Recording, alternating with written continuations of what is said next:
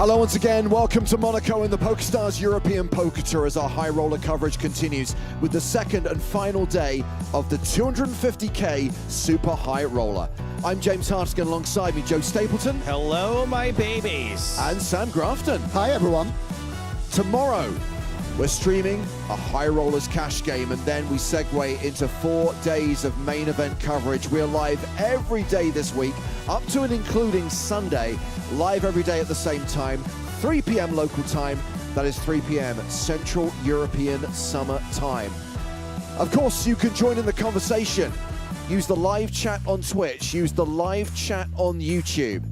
And whilst you're across social media platforms, don't forget to give PokerStars a follow. You'll find us on Instagram at PokerStars and on Facebook and X, where we have both at PokerStars and at PokerStars Live.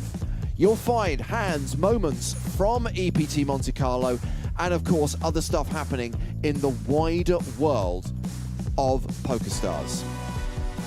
So we are going to play from 14 to 1 today. 38 total entries in this 250,000 euro buy-in event. Total prize pool of 9.3 million euros. Sam, here is a hashtag fun fact. Tell me. If you combine the live earnings of the 14 remaining players, they total $500 million US. Yeah, quite remarkable. A lot of these guys have been playing high stakes a long time, all with accolades and titles to their names. Very excited to see him in action, fighting for the biggest ever buy-in that we've ever put on here at PokerStars. Hope you enjoyed our live coverage yesterday when we saw the elite gather, including 6 of the 10 players who are on Poker's all-time money list. When registration closed, the facts and figures were confirmed. 38 entries, 9.3 million euro prize pool. And then, of course, when it became a freeze-out, the field was whittled down. We lost Kyan Mokri. We said goodbye to Adrian Mateos. Jason Kuhn also departed. They won't be competing on day 2, but Christopher Wynn will be. Last year's 100k champ has bagged the chip lead. Full lineup at the final 2 tables, and we look at them in chip order and look at the bottom half of the leaderboard first. Leon Sturm and Orpin Kistakoglu are confirmed in the danger zone. Danger zone! With 16 and 13 big blinds respectively. Average stack right now is 678k, so all these players are below average. We are picking up the action at the start of level 13. Blinds will be 10k, 15k, with a 15k big blind ante. And once again, we'll be playing 40-minute blind levels. Who are the big stacks? Well, we've referenced that Christopher Wynn is chip leader. There are 2 other players with 7-figure stacks, Artem Martirosyan and Alex Kulev. Alexei Ponakov's also deep stacked. Mikita Bodzikovsky and Bryn Kenny just below average. But still a lot of poker to be played. You were predicting yesterday, Sam, that this is probably going to go well into the night. Yeah, things can change fast, but as we highlighted, that min cash, 2.5x, it's going to be a long and grueling bubble with a lot of exciting play. You don't often see a min cash of 651,700 euros, but this is a €250,000 buy-in event. The top 4 become millionaires. They're all millionaires already. You know what I mean? 1.4 million for third, 2 million for the runner-up, $3.2 million for the winner. So yes, world-famous bubble coverage after we played through the final table bubble. And right now, these are the players we're going to be watching on the main stage. This is our feature table lineup. Artem Martirosyan will be the big stack at the table. Leon Sturm, the shortest stack. And we have got the players who are 1 and 2 on the all-time money list. Bryn Kenny and Stephen Chidwick. And I have another hashtag fun fact for you, Sam Grafton. Tell me. If we look at the all-time money list and we combine that with the information we just saw about the payouts, if Stephen Chidwick wins this tournament and Bryn Kenny does not cash, Chidwick goes to number 1. Oh, really? Correct. Absolutely remarkable. Oh, that's big. All Bryn needs, though, is 6th place. Bryn just needs to cash this event to hold on to number 1 place today. Yeah. What if neither of them cashes? What happens? Yeah. No change. Really? Hold on, I'm going to have to crunch the numbers on that. All right, checks out. Yeah. If we combine everyone in this tournament's combined earnings, plus what's in your pocket right now, Joe Stapleton. What you have in your holdall in your room, nothing, no cash. He doesn't carry cash, ladies and gentlemen. It doesn't really matter in Monte-Carlo. I carry cash.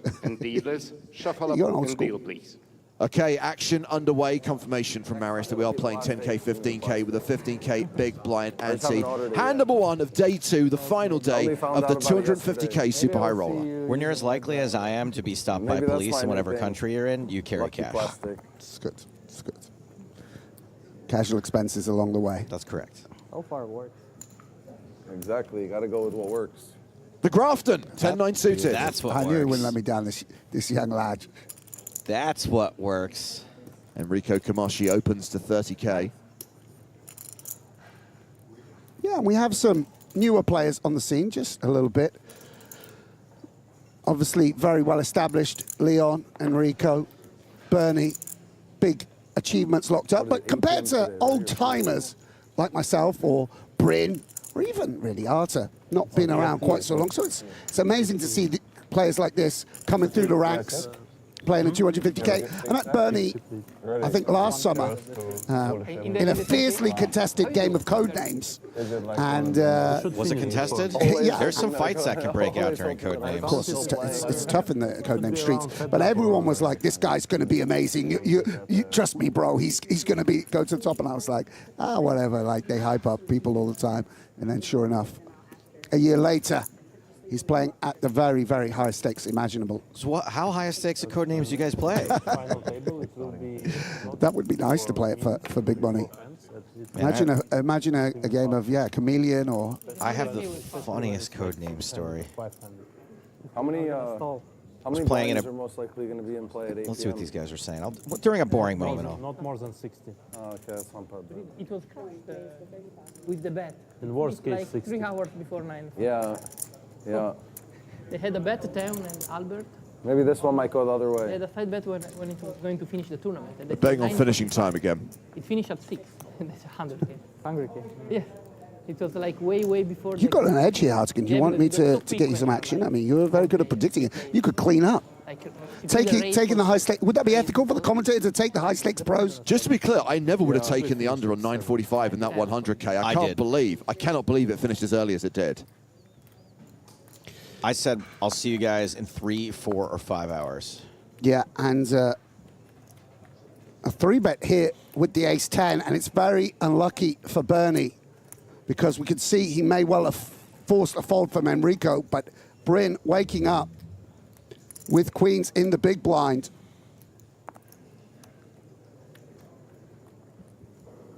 Very, very strong holding, even versus raise and 3-bet. He's got a flat with the queens again. Take it J&T style, just snap cold call and then move all in on any board. But yeah, obviously lost a big hand in the 100K like this and picks up a substantial pot. And that was a very significant amount of Bernie's stack, by the way. I wanted to make it seem like I had. Oh, we actual spoke to decision. Bryn Kenny before the start of play today. I could act it on last second. I was like, oh, A bit preemptive to think about that. You know, it's still 14 left. Got to think first about the final table, then reaching the money, getting three-handed, and then, you know, maybe can start thinking about winning the tournament. But for now, you know, it's a great tournament. It's nice to be able to play 250K buy-in with like 40 players in it. You know, biggest buy-in the Stars has ever had. I love playing the highest stakes that there is, and, you know, hoping for a fun day of poker. So what do you do, or what do you need to, I've heard you say before, you need to be open-minded, and, this is a normal day playing a big event like this for you. What do you have to do to get to that final six then? Well, you still need some luck and have the card distribution kind of go your way, not get coolered. So, I feel like all that you could do is really control yourself, be in the moment the best that you can, and try to make the best decisions you can. And if things are meant to be, then you do the best that you can with it. talked about it yesterday. Sam, do you remember when you first came on the scene and you were kind of thinking that the old guard wasn't all that? He started trying to gear yeah. towards that. Do you think that the young people in the game come in now thinking that Bryn Kenny's not all that? Like, he's the old guard now. Like, he is Yeah, definitely. second generation. Yeah, for sure they think that. I mean, Wouldn't say that. I mean, I'm not being mean, actually, but more of likely, course, it's Yeah. more likely that some it of these was like, guys, good, that if you're there's just calling it obviously nonsense. some Yeah. Thank dead you. money or like significantly losing money in certain that will fields, kind of- but then there's I'll watch also it just to see myself some too at pros some that you point. feel like you have an edge in. And Bryn will feel the same. And Bryn will be looking at them and being like, Right. I know these little tricks, they're not going to work on me, like Yeah, that's always good. that certain He must have been losing ineffable, pots slightly too, so it less wasn't just tangible working out. things he will have a stronger sense of than they do, even if they're technically better. Yeah, in certain aspects, there's all sorts of things. We get a top pair over top pair It's like situation, when I'm laughing at the table, like which a lot. is Tilts favouring in if he's not Ponokov's at winning. the moment, James. Trying to work out what Bryn's talking about. Yeah, Ponokov's was the under-the-gun opener called by Martirosyan and Kamashi. And it will be Ponokov's and Martirosyan going heads up to the turn. And that ace kicker still playing. But Yeah, and it's interesting because, of course, Martirosyan sort of improves here.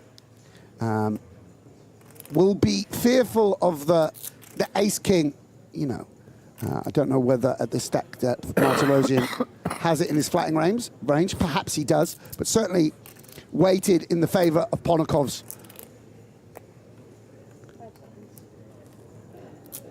Similarly, Alexis will be, you know, fearful of a hand like Queen 10 or Jack 10 that might have got there.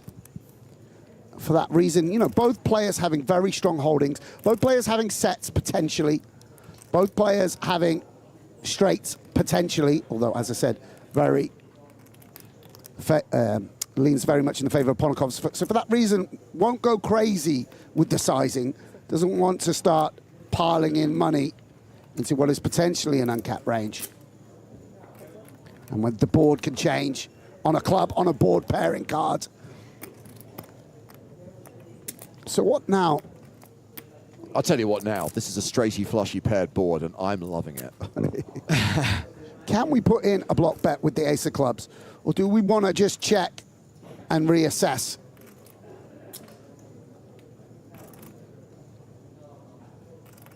Certainly hard to get called by too many worse hands. King Jack we might feel will release. Are we worried about King 10? Does that King 10 suited 3-bet? How many Jack 10 combos are there? Just Jack 10 of hearts. Does that 3-bet sometimes? 2 Queen 10 combos, 1 Queen 10 combo, because we've got the Queen of hearts. So just Queen 10 of diamonds, etc., etc. Working through the combinatorics before making his decision on whether to bet again. And we'll check, and this will go check, check, and decent sized pot. Yeah, Pretty bad run out. Could have been very tasty on, you know, a 6-4 turn Sure. of river. well, that's going to see Alexis Ponokov move over the million mark.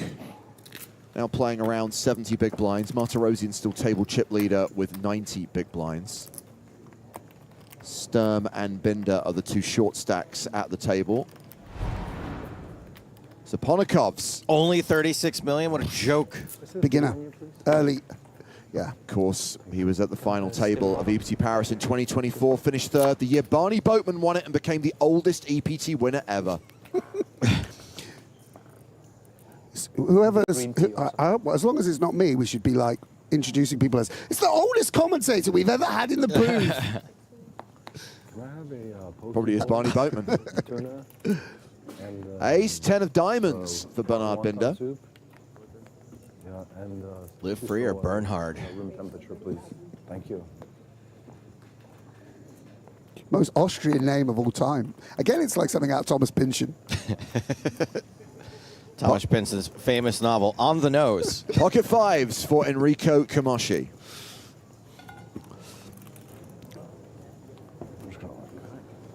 Yeah, after 25 I'm bigs, just going to put this on this table that's empty. we'll Okay. just shove on the cutoff open. Perfect. Thank you. Not looking for action, just hoping to take it down. And Bernie with... It's cold. Yes, I mean, it does. Snap calls. I know that live tells aren't really a thing that much in super high rollers, but Kamashi didn't look all that thrilled to put the money in. Well, he's all in. we're flipping He a coin. balances that. He Okay, balances it could be that. balanced. When he had the set of 10s and he was checking sheepishly over to Kulev the other day, he was, oh no, I'm so upset to have kings on this ace-high board. So yeah, big flip, James. Kamoshi's 5's racing against Binder's ace-10, and notice the red triangle of death is against Binder's name. He needs the ace-10 to hit. He's the at-risk player here. And Jack 8-8 sees 5's holding. 9 immediate outs Queen. for Bernhard Binder. Asking for some pain. Asking for some sweat. Oh my days, it is a queen, he called it. That gives Binder 19 outs, and we have a post-turn flip. I can lose against another queen. I take it. I'm happy if you win with a queen, I like that. but not with an ace. An ace, king, queen, jack, 10 or 9.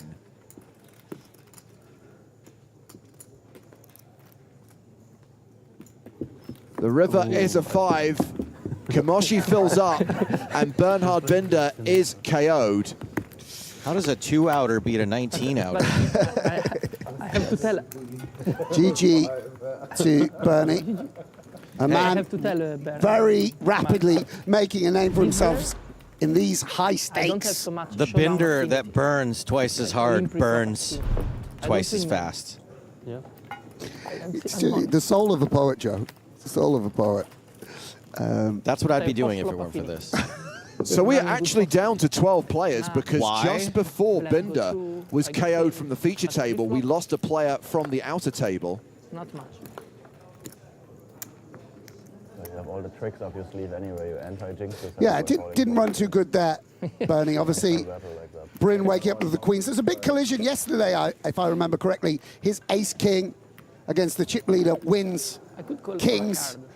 Like it would which have been sent him epic. from being one of the big stacks to fighting for survival. And he'll be off into the main, one would imagine.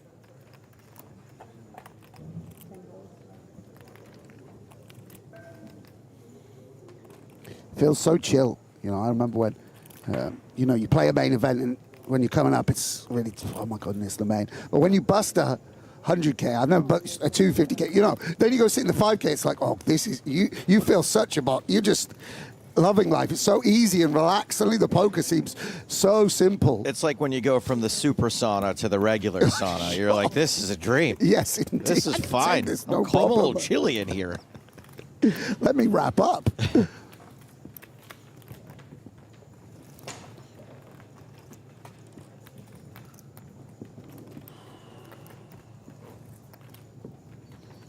Martirosian. Not going to get too many jokes from him. I don't think we're not going to get too much. You know what? I We don't, but he does have like a little wry smile when I interact with him. So here is a non-action replay. The Let's see. moment that Jean-Noel Thorel No! walked away from the table. So Thorel officially out in 14th, Binder out in 13th. 2 KOs so far, down to 2 tables of 6 in this 250K super high roller. I'm going to pour out a little shampoo and conditioner for him. Oh, dear. The homies. Pouring out some L'Oreal for the homies. Oh, dear. Here's a little hand cream Just with for your, you. with just to your wipe fiance, tears. Yeah. fiance toasting. Oh, dear. Some Pond's scrubber pads. Oh, wow.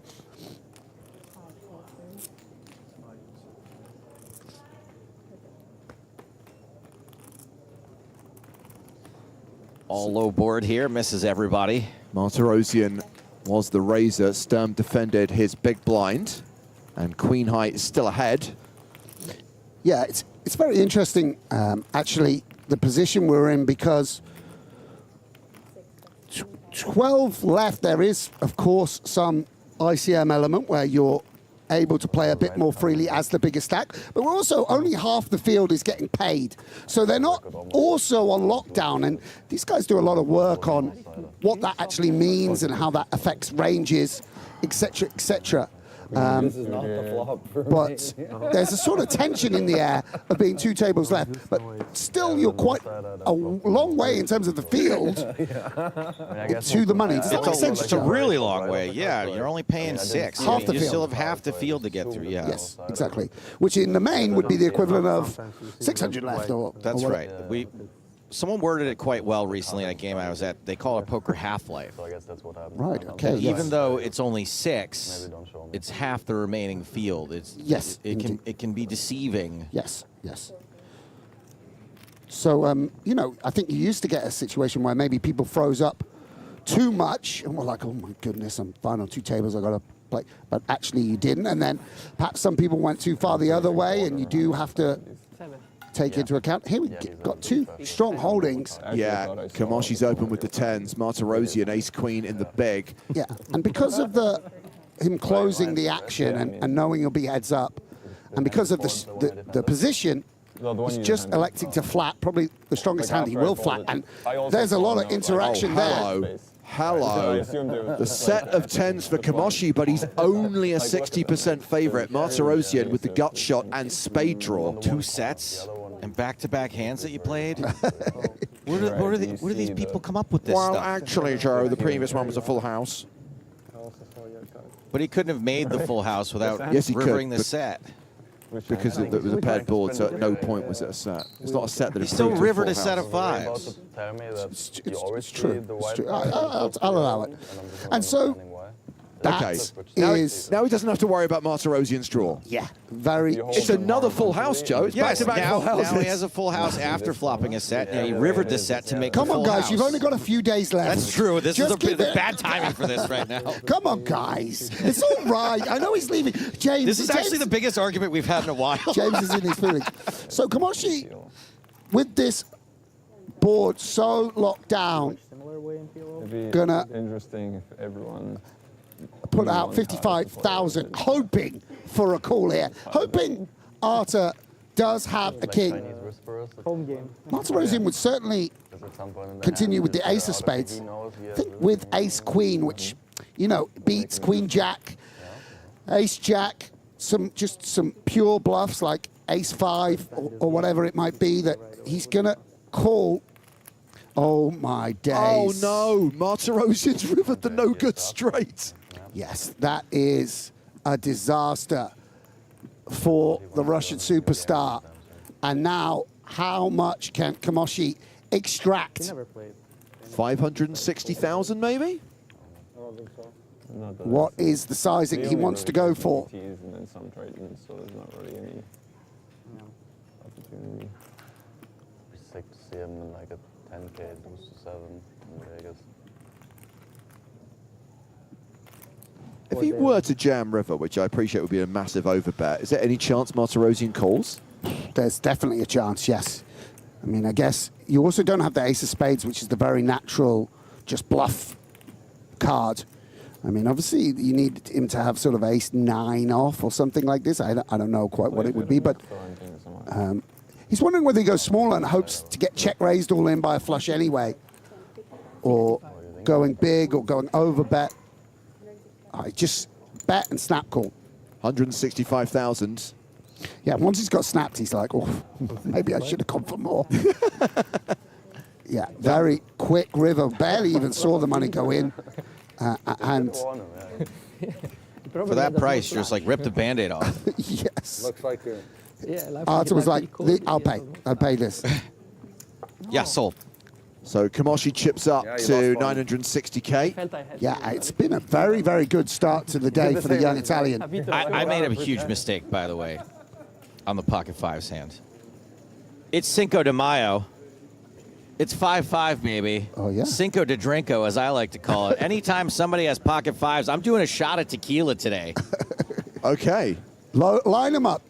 Bro, you got 5 days left on the... You're like a short timer in Vietnam. You get to do what you want. That's right. Well, I was the same way when I would play sports in high school. Like, I knew I was never going to score. That's a bluff, surely. You never played... Like in gym class. Oh, okay. So I knew I was never going to score, so I would just flagrantly foul somebody to make sure I got on the book somehow. Yes. I was similarly inclined. 9, 925. Yeah, and then we see a tight fold on the button with the Jack-9 from Leon. I guess the nature of having 12 big blinds feels like he doesn't want to raise, doesn't want to shove. Yeah. Must be frustrating for the young man. And instead, it will be a Martirosian Kenny face-off. Martirosian significantly pegged back, still 75 big blinds, still the biggest stack at the table, but quite a flesh wound. King Deuce versus Jack 6, and Bryn has paired his 6 on the flop. Yeah, both players going to proceed cautiously on such a dynamic board. Bryn would love a bit more backup to go with his 6, but may be inclined to bet it, may be inclined to check it. Does keep things simple and straightforward. Better 20,000, gets a fold from Martirosian. A reminder that we are not yet at the final table of this 250k super high roller. 12 players remain, so we've got 6 on the main stage and 6 at the other table. Now, should we get to the end of the first session of play and we're still at 2 tables, this would then become the feature table. We'd give these guys their time in the spotlight. God knows they need it. Nikita Badiakowski, he loves the TV time. He can plug his Instagram.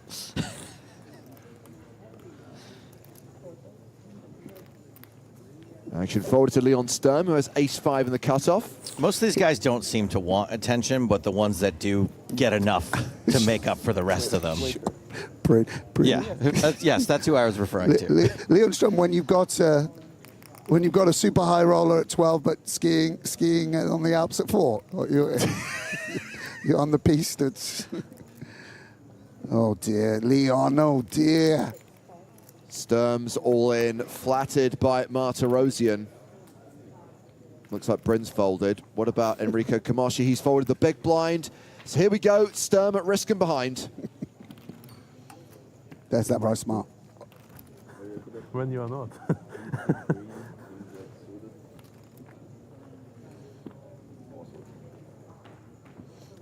Would be nice to see Sturm stick around. You know, I'm being British. I'm going to root for the underdog here. So the person who's the underdog or the hand that's the underdog? The hand that's the okay, underdog. got it. Actually, it's maybe both in this case. There we go. Underdog, dogging it. So the ace-high flop makes Sturm an 84% favorite. Just has to fade a 6 on the turn or river. Well, there we go. Or a diamond. Always some spice on the turn. I don't know. Martirosian now with 11 outs. That means 11 cards for Sturm to fade. What is the river, Enrico? Please. Sometimes I can ask. But Usually get bottom sets. River card is the 3 of spades. That is going to be a double up for Leon Sturm, and Artem Martirosian has now dropped below the million mark. Okay, he's got 62 big blinds, but it's not been the best start to the day for him. No, no indeed. Unlucky again there.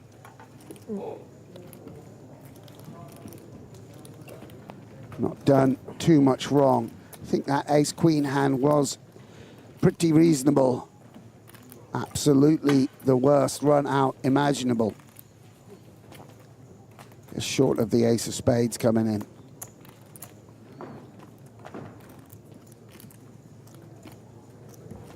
So Sturm now hovering around the 30 big blind mark. Stephen Chidwick is now the shortest stack at this table, but is playing more than 20 bigs. And blinds not going up for another 16 minutes. We're still at the 10,000, 15,000, 15K big blind ante level. FA091 asks, how much is the buy-in? The buy-in in the 250K super high roller is 250K. Unclear. Question. That's why it's called the 250K.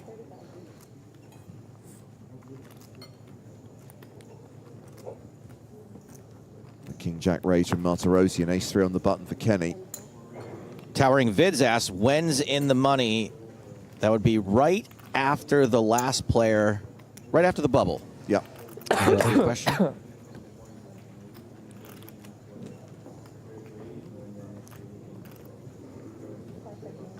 Ponakov's with, 135. and he does elect to 3-bet versus the cutoff, taking the blocker.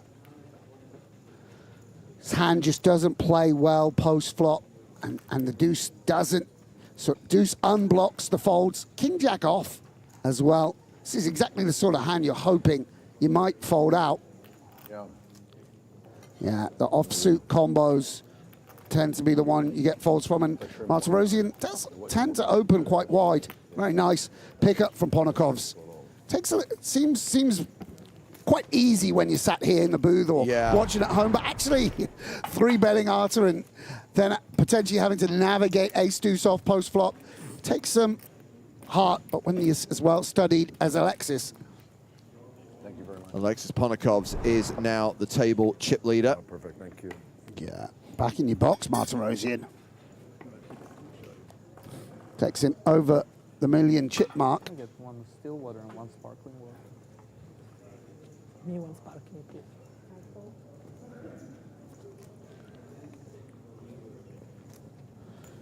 And Martirosyan will open again. This is what I was talking about. I mean, I guess it's just, this is +1, but it's, yeah, essentially the hijack, but definitely on the looser side. It's quite relentless. And it gives you some problems if you're facing 3-bets with these hands that can't take a flop on. And by the way, Alex is thinking about it again here with the ace-deuce of clubs.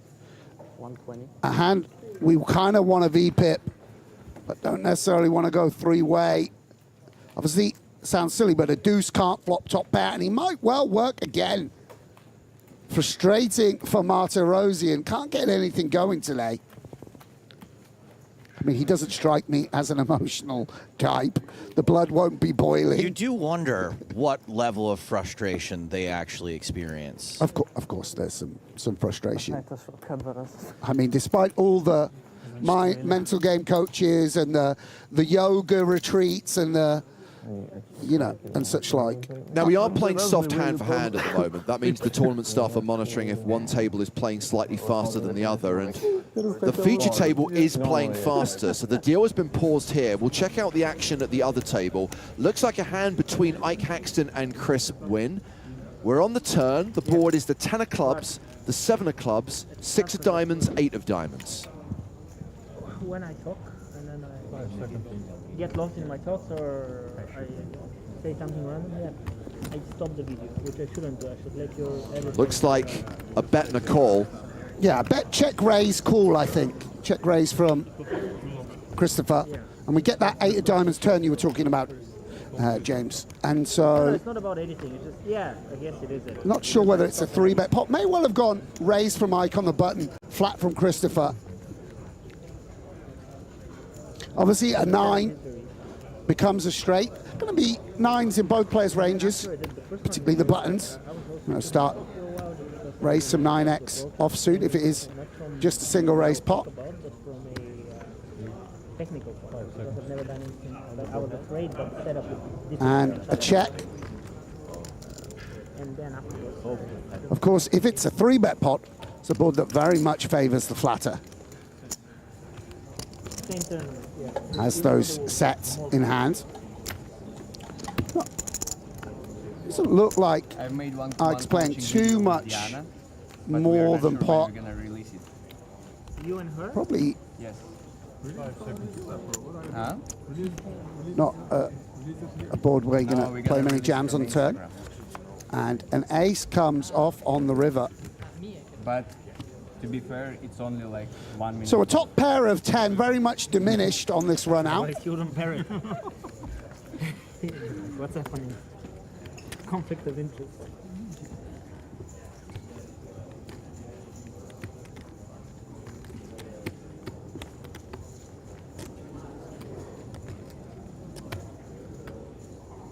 Haxton versus chip leader. 5 seconds.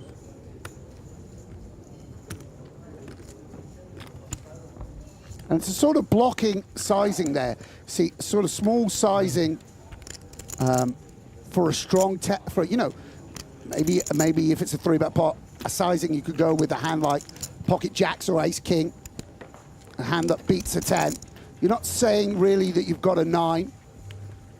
After check, maybe neither player has too many 9s. Just giving Ike a tough time with what would have been his second pairs and the like. Do you think Ike has made a mistake by not adding a stripe to the mask? And he's got 2 pair, yeah, top pair, rivering 2 pair. Yeah, he should speak to his stylist. I mean, that's just a no-brainer, just to make the whole thing match. It's one of Ike's leaks. Very, he never thinks enough about fashion, the guy. Many compliments I It's a could give common him. leak for poker players, It's a common to be fair. leak. For 1 minute. A common leak. You guys might like it. Stay tuned. See that simplifier. Is your wife also in GTO there? Or is she also in GTO there? Yeah. Yeah, she has GTO. Yeah, that's what I thought. Well, they're doing some plugs for GTO Lab. Oh, yeah. The one and only. Open slipped him 10 euros when we're on camera. Ask me about GTO. She's probably underpaid for what she does. I don't know how We'll much do she the does. hyping for you. Look, somebody wants to slip me 10 euros, I'll mention. Anything you like. I'm not going to say it until somebody gives me the 10 Doesn't euros. even scan his cards. I'll mention your car wash business. That's right, and it's the choice for the next generation. I just slid off the hood of my car before I came in here, guys. So the deal's still paused on the main stage. We're still playing catch-up at the outer table. Yeah, so do you just want to reiterate that, James? What soft hand for hand, which, by the way, was an innovation that came in, I guess, a while ago now, 4 Way or too 5 late. years ago, but it's very useful. Yeah, down to 2 tables. We're not literally playing hand for hand, but the tournament staff are just trying to monitor to make sure that both tables are playing at a significant pace. And I believe that they only intervene if one table is 3 hands ahead. Yes. At that point, that table is paused, and then they let the other table catch up. Exactly. Under the old system, things ground to a halt, and you played one hand went raise to take it, and meanwhile, we had to wait for the other team to play out a slow motion hand like we just saw. So what happens now is you know, everyone's given, hopefully the quick hands and the slow hands balance themselves out and we don't have to stop. But if for some reason one table plays quicker, that table has to pause, or another, or to put it another way, if another one table plays slower, they have to catch up. And that's because if you're a short stack, let's say, and you're playing more and more hands, Right. It's going to severely disadvantage you. What you don't want to have is a situation where someone with 20 big blinds plays 8 hands an hour while someone else is playing 25 hands an hour. You don't want to get lapped by the other table if you're... Yes. So picking up the action here, it's Kulev versus Orpin Kisakoglu. Kulev just flatted in the small blind, so unraised pre-flop. It's a tray deuce board. Check on the flop. Ace of diamonds on the turn. Check again. That's the 3 of diamonds on the river. So 3 threes, an ace and a deuce on the board. Sort of board where maybe even king high you could value bet and someone has to call jack high. I mean, it's just a board where quite often neither player has anything, and you know, Orpin can even just sort of have 7, 8s, 10 highs and the like. Of course, it can sometimes go check, queen high against queen high, or whatever it might be. 5 seconds. Check.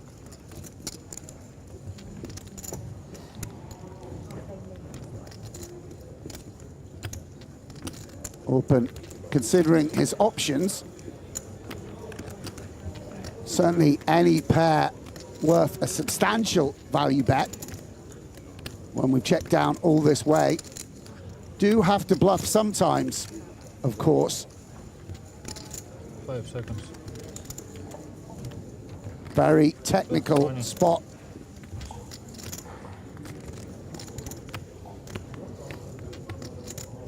It's pretty chunky. 20K. Yeah, just over What's a in big there, like blind. 40? Okay. Yeah. I guess the pot is, yeah, 55. Alex considering whether he has to defend. I would imagine he's got a hand like 5 seconds. Queen 9, Queen 10, something like that. I think King high. I don't know, maybe I'm wrong. Jack 10 high. Is thinking, how thin can Orpen value bet? Would Orpen check a pair all this way? Can we say that this sizing causing this amount of consternation means it's a good sizing? Yeah, exactly. Like I was talking about just the other day, sometimes the small sizings are the difficult ones to play against. Does pay, and we will see. Orpen's going to table his hand. He has king 5, so he's playing king high, and it's good. King high is good enough. Oh, Sam, what analysis. Yeah. Buddy, you nailed that. You absolutely crushed that. No, I'm Can not. you imagine me? No, but Cards down? I played before. You just like, you might have to call with queen high here. You do, and you just got pipped. Yeah. What did Kulev call with? No, but I mean, it's, by the way, he might have called a strong jack. I mean, it's not. King high value is value betting for Kulev at some point, so yeah, I mean, it makes sense. By the way, this is obviously the delight of seeing the creme de la creme, where you know, people again think it's all blasting flops, turns, and rivers. This is you know, very, very technical poker because, you know, in terms of just the raw buy-in, a 20,000 chip bet represents 25K, and with ICM even more, you know. How many people out there could value bet king high there? Huh? Put your hands up in the air. Well, we're going back to the main feature table because we're dealing once again with 4 minutes left on this blind level. It would be interesting too, because it would be everyone's like first time. That would be like sick about it, like no training, just like a drop in the dark room. I think it's very doable to set it up. Well, I'll do it if I will participate. I'll participate too. Ponikov's raising the button with ace-8. I was not listening at all, sorry. But I agree. Chidwick with jack 10 in the small. No, Yeah, you'd be difficult able- hand to maneuver with off 19 big blinds. How do you think you would do? Can't really In the dark flat, room. and for that reason will just fold. Nothing, just complete darkness. You have to sit in a dark room. Do you think you could sit for a long time? I panic after 10 seconds. Yeah, that's what I mean. Use not like, no way you can do it. That's 10 seconds. Not even 5 minutes. I mean, I couldn't even meditate that one time. I can't imagine having to be alone with my own thoughts in a dark room. King deuce on the flop. Sturm defended with a dominated hand and has not improved. Maybe you could do it. You've just got to make it through the first 5 seconds. Yeah, and again, it's because not too many twos in the defending range. Almost like just one card I feel flop. like you could do it for a day. So the If you player make it pre-flop past the who has first all those 5 pocket minutes. pairs can just bet with abandon. There was a challenge about that. I would probably bet that I could do it for 2 or 3 days. But if it was like a competition and there was something and everyone else was doing it, I bet I could stay longer. I mean, you. No water, no food. No. With or without Yeah, frog yeah, poison? water and food. Yeah, they bring it to you through like a. Yeah, you don't see daylight, but suddenly there's food and you just have to. Yeah, just no light. Definite. Oh, there's food here. Yeah, I think they make it known somehow, but if push comes to shove, Food's gone for the day. Now you've got to eat your stepped on food or nothing. Food is there somewhere, but you gotta figure out. You've got to find it, and it's in like a maze inside the dark. That makes it even more interesting. This might really help you. Yeah, nightmares are sure interesting. Yeah, You will have to rely on that. yeah, we'd really use like these senses that we don't use at all. Yeah. We wait again. Yeah, they're just waiting for Time. I don't know. opportunity to deal another hand. How long would it take to actually go blind All in they that like is all these situation? weights. Yeah, he loves it. I don't know. What you do sends you blind, Joe. So my grandma told me. Just waiting for a Not as new bad. deck of cards. Yeah, but And one more hand to You play leave at this me blind blind. level. It's fun seeing, big you know, blind the next the time. American, the Italian, and the Yeah, Austrian. sure. Very international cast here in the 250K. I mean, there's periods where, you know, sort of Is what it the is. Austrian flag was in the Can't control ascendancy the of the cards yourself. Americans or the Don't play 'em. Brazilians. We've really got an Great mix. an There's people who do play. those all-star kind of cast cards, and many, many nations Yeah, not the game I like to represents play. it. so very respectable.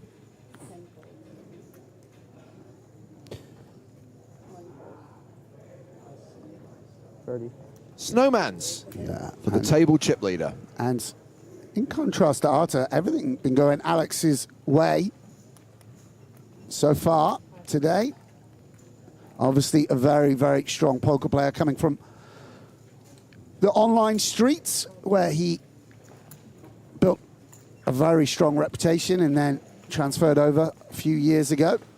Monte-Carlo defends his big blind with Queen 10 of spades. 8 still good on a 9-7-4 flop. Yeah, not too bad a board for the 8s. Obviously, with that 1 overcard, and you blocking the straight draws, etc., that might check raise.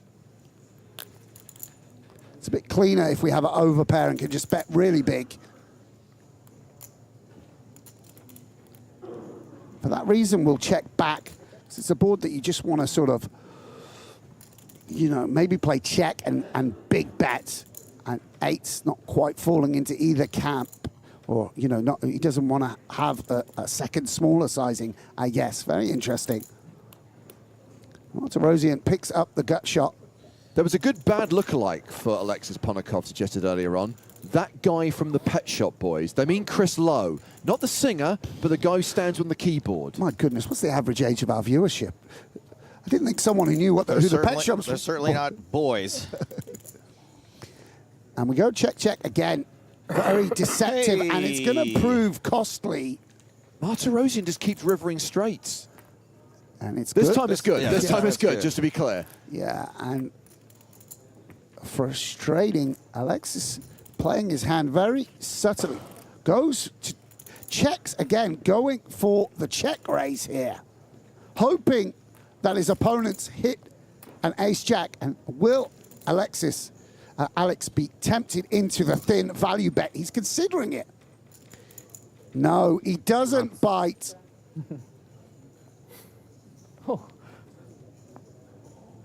You got rivered. So Monte-Carlo gets a little bit back there.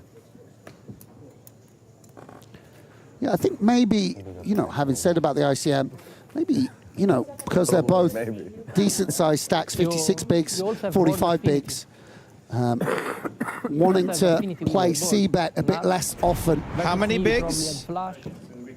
Yeah. Because I think the blinds are going up. Ah, they are. They are indeed.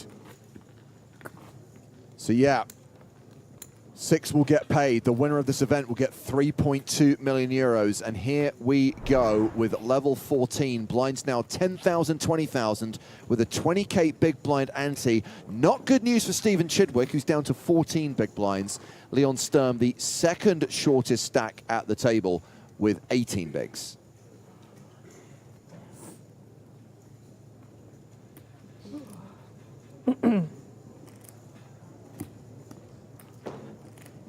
First sign of the bullets.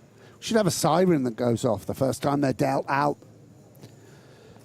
As you mentioned, James, down to 12 big blinds. He's gonna want some action. For sure. Oh no. Oh. No action. Slam the table. Just whip him over, Stevie. Go!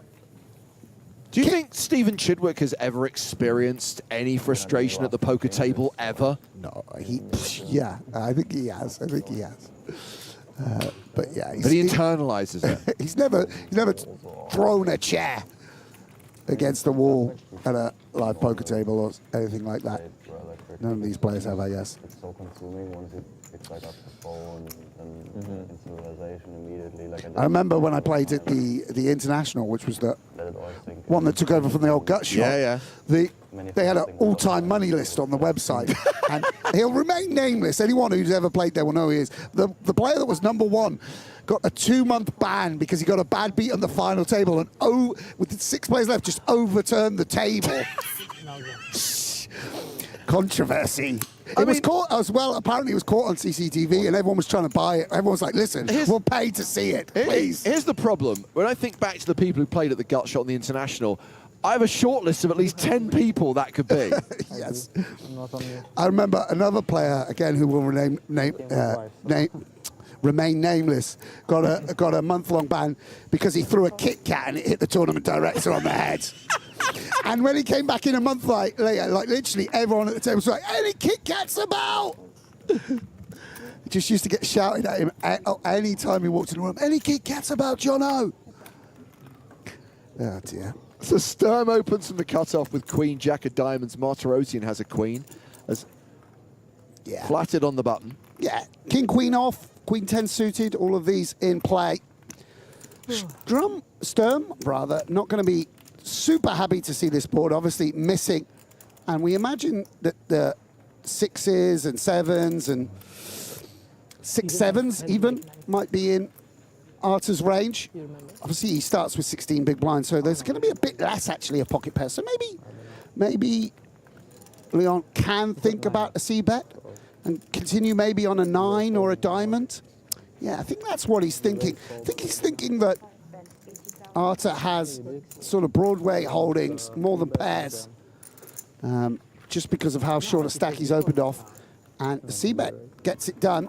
Not sure whether he folded out a better hand or not. Maybe king, queen would have stuck around. One orbit was 40K, so 880. Hello, good to see you. Long time. Not a bit too early, but one of the things maybe Blind space? that you have a deep We didn't play. Weird.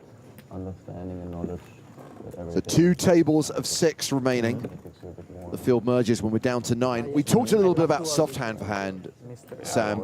Staff have confirmed that when we are at 2 tables of 5, when we're on the actual final table bubble, we're going hand for hand. Right, okay. Which they don't normally do, but I think it's going to become a thing and may even be implemented in the main event in the future. Right, okay, yeah. I don't think I can tap into it. You know, anything. There was obviously a period, unfortunately, where people realised that at certain stacks, it was an advantage to play less hands. Yeah. And so began to play either outrageously slow or just obviously everyone sort of slowed down. And, you know, to put an end to that, certain mechanisms had to be put in play by the excellent staff. They're always adjusting and recalibrating to the newest trends in poker. So Martirosyan has raised with queen 10 suited. Kamoshi calls ace-7 of hearts in the small. Ponakov's 8-5 of hearts in the big. 3-way to the flop. Yeah, 3-way amongst the 3 biggest stacks.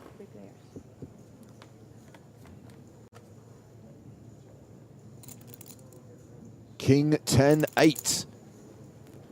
Second pair versus bottom pair. Zen Buddhist Yeah, Martirosyan with the second pair in Kyoto after Jeju. can't really improve to anything too nutty without major help. In Japan after Jeju. And we'll be a bit worried about the King X in Enrico's range. We'll see whether he comes with C-bet. I think he is someone that puts a bit more money in the pot than others, but at this delicate stage of the tournament, it's understandable that we see a check back. And actually, I hadn't even really taken account of Alex's hand, but he turns bottom 2 pair with the flush coming in. Americans, I would say. It was, I mean, it was taught in English, so it was obviously authorized. I really like the A hand was certainly incentivized to protect. Going to have very little visibility on a lot of rivers. Yes, it was interesting. 82% favorite. Kamoshi officially drawing dead. Yeah, I love Kyoto. Like, Sort of protected by the fact that a lot of the hands we call third, as we see, are suited. Going to bin quite a few offsuit combos. And we'll bet 45,000. Martirosyan, a little bit in a bind. Feel like you could have the best hand, at least some of the time. Could imagine being up against a Jack-9, a Queen-Jack. Can we steer it to showdown without improvement? We shall see. He makes the call. Kamoshi folds, heads up to the river. 3 of hearts, 8 and 5 still good. Yeah, and Alex going to be delighted to see that card. Obviously, could have been counterfeited if the board had paired. A spade would have diminished his hand. Going to feel now that he could probably go for value. Probably identifies that Arta may well have a hand exactly like this: an ace-10, a queen-9, a queen-10, something of that ilk. What size do we want to go? Goes for the half. pot. Yeah. You know what I'm talking about? I must have been there. And Ponokov's left with it's not the ones that are like all the way, pure like bluff the golden catcher. people and all that. Doesn't interfere with flushes, although they might go bigger. Obviously interferes with those two pairs. Like, yeah, big. But, I mean, couldn't Alex just do this with a king? Does pay it off, by the way. Yeah, 135,000 paid off, and Martirosian's bad day continues. He's lost half his stack over the course of the first hour of the day. Yeah, I'm not sure that I'm in love with that call. I mean, where are we in our range? I think also, like, ace-10 is a lot cleaner. A king, you know, king-7 of hearts or whatever it might be is a lot cleaner. Oh, I don't know about that. Yeah, Ponokov's meanwhile up to 1.4 million. Sergio Adriano has joined us on YouTube. He says, thank Lord the narrator, don't stay every single minute. Claim likes, likes, likes. I will stay here.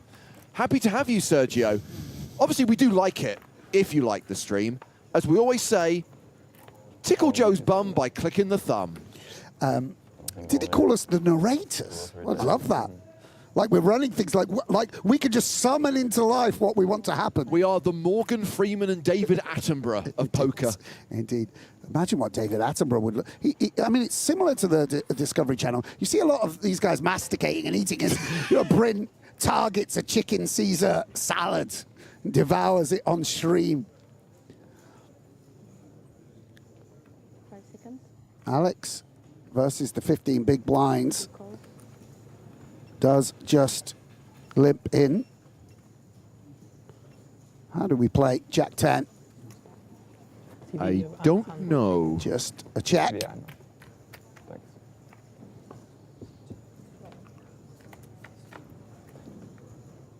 The flop is ace-7-3. King high still good.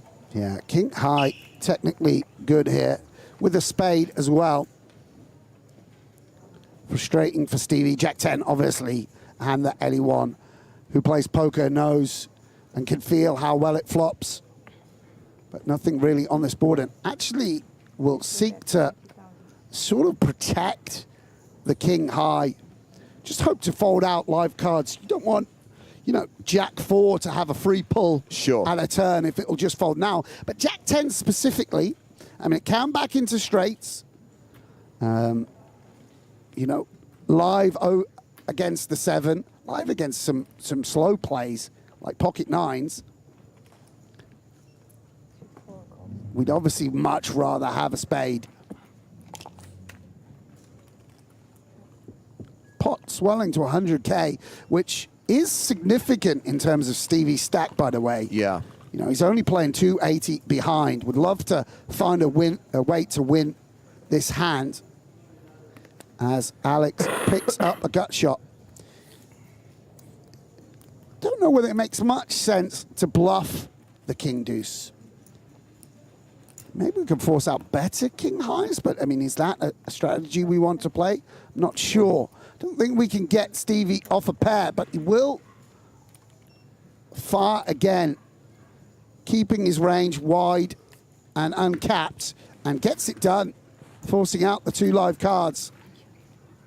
Ponokov's increases his advantage at this table, playing close to 1.5 million. Chidwick hovering around the 15 big blind mark. Or you let it in the spring. The spring. After, so. It's a bit busy. Sakura season. Yeah. Yeah, it was pretty busy. And Kyoto was like... Haven't heard much from Alex. Sometimes it's funny to watch people on stream who I know off stream. I'm not so close with Alex. He's quite a jovial chap. If you meet him, over dinner or see him at breakfast, very quiet and contemplative today. Nice. That was cool. He's in the zone. Yeah, he's in the zone. Yeah, and I'm keeping going up and back on your. Yeah, he's my friend. Action folded to Enrico Camashi, who's got 6-5 off. Giggling. Okay, I guess that. Since when? We met today. He folds. In this one. Ponokov's on the button with ace-8 of clubs. 40. Wow. Stevie getting all Buddhist on us. Amazing. Just like eavesdropping. Oh, Jack 10 again. Yeah, and he folded it a moment ago to a button open. He is a little bit shorter now, I believe. 5 seconds. Got to be close. And exactly, and actually will flat off of the 13 big blinds. I think one reason is you can just realize equity pretty well off this short stack. You can even, you know, play some open shoves potentially. I don't know, but Stevie going to have a very strong grasp of this spot off the short stack. Queen 9-5, the open-ended straight draw for Stephen Chidwick. Ponikov still ahead right now with ace high. It is a post-flop flip. Yeah, I mean, that's a great flop for the Jack 10. You'd imagine it's also a great flop for Stevie's range. Other hands, we might imagine he has Queen 10, 10-9. He just interacts with this a lot. We'll check it over to Alex, though.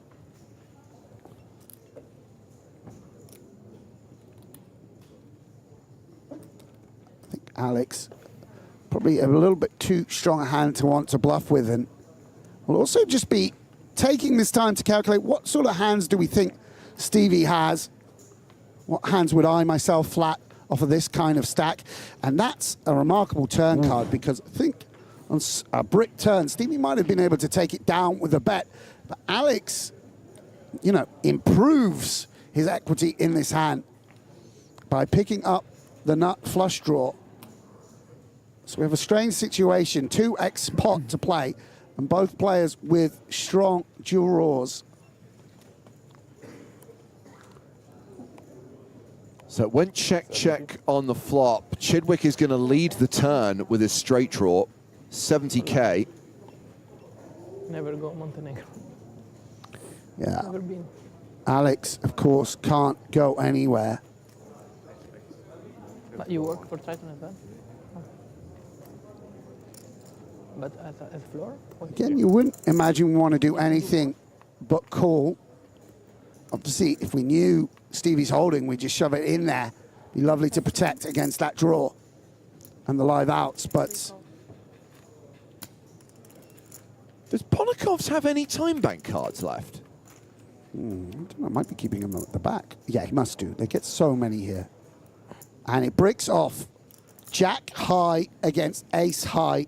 The 5 largely irrelevant to Stevie's range. We can imagine Alex very occasionally having a 5. So into a short stack. Not going to open too much 5x. What does Stevie want to do? Kind of annoying to have a club ourselves. But do we have any worse hands than this? Do we have 10-8 ever? And he will go for it. Oh, the virtual all-in from Stephen Chidwick. He's left one chip behind. There's Ponikov's time bank cards, or rather card. He might be down to his last one. Wow. Yeah, down to certainly very few. What do we do here? You notice Alex doesn't immediately release. He recognizes he has a bluff catcher. Yes. The king jacks, the king 10s, the jack 10s. Probably don't want to have an 8. Would almost be cleaner to have ace deuce of clubs. Very difficult spot. Would be a remarkable call with ace high.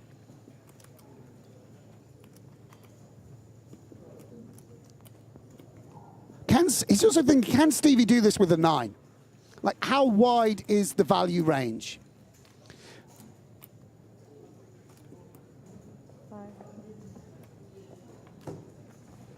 Looks like Ponikovs is folded. Nice hand, Stephen Chidwick, getting it done, forcing it through. And that is Ponikov surrendering his last time bank card. Take that, you boffin, with all your thinking. There'll be no more of that. We don't want any more thinking on the stream. You're going to be acting quickly. Chidwick, number 2 on Poker's all-time money list with 78.5 mil in live earnings. And earlier this week was the runner-up in the 100K high roll-up for 1 drop. Yeah, I mean, sometimes it feels redundant to wax lyrical about these guys because obviously they're so famed, so renowned. But Stephen Chidwick, quite a remarkable career. When I first began playing 16 years ago, 17 years ago, was already a sort of legend of the online streets. He had that reputation for just always winning multiple packages to every single live He was event. the end boss of what were steps then. You know, played online, was one of the first to, you know, play high stakes, certainly out of the UK, was there from the early days of Super High Rollers at the EPT, the early days of Triton. Won, you know, PLO bracelet, gone, maybe even, you know, played some mixed games at one point and mastered them. Really, you know, a CV that's gilded beyond, you know, comprehension, really. Chidwick back in action here, opening sevens on the button. Martirosian, Queen Deuce suited in the big blind. Just a quick one on the time bank cards, by the way. The shot clock was in play from the start of the tournament. Remember, 15 seconds on your first decision, 30 seconds on subsequent decisions. They got 6 time bank cards at the start of the tournament when they took their seat, and they get 1 additional card at the start of each level. So Ponokovs has to wait another 20 minutes, then he's going to get another card. I think that's a very good system, by the way, for them to reload little by little. That's nice. Much better than dumping $1 million on you at the beginning and then saying, it used to be sometimes you would get 5 for like a 4-day tournament. You'd be like, what the hell is this? Each time bank card, of course, worth an additional 30 seconds on the clock. So 7's still ahead on this King 10-9 flop. Yeah, not a great flop for 7s, obviously. Gonna sort of let the turn brick and then reassess. No, that would be funny. I bet I would look pretty funny in that. As we saw with Alex not betting those 8s on 9-7-3. I do think these guys at a sort of delicate stage of the tournament, bit later, down to 2 tables, they're going to be, it's not just the pre-flop all-ins that you have to be wary of under these ICM conditions. You also just want to put a little less money in post-flop. Martirosian coming out betting. What was the word for those typical... With the bare gut shot. Like German laws. This is a very brave play indeed versus a button open. I suspect it may well work. But I guess what else are we gonna bluff with? Maybe it's just absolutely fine. But you'd imagine Stevie gonna have plenty of Jack 9s, Jack 10s to continue with. So for that reason, we'll fold 7s, and a nice pickup from Martirosian. Artur Martirosian is, of course, an EPT main event champion. Also final tabled the $250,000 super high roller that ran at PCA 2023. He's still quite young, right? Is he still in his 20s? He's a lot younger than he looks. A lot younger than he has. Like, given how long he's been around. Yeah. Yes. He also final tabled the PCA. That time he made the 250K, maybe 3rd. Yeah. Yeah. Won at EPT in Sochi. Maybe the only EPT in Sochi. No, there were a few. There was a few, but I remember. I mean, that was the time I was shocked. I think he won that at like 23 or something, and I felt like, oh, he's already been around 5 years. Quite a prodigy. That's one of the weirdest experiences of my life, was going to Russia. Fair enough. I can imagine. I mean, it is a beautiful part of the world, like up in the mountains.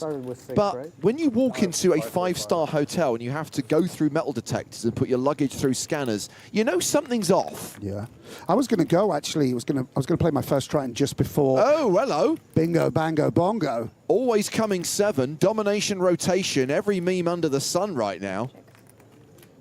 Yeah, and then COVID came along and I ended up skipping it, so I've still never been to Russia. I'd love to go one day. Things are a bit better in the world. Yeah.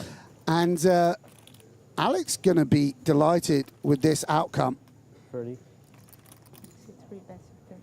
Going to know that 7x really favors the big blind. Going to face aggression pretty often. But Queen 10 will just release.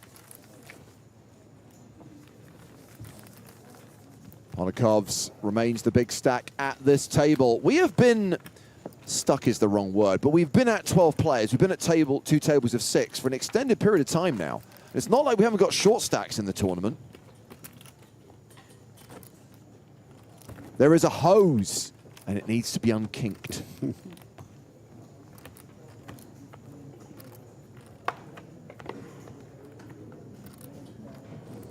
Blinds up in 15 minutes. Fold. 6, 3, 4. 4 and 5, fold. Martirosian 6, fold. not going to play Jack Deuce on the button, so we're blind v blind. Bryn Kenny in the small with ace-3 of spades.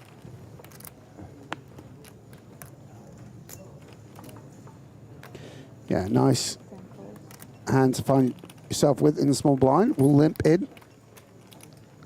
And Kamoshi's going to check his option with 5-3. Dominated. Well, we saw what happened last time. Any fives about? No.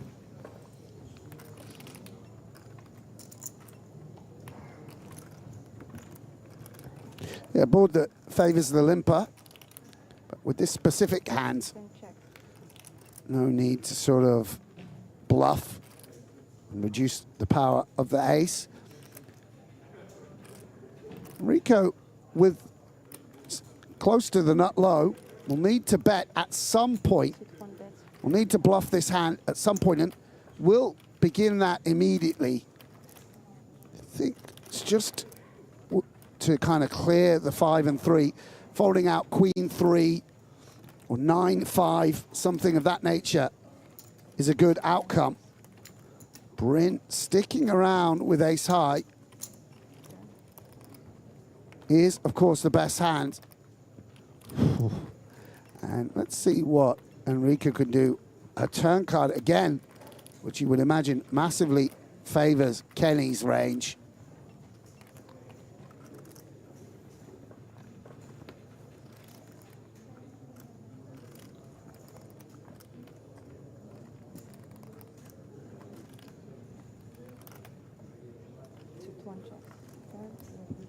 Checks back for that reason.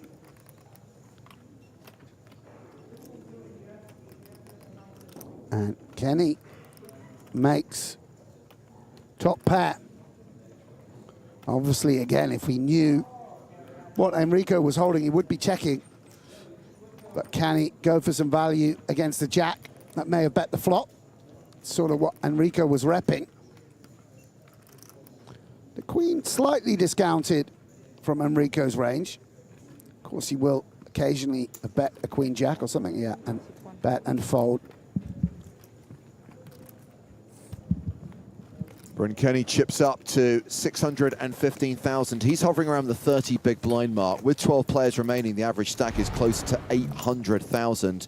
So yes, Bryn Kenny still sits at the top of the all-time money list.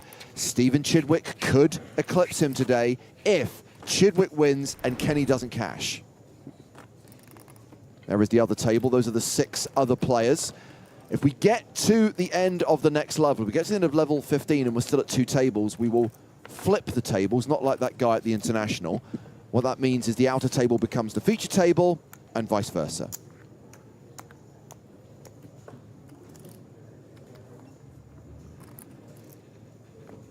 Stevie under the gun.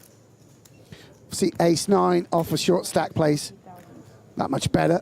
You just kind of looking to open hands which block the 3-betting range and make good top pairs when you're sub 20 big blinds. Not so concerned with straights and flushes.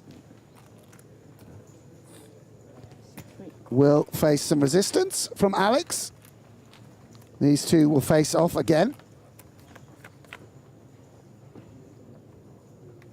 6-5 tray. Wow. 2 spades. Yeah. Good flop for Alex. And it's just going to take a second to think about whether there's any leads on this board. Don't have too many straights. But Stevie doesn't have too many 5s or 6s. 25. And will lead into his opponent. Very nice find. And there's so many hands, such as Queen Jack and King Queen, which really hate this. Ace-9, it's the ace of spades that is going to force Stevie potentially to hang around. It's firstly a very small bet, so has to continue with some portion of his range. Will he do that calling or raising? And will raise.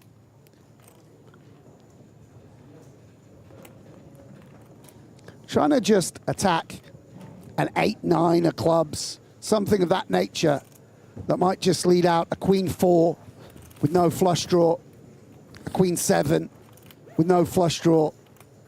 All of those hands that Alex might seek to seize the initiative with. But Alex with pair and flush draw going nowhere. Yeah, taking this hand to the turn. Chidwick has 255k behind. There's already 300k in the middle.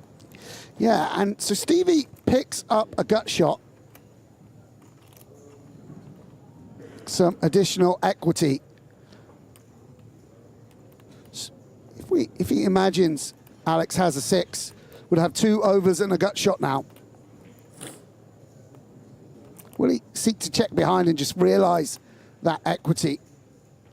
Or will he continue to pressurize? Are you more tempted to pressurize your opponent when you know he has no time bank cards? Yeah, maybe. I mean, put it this way, this 8 is definitely a good card for Alex's range, better for Alex's range, you know, as 6-7 sort of improves in inverted commas, 8-7, 8-4, etc. Of course, 7-9, which was a double gotcha, is just the nuts. What does Stevie want to do?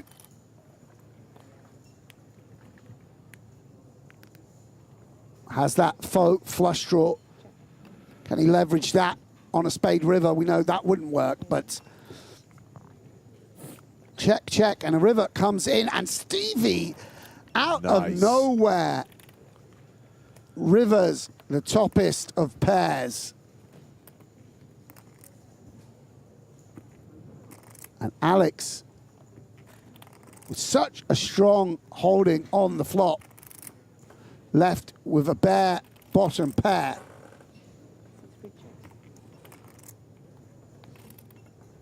And Stevie, considering whether he can value bet. Would Alex check a better hand than this to him? It feels like a river card where Stevie's not expected to bet too often, so would it really make sense to check a 7? Does that mean I have the best hands? 5 seconds. Can I get called by worse?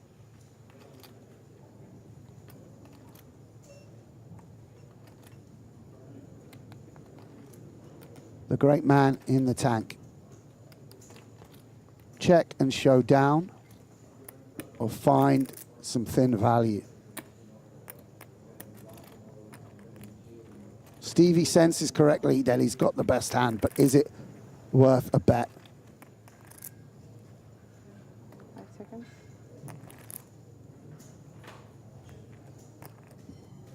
6, 4, checks. Showdown. He does check it back. Chidwick wins this at showdown. 6, 3 shows. And he is going to chip up to just over 25 bigs, making Leon Sturm the shortest stack at the table once again. Leon playing 20 bigs. And a question for Sam Grafton from Beans on Toast, although he does call you Grafy, which I've never heard that nickname before. So, what do you find more fun, Grafy? Low runner, super high roller, or main events? I mean, the late stage of a main event, there's nothing quite like it. It's absolutely intoxicating. You know, people really playing for sums of money which will alter their lives in very considerable ways. Such a cast of characters we often get. So I would say that there's nothing like that. But I really do enjoy the super high roller. Obviously, I really admire and look up to a lot of these guys in terms of their poker ability. And so, you know, it's great to see them playing cards up. You know, a lot of these guys I used to spend a lot of time with as well. So it's just a delight to watch them play. But yeah, the late stages of main event remains something very unique.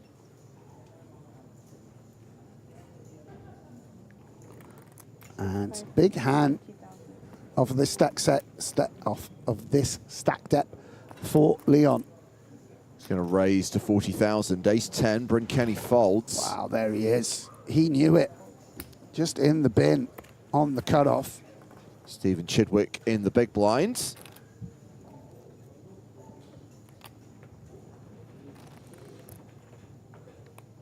As the 7 of hearts and something else that's clearly not good enough to call with. It's not the 8 of hearts, let me tell you that.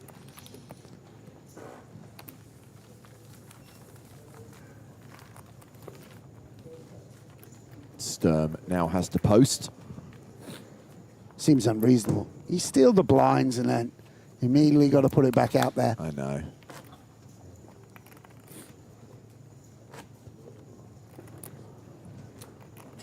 Blinds going up in 5 minutes.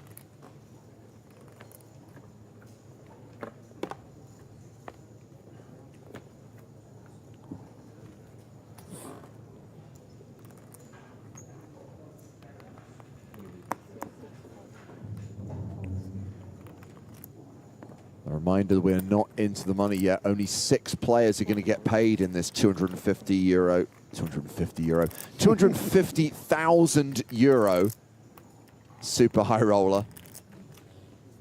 So we will have the final table bubble first, and then the money bubble when we're at a single table. 6 players will cash. The winner's going to get 3.2 million. It's going to play down to a winner tonight. Yeah, that will be a very consequential bubble for these guys. Can you get the serve? Thank you. Yes, yes. All of them will have woke up this morning dreaming of that title, but all will also want to lock up that very, very hefty min cash.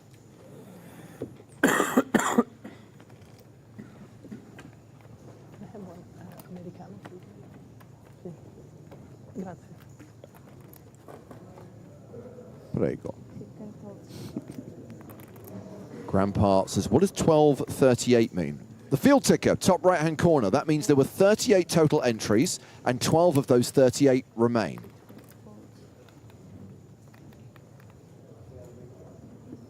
A third of the field. Correct. So the number on the right will never change because that was the total number of entries, but the number on the left will go down from 12 to 11 to 10 to 9, etc., until just one player remains who will lift the trophy and claim that 3.2 million euro first prize. Yeah, and a couple of orbits without, or a couple of hands without any collision. Does happen from time to time. Devil's Lee asked about starting stack. 250k was the starting stack. Average stack right now, 792k. So everyone bar Alex Ponakov's is a below average stack at this table. Understandably, it's got a little bit shallower because the rate of eliminations has slowed. We had 2 bust outs early doors, but we have been at 2 tables of 6 for an extended period of time.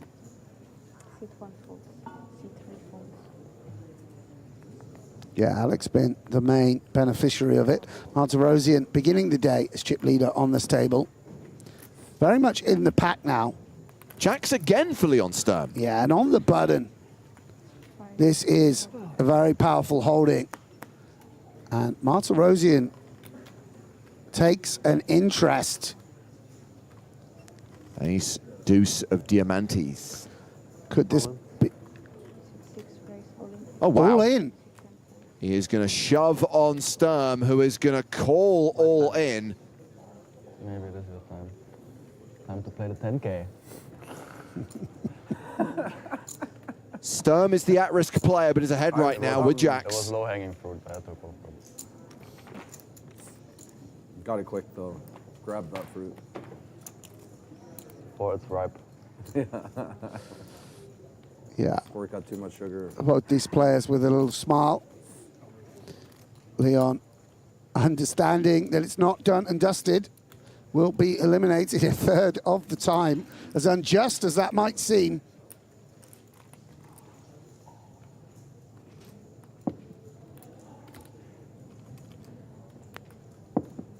The flop.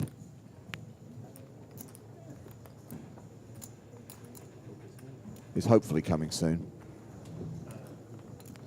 Making Leon sweat. Always an ace on the desk. Very tough. How does it feel? Still a little bit hopeful, given my past few days. But I think I'm okay. You don't even Not even back, yeah. Look kind of grim. Backdoor quads though. Backdoor quads. He's going to need to spike a jack on the river to survive. There might have been a chance at the picture.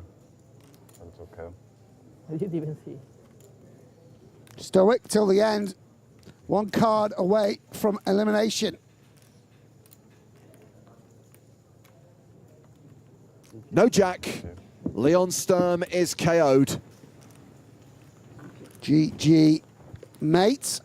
Very talented young poker player. Makes his way to the exit. I think this means that somewhere else the tournament will be getting tougher, as he'll probably go into the main. Or maybe you mentioned a 10K there, I'm not sure what that was. But off he goes, and we're down to 11. Finally, something going Martirosian's way as he leaps up to 47 big blinds. Yeah, Martirosian back up over the million mark, 1.2 million. By the way, Sam, we have actually ticked down to 10 players.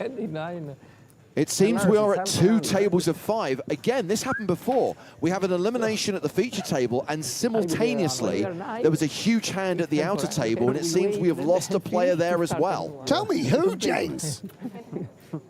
If you are a fan of two-time Super High Roller champion Mikita Bodzikowski, I have some bad news, because Bodzikowski is no more. GG, Mikita. He's off to make some TikToks. Let's get some content out of this, Bodzikowski. Yeah, and obviously, as we spoke about earlier, third in the all-time money list, very talented individual. I'm sorry, he said hand for hand. And the question now is a little bit of administration. Seems like, as you said, James, we might be going hand for hand here. I'm 7. We are on the final table bubble, 2 tables of 5. Yeah, and obviously at these high stakes, every hand has an EV. So if you post a blind, which is worth 50,000 chips, 50,000 chips, they started with 250,000 chips. So it has a, I mean, it's worth at least 50,000 euros, that money you're putting in there. Obviously, your EV is not to lose it all, but posting 50,000 euros a couple more times than your opponents will, it's not fair. And that's the reason they have to keep such a tight rein on the I asked busted brutally. hand for hand. How much you play? So Chidwick has opened King Jack in the cutoff, Enrico Kamashi ace deuce in the big. I mean, we've seen a lot of action with ace deuce, haven't we? 2-3 bets with this hand from Alex. A jam there from Martirosian. Might 135. Kamashi follow suit? He does utilize the blocker and the unblocker. And once again, finds Stephen with the offsuit holding, which finds it difficult to continue. Doesn't play quite so well post-flop. Can Chidwick do something extraordinary? We know that a shove or a click would work. 5 seconds. He seems suspicious. Unsuited Kojak, the rubbish Kojak, I mean, the Ving Rhames of Kojaks. this would be very unorthodox if he could do something here. I wonder. Once again, Chidwick's instincts are on point here. In general, you'd imagine this is a hand we just fold. 5 seconds. 4 calls, 135. Ooh, He's cool. interesting. That was the option I don't think we'd necessarily considered. No, yeah, I'm very. I guess it's because. Well, did he open to 50 and then it's gone 135? So it's just too good a price. he feels? 55 to 135. Right. Okay, that makes some sense. So it's just the nature of the price Stevie decides to stick around, and Kamoshi, you know, would have perhaps played some hands as jams. This very small sizing is really built around the strongest of strongest holdings, like aces and kings, not really ace-king. So perhaps he feels he can see bet, but doesn't, knowing that this board hits Chidwick. Maybe some, he's got a hand like King-Jack, hands like King-10 suited. And also we see King-Jack does interact with it. Absolutely. With the gut shot. So what does Stevie want to do? 300K in the middle. Stevie playing 370K. Does he want to just have a stab now? 5 seconds. A knockout ace-3, ace-4, ace-5, this kind of hand. 4 bets, 45,000. 45,000 is the bet. And Enrico Kamoshi is going to fold the ace-deuce. And so Stephen Chidwick's stubbornness paying dividends. Very nice play. So hand number one of hand-for-hand play concludes at the feature table. There is a hand at the outer table. And it's an all-in and a call. Ike Haxton at risk with king-6. Chris Wynn with ace-10. If ace-high holds, we're down to 9. The flop. That is Jack 9-9. Not too much for Isaac. Turn card is a queen, so he has picked up a gut shot.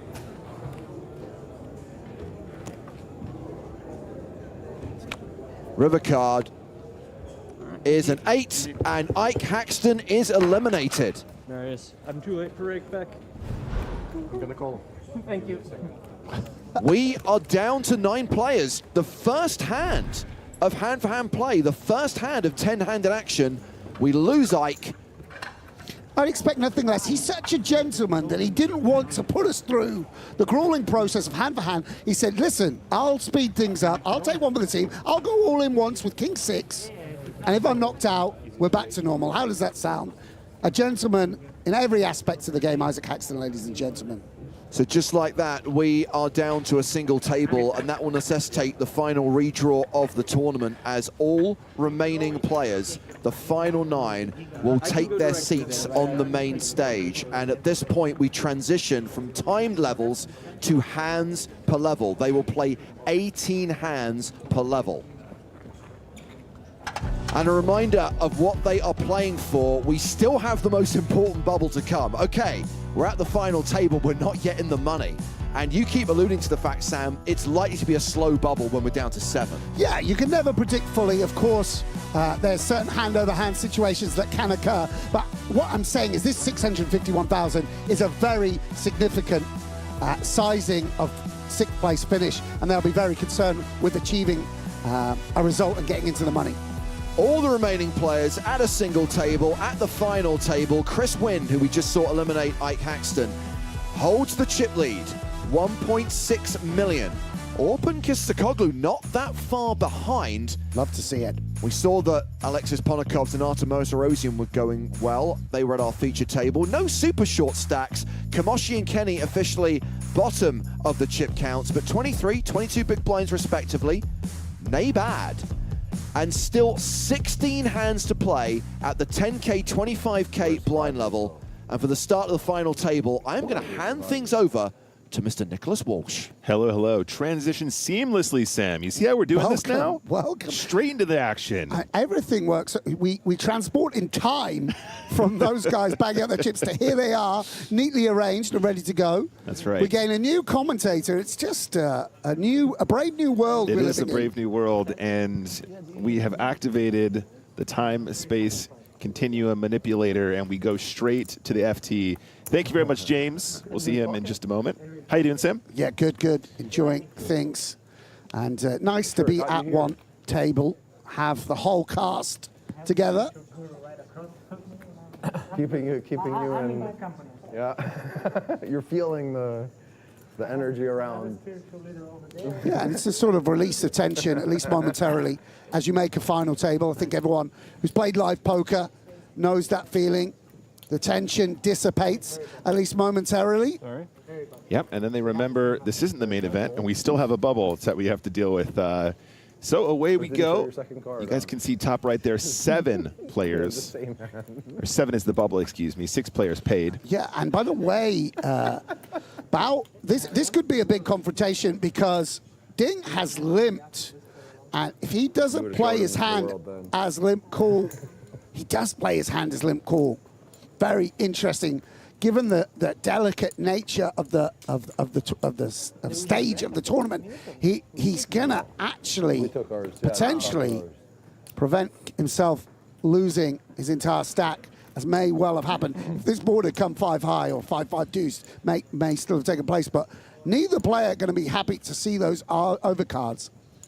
You know, we imagine hands like Jack 10, Jack 9, King 8 in the limping range. Martirosian going to be cognizant of that. Can't imagine his opponent has a hand as strong as 8s necessarily. Yeah, absolutely, having played it slow. Just a reminder as well, Sam, Ding was the player who absolute max late reg yesterday. So making it to the FT, making good on that late reg bullet. Now, it was a 40 big blind late reg bullet, so it's not an ultra shorty. Yeah, obviously he had that ace-queen versus ace-queen hand against John Noel yesterday, where he made the flush. Now deciding whether he wants to persist with the pocket 8s. No spade in hand and just releases, losing the absolute minimum. He's frustrated. He's thinking, maybe I should have played it another way. Maybe I've been bluffed by this crazed Russian. Yeah. But really remarkable. Yeah, 32 big blinds. Just felt it was a bit much to raise, 4-bet, get in, limp, re-raise.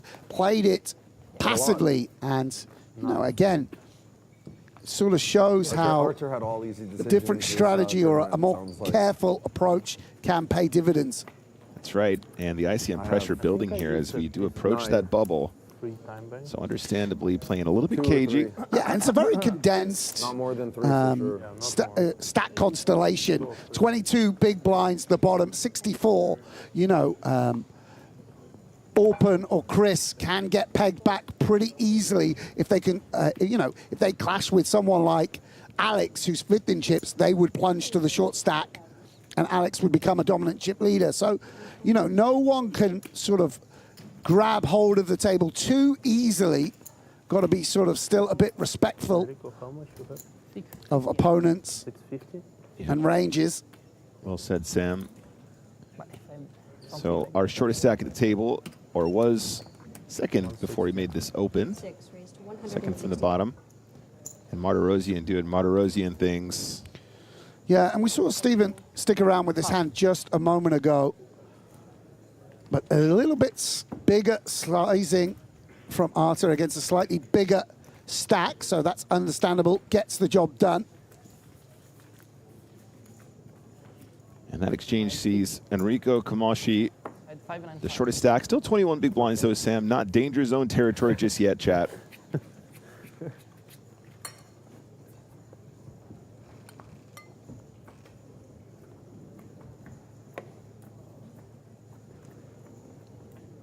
Blinds are still 10K, 25K for another 14 hands, including this one, I believe.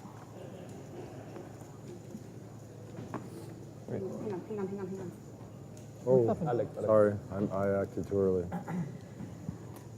Race. 10 raise to 55. In a $250,000 buy-in? Can I change my action? Yeah, you can play with 1 card. Yeah, I think he just thought he was... Oh, you only had 1 left. Only Joshin. It happens everywhere.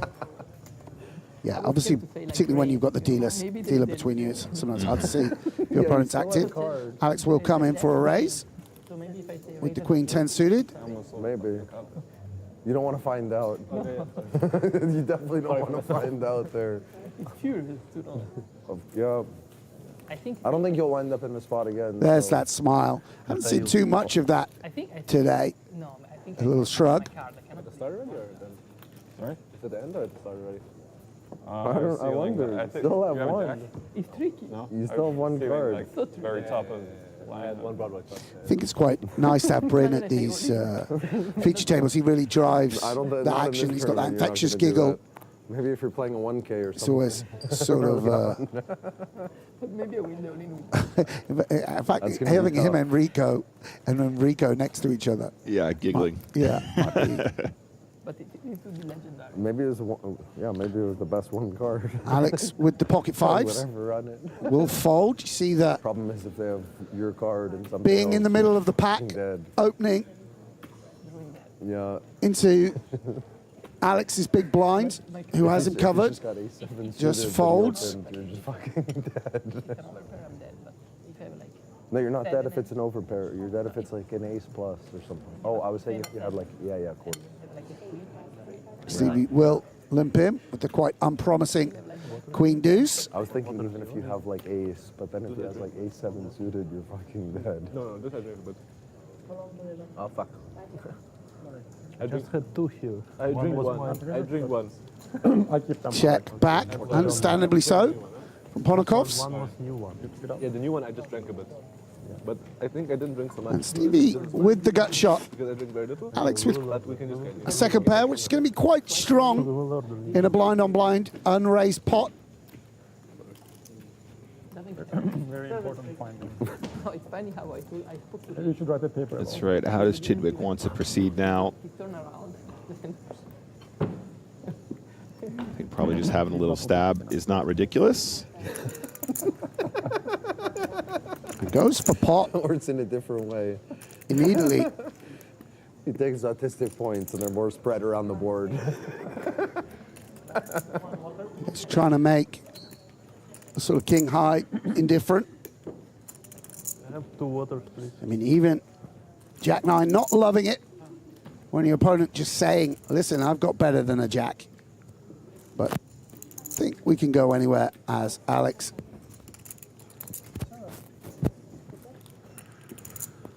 Yeah, placed as a call, 7 on the turn. Actually, a straight draw now for the Jack 9, which does have some relevancy. Jack 9 now that much more valuable than a Jack 5 or a Jack 4.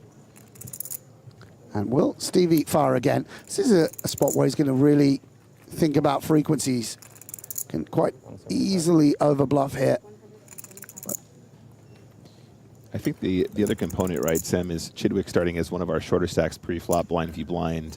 You think Ponokov's might be pouncing a little bit more aggressively if he had a stronger hand that sort of connected with this flop?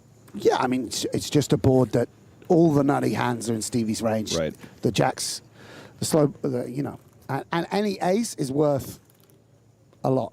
That maybe any ace is worth your whole stack. So you just need one slow play, maybe even kings and queens. You can just go. Or you can just play like this. I mean, an ace very heavily discounted, and Stevie outdraws Alex.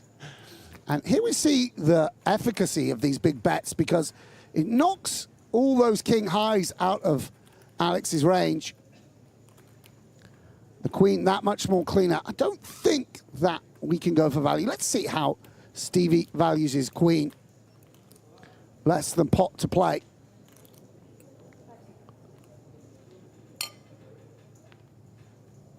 We imagine he might want to check it over to his opponent now. Going to take his time. See, occasionally we'll just have some stronger holdings, some weaker holdings. A card that brings in a 1-card straight. Who does that favor? That is a check from Chidwick. Yeah. And Ponokov's has the kind of hand that probably wouldn't hate getting to showdown as well, Sam. Yeah, just going to contemplate his options. Where is he in his range? Can he get better hands to fold? How much King X does he have? This would be a remarkable bluff if he could intuit that he's been outdrawn in this manner. 450. Wow. And he puts Stephen Chidwick all in. Called with the best hand twice. Now his hand is second best, turning it into a bluff. Quite remarkable instincts from Alex and Stephen Chidwick, second pair in the blender. No free showdown here. And Stephen Chidwick doesn't immediately release. Can he work this out? This would be a pretty unreal call in my book, Sam. Such a tough spot at this stage of the event. Wow, that was a real hand of poker right there. I mean, that's what when I was young, we used to call sick. Sick. Really, look at that. Not an easy man to bluff. Incredible stuff. Yeah, I mean, it's a tough old game. These streets are fierce. Ponikov's not well, mate. Not well. Impressive stuff. Really enjoyed that. All right, so that sees Ponikov 63 big blinds and just a smidge behind Orpin. And we have Mr. Chidwick now, 14 big blinds, so the shortest of all stacks at the table.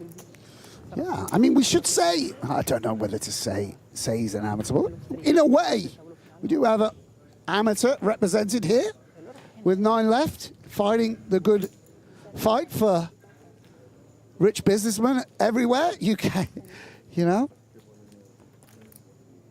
But, of course, one of the top poker players in the world, very well studied, repping GTO Lab, a training site. Poker training site. This man really knows what he's doing. And he'll sense that Chris, as the other big stack, going to have a very strong flatting range. Will include jacks and tens and sixes and the like, as well as this cut type of holding. So it won't be getting too out of line with C-bets. In general, both players want to play quite a passive strategy. So the amount of money you would put in if this was a cash game with the hands, the sort of value of the hands, diminishes somewhat. But ace-jack, top pair, top kicker, of course, needs some protection. Can just get value immediately from queen tens, king jacks, and such like, as well as, you know, charging ace king. Just decided to bet 55,000 into a pot of 170. Yeah, again, normally you wouldn't want to be betting smaller sizings in position, but those 3 little initials, ICM, means both players want to be putting in less money on each flop and turn. And, oh my. And open. Kishikoglu. Did he do something there? Did he check raise? It's a small check raise as well. Min clicks it back. Check raise. That is so interesting, Sam. Yeah, just 7s, 8s, 5s, perhaps. Okay, of course, not folding just yet. It was a very small check raise, so ace-jack still sticking around.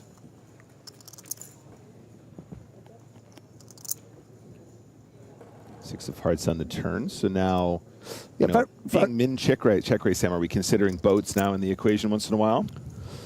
Yeah, I mean, people have full houses, but obviously that's just, you know, neither player has too many 6x. Yep. You know, just removes the combinations of sixes. I'm very interested to see what Orban will do. I guess it gives him some flexibility on a queen turn, a king turn, those kind of cards, to not just have all the check raises built around king, queen, and ace, queen. Perhaps that is the thinking. Force out the pocket pairs then and there. Does check, and will Chris, I mean, if you knew Orban had an ace-9, we definitely want to just keep him in, but we'll bet again.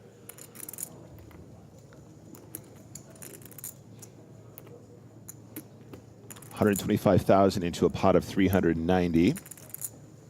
And there, just gets out of the way. Interesting moves there, though, Sam, for sure, from Orpin. Yeah, you see how the small sizing is the small C-bet, the small check raise. Because of the value of the chips, means that they have much more efficacy than they do at other stages in the tournament. And just a reminder of this beautiful photo, EPT Monte-Carlo 2025 100K Super High Roller was Chris Wynn, who we see at the final table now, and he's currently chip leading after that exchange, Sam.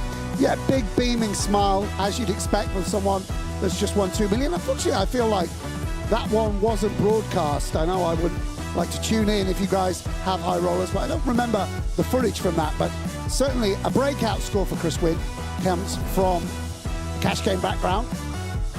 And that was a look at the payouts in 2025. Chris Wynn at the top, as we mentioned, but Enrico Kamashi, Seth Davies, and Orpin still involved. As we mentioned yesterday, Orpin, two-time runner-up for a high roller here in Monte-Carlo. Could he go all the way this time, Sam? Yeah, and fourth place as well. Certainly well positioned. And you might have noticed there, guys, 4 of the 8 finalists at our final table today are still in the last 9 of this as well today. Yeah. Sorry, 4 of the last, let me try that again. 4 of the 8 finalists at that final table are still in the last 9 of this final table. What is the line in rounders? You still don't get it, hey? Why the same 10 guys at the final table? Are they just the luckiest guys? Luckiest guys in Vegas? And yeah, open raising, and you see the 8-5 suited relinquished from Enrico. Just a situation in the tournament where stack preservation is so important. Just that much harder to bluff catch, that much harder to, you're that much more reluctant to flop a flush draw and just get it in and gamble in a way that might be opportune and favorable at other stages of the tournament, when you can rebuy or when your stack's worth a bit less. But when you bust, when you have a confrontation with a covering stack, it just benefits everyone else at the table financially. Where does that money come from? Well, it comes from you and your equity in the tournament. That's how these guys tend to look at it. So it just means that people are going to tread delicately. That doesn't mean we won't see action, though, as we saw with that check raise. Very unexpected. I'll be WhatsApping Open and asking about that. He can teach me a thing or two. Yeah. And that remarkable bluffs we saw from Alex just a moment ago. With the Jack-9, very good, absolutely. And this is what we came to see, right, Sam? When we're televising these kinds of events, we're really looking behind the curtain here, trying to see what these guys are up to. And when you see it played out like that, it's very impressive. Poker. Yeah, of course. And that's also why you sort of don't want to defend quite as widely. I mean, people will really put you in the blender. Mm-hmm.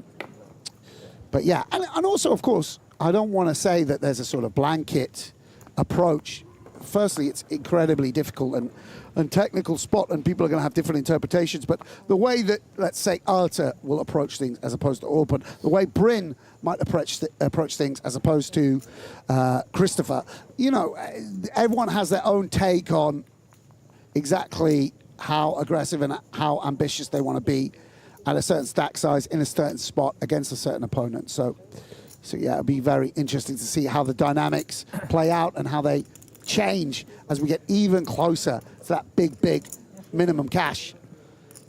It's not even a correct term. Min cash, 600,000 euros. There's nothing minimum about it. It is the maximum min rate, the maximum min it's cash. Like, as if we'd called the 100K 2 days ago, we'd called it the minimum high roller. It's still 100K, mate. It doesn't matter there's a 250K tomorrow. Still the minimum. I don't care if someone's winning 3 million.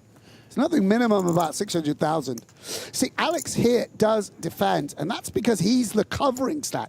So actually he can play a bit wider versus Stevie. Let's use a bit of terminology that these guys might employ. The risk premium all on Stevie, who, I mean, there's not that much risk premium because he's only got 12 big blinds, but you know what I'm saying. There's a sort of, Alex isn't devastated if he has a misstep versus Stevie. So a good board for Stevie as the pre-flop raiser. Lots of gut shots, lots of top pairs. Ace-5 actually is a swing and a miss. And Kulev in that difficult spot we've all encountered as poker players. Second pair, quite easy when you've got nothing, quite easy when you've got a top pair. It's how you play the middle of your range. Yeah. That's often the differentiation between, adequate poker player and a good poker player and a top one. So let's see what Kulev wants to do. So continuation bet from Chidwick on the flop, having opened pre-flop, 55K into 135, and a call. Now, Kulev, Sam, will be aware of the fact Stevie's got about 9 big blinds behind too, right? So potentially playing for stacks here later down the streets. Yeah. Or for Chidwick's stack, I should say, as you pointed out. Yeah, and I wonder if Stevie, if we wanted to Jack 10, we might want to go all in or even just check back and realize equity. Maybe with Ace-5, we want to put in half our stack or a third of our stack and pressurize the 9X. What does Stevie make of it? Does seem quite a clean hand to bluff with. And he's going for it here. That was a bet of 90,000. Yes, and look at this. Tough spot for Alex.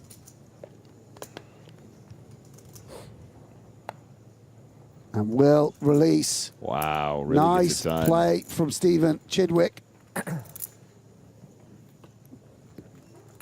So that will see Chidwick now tied for last position in the chip leaderboard here. Enrico Kamashi, Chidwick with almost identical stacks, only about 5K difference. I mean, it's a very significant pot for Stevie there. Really? Really important pickup to sort of stay afloat. Just got that much more flexibility with the 19 big blinds in terms of maybe some very delicate 3-bet folds, but certainly some rejams, some raise folds, etc., etc. The blinds will eat you up fast when you're down to 12. Sometimes it's all about staying afloat, hoping to find a rush of cards or some good spots come your way. Once again, we see Stephen Chidwick in action, potentially with the King-Queen. Yep, another opportunity to open the pot up here. King-Queen offsuit +2. Starts with 55,000 to go.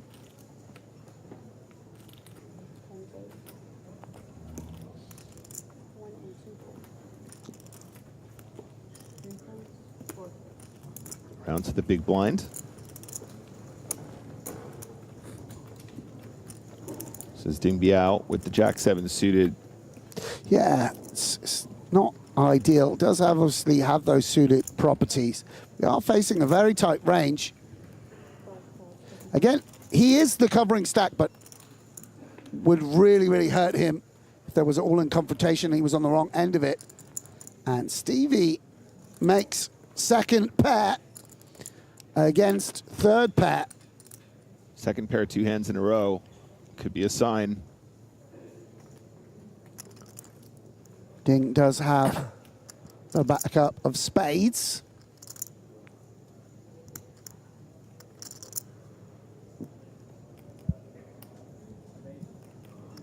And Stevie will bet, can get some value from worse hands, as we might see.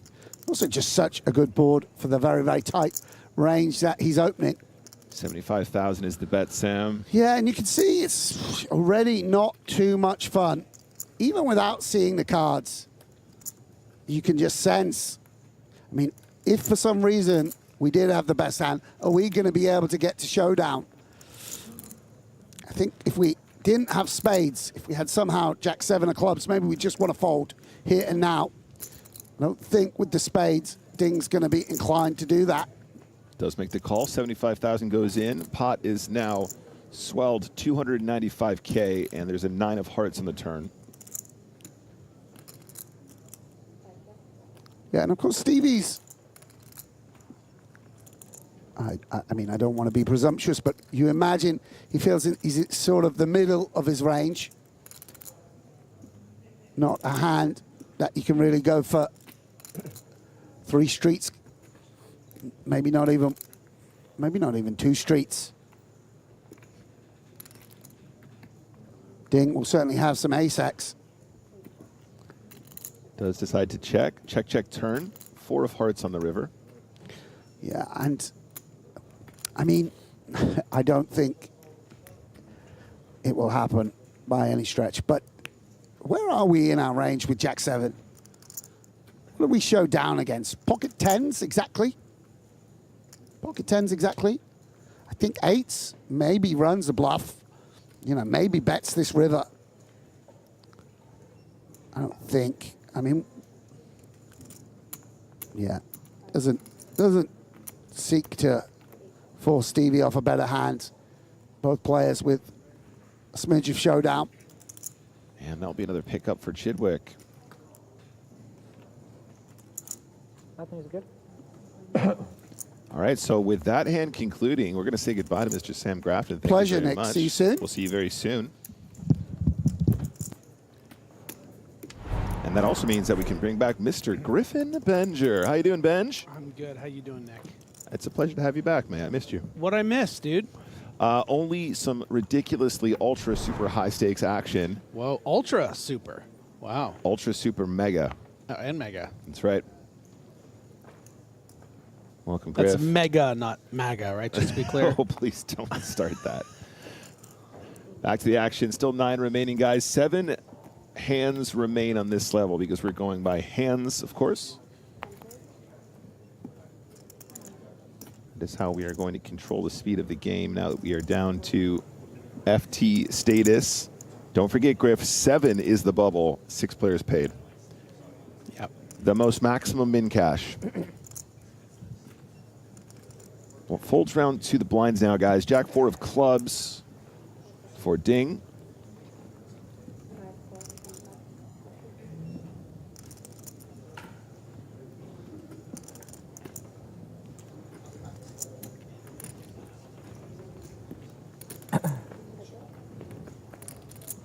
And it is limp and a check. Board is ace 7, deuce, 2 hearts.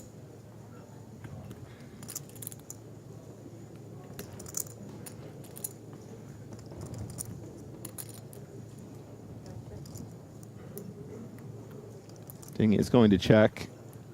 Martirosian does manage to make third pair on this board. You might even just go for some protection here. You hate to get check raise, of course, in this spot, and I think that's why we'll see a check a lot of the time. Obviously, Ding still with the range advantage on the ace high board, limped in. But I think the reason we see a bet is just, you know, Ding's probably not going to mess around too much with such a vulnerable near bubble stack, and you kind of want to create some protection with that deuce. You know, if the turn were, say, something like a 5, giving a wheel gutter to Ding Biao, he might come out with a bet, and then suddenly this deuce really shrinks up. So I like that little little minimum bet there from Archer. Well placed.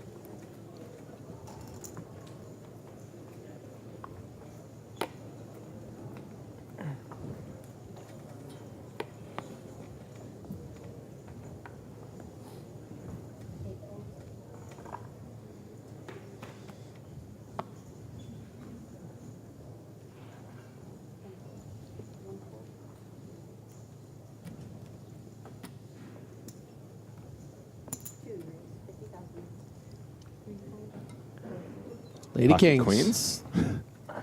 Couple of Lady Kings.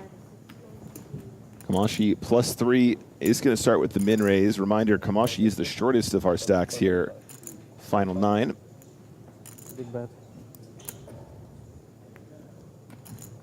When our overall chip leader here in this event decides to flat big blind versus the +3 open.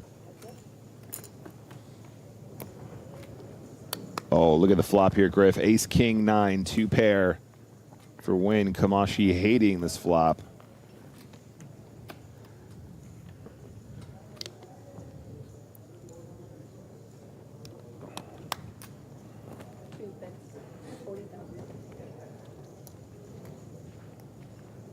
Balanced C-bet here from Kamoski.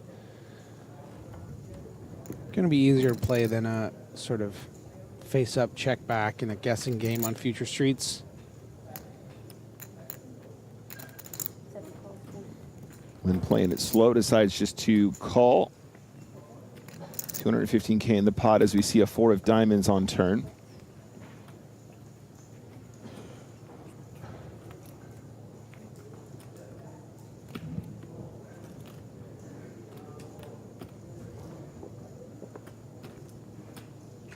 $15 big blinds behind Kamashi after putting in that small continuation bet.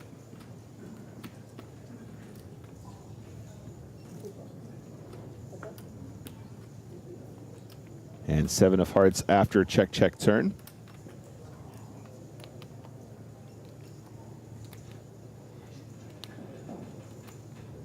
I'm assuming we have to try and go for some value now, Griff. What do you think with the ace-9? What's the size if you would like to make this bet? Well, no draws really on the flop, so you're not going to have a ton of misses. Yeah, you can have some jack 10s and queen 10s sometimes, but most of the time this is going to be, you know, a king checking or an ace going for some value. In this case, of course, we can see 2 pair. It's hard for Christopher to imagine, I think, that he's going to get be up against an ace here, because all of those big value aces are likely going to be betting twice, something like ace jack, ace queen. Right. Does decide to bet 170K into 215. Takes it down. Pretty quick fold from Kamashi there. I think kind of picking up on what you were putting down, Griffin. His opponent's just going to have a whole lot of value there, and a lot of the stuff that's weaker might just want to check more often, right? I'm starting to be scared. Very good fold, though. Maintains the stack. 15 big blinds for Kamashi. It's about 5 big blinds fewer than Kenny. Currently second from the bottom in the overall standings. But let's see what happens next.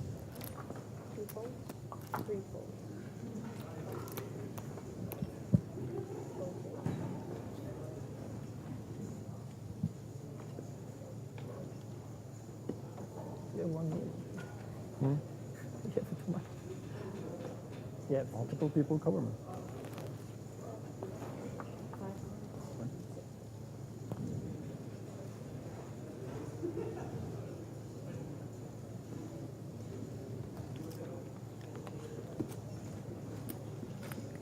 Would expect Chris to come in with a raise some of the time here, given the situation, the pressure that he can put on Stephen Chidwick as that 7th in chips stack. Does wake up with queen 10. Mm-hmm.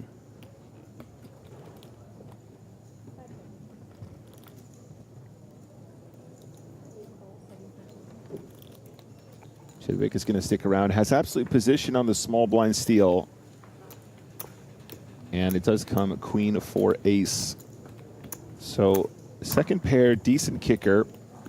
Backdoor spades, backdoor straight draw. Pair of 4s for win, the initial opener.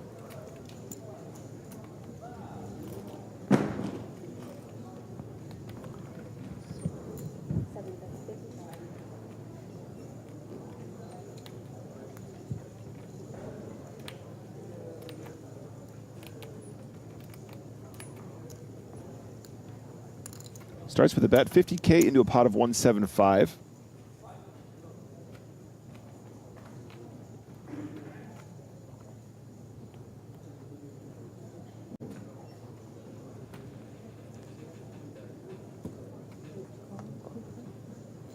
And Mr. Chidwick decides to call.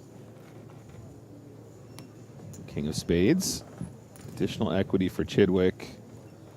Didn't need it though, was winning on flop already.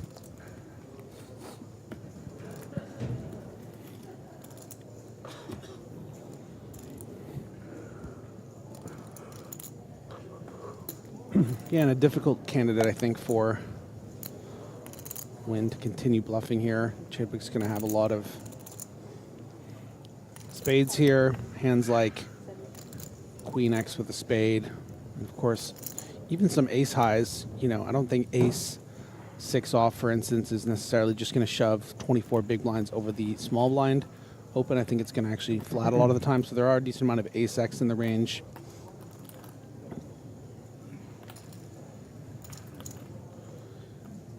I think Wynn is just looking for a free card here to hope to get lucky with a 4 or 6 on the river.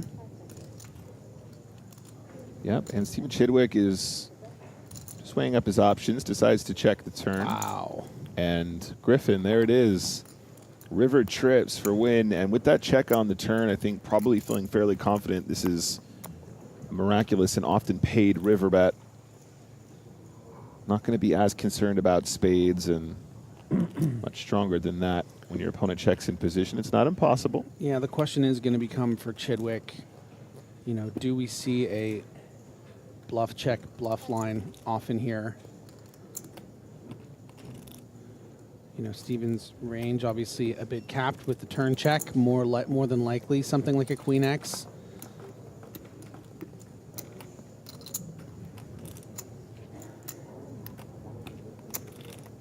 So obviously hand very well disguised if you're win. Generally speaking, when we see disguised sort of hands like this, unexpected hands like this, we tend to polarize, but let's see what the size is after we saw check, check, turn. Yep, near full pot, 225, excuse me, thousand.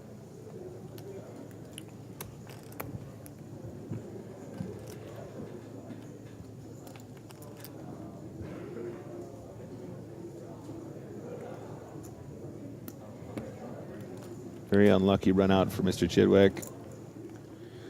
Yeah, it's tough. I mean, I think that we can assume that Christopher Wynn is going to have such a large percentage of his range playing as raises pre-flop. I mean, we see the 6-4 off. That means it's going to be 7-5 off. It's going to be, you know, 8-3 suited.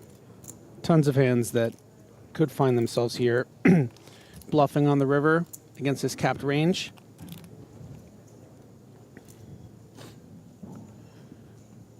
You know, does Wynn play this way with an ace? Certainly wouldn't with a king, and he's going to have to pay it off. It does pay it off. Win tables to 4. Very unlucky for Stephen Chidwick.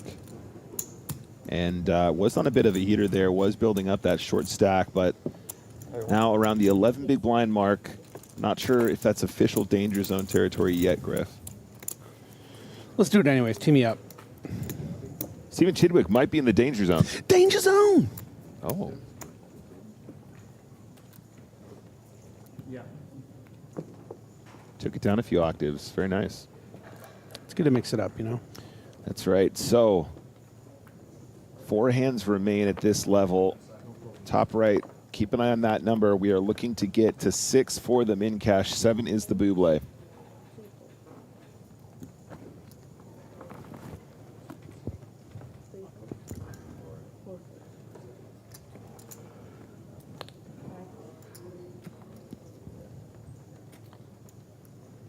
Ace 9 of clubs for Motorosian. Currently 3rd in chips. I think feeling really good about playing this pretty hand from the cutoff. Queen 8 of spades for Chidwick in the small blind.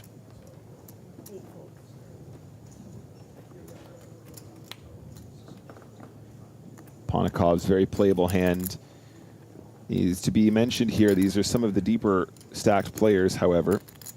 So as Sam mentioned earlier, we are going to see a little bit more cagey play against the players that can do more damage. We do have 3 stacks, currently 20 big blinds or less at this table. And we are aiming to try and get to 6 players for a min. On the board, 5, 10, king. 2 diamonds, Ponikov's flops best.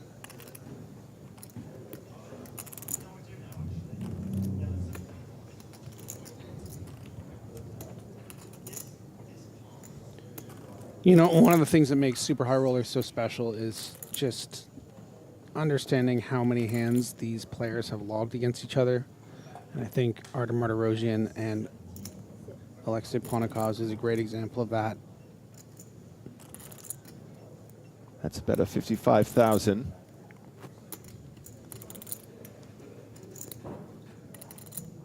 Ponikov's mid pair. Unlikely to fold. Let's see how he wants to approach it.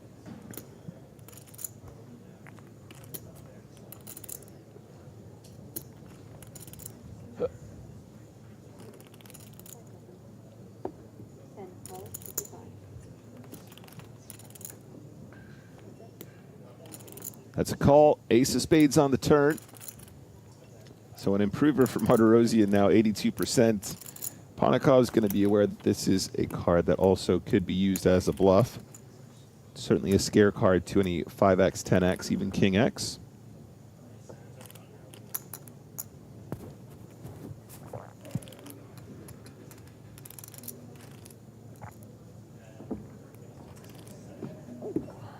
Yeah, I imagine Martirosian is going to want to look for some value here.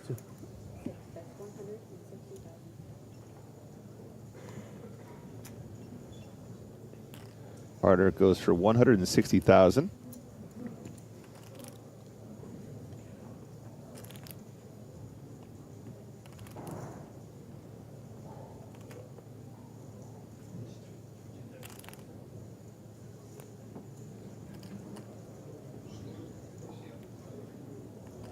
As you say, Griff, these two with a lot of history.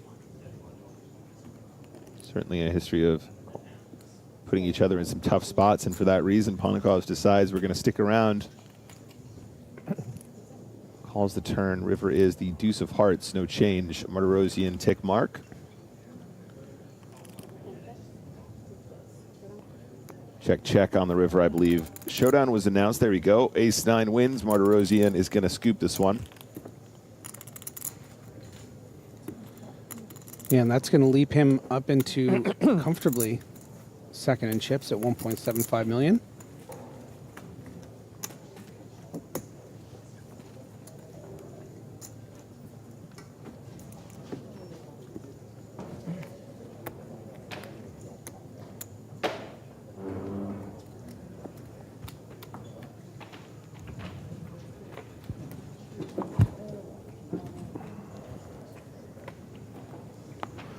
Just 3 hands remaining at the 10K, 25K level.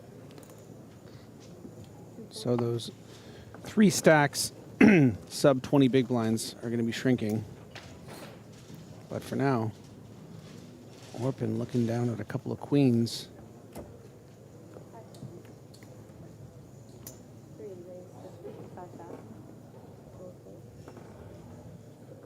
Pocket queens for Kissacoglio.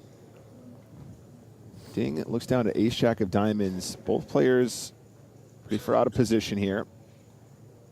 The initial raise was to 55,000, and Ding is going to opt for a call.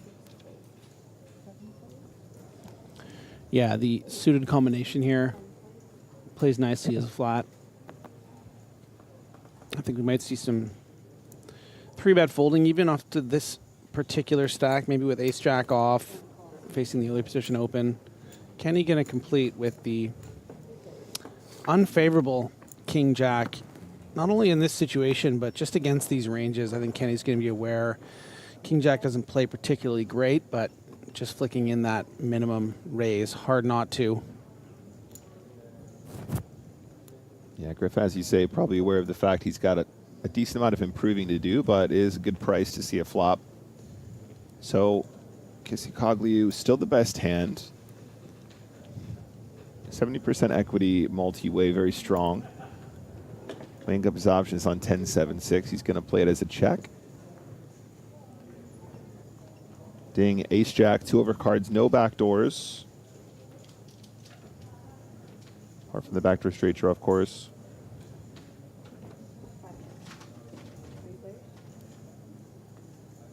Three of diamonds, no change.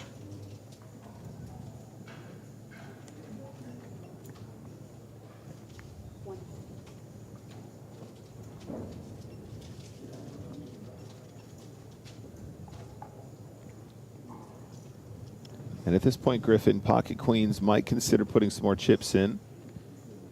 How often do you think a player in Ding's position would check back a set here as a trap? I feel like that's a hand that might be played more aggressively on the flop.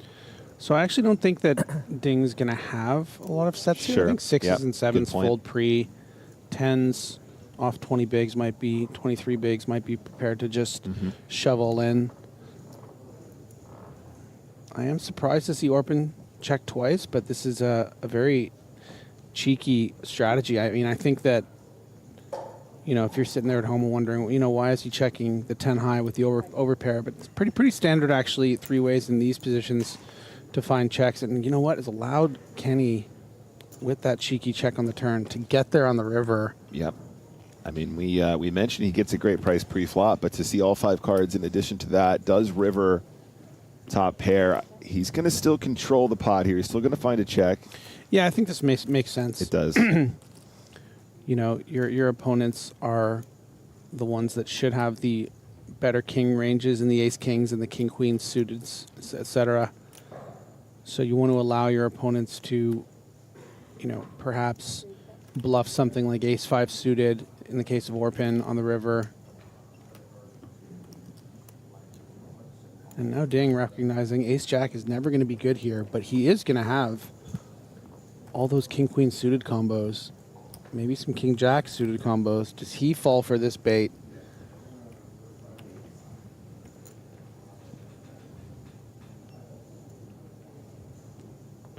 Yeah, he is going to. And pretty amazing stuff if you consider that we're at this river with no money being put in.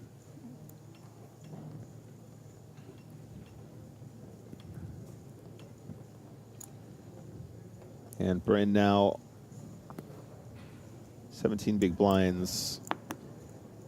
Does have a top pair. We did see the check for all the reasons Griffin mentioned, of course. Yeah, I think the really interesting point of this hand actually is, you know, how Orpin's going to feel by this bet and call. I think he's probably going to expect one of these two players to have a king, whether it's Ding representing exactly what, you know, we've discussed.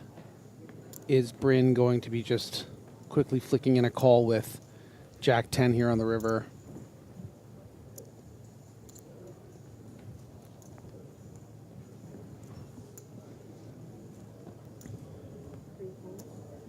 I think that was a call. Nope, it was a fold. Never mind. And Bryn Kenny is going to pick this one up. A little look of frustration there.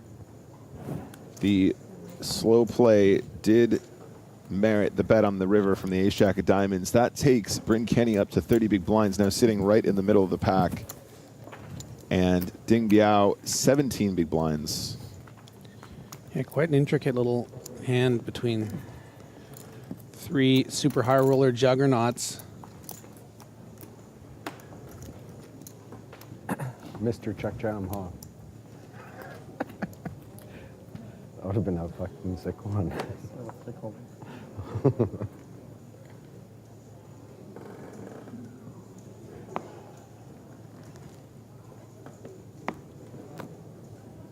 Two hands remain at this level. Still 9 left. Yeah, I didn't think you can. Although it would be in the like 250K super high roller. You could rep a set for sure, and you could play a set like that. Definitely. Well, everybody can. Of course. Will you? Here's the one. Well, that's what it was. I was like, okay, well, if it happens, at least I've got a lot of time banks.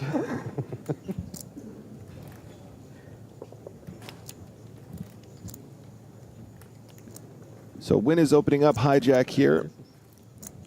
Still our chip leader with 88 big blinds. 155. 155? 55. 135.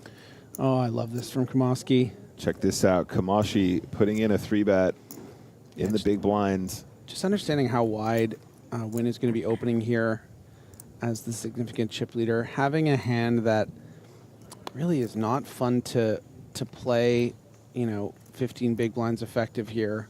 But you have that big blocker. You do have a 3-bet for value range here at the top of your range, something like 10s, jacks plus, and it is going to get through against what is likely as weak as, you know, king 9 off. So Kamoshi really finding a sweet spot there. Yeah, it's a really cute little move, isn't it, Griff?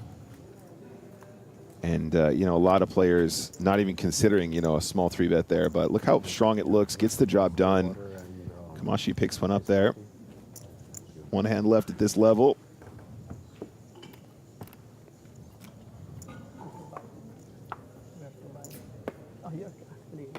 Surviving.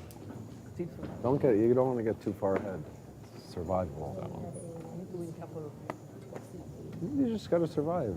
Slow down. Slow down. Yeah, you're getting a little excited. 4 folds. Yeah. Well, I guess that you got excited about that pot you won. A little bit. You came back to life. So Ding wants to play this one 17 bigs to start the hand. Opens from +1.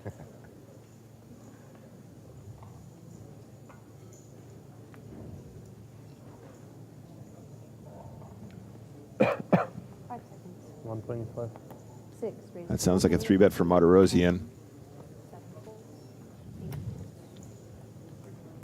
fold. 1 fold. We can only see the king of clubs, but Martirosian is applying pressure regardless. Look at the size here as well, Griff. 55 was the open. 3-bet was just a 125. Nice and small. He's probably recognizing Ding on the shorter stack depth there and, you know, adjusting his size accordingly. Yeah, I always love the little sly smirk that Ding Biao has. Such a dangerous player, even when, you know, cornered, backed into a corner as his stack dwindles Button is right, guys. shorter and shorter. He's going to be tough to eliminate from this tournament, but ace-10 is not going to be the shield that he's going to go out on. Yes, indeed. 12 bigs now. Don't forget, guys, anniversary series coming up May 10th to June the 3rd. 50 million plus guaranteed. You can watch the main event live on Twitch. I'll probably be hosting that, Griff, if you want to tune in. We're celebrating 25 years of PokerStars. It's been a long old time. So consider giving that a look. I just want to say, you know, 25th anniversary, you could have just guaranteed 25 million. But PokerStars is so generous, 50 plus million. Would you look at that? So nice, we did it twice. Yeah. It's a marathon, right? 50 million guaranteed across more than 460 tournaments. The main events start Sunday, May 24th, but before that, a whole bunch of other smaller events to be involved with. And of course, probably 3 mains as per usual.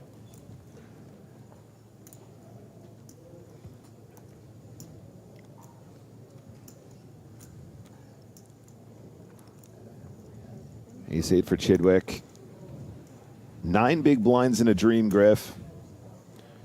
Yeah, another great example of how these super high rollers have really changed the meta as they've become more and more studied. You know, you're not just open ripping 9 big blinds with a hand like ace-8. No, but anyway, it could be. You're finding the min raise, you're trying to get it through. Survival, just so important, especially, you know, as we are so close to a 650K bubble. And yeah, the King 7, Makes sense. pretty decent equity against the Ace-8, but still just Oh, no, it doesn't. not doing well against that min-raise range. Yeah, very wise. Great adjustment there. This is the kind of thing they're picking up on, everyone. Recognizing how strong Chidwick's open has to be there, and just understanding probably King 7 getting wrecked pretty hard without too much ammunition to make it work later on the streets. 2 hands per level, 18 is 36 minutes. If there's, yeah. Because they lowered at the final table. I don't know how they decide. They don't know either.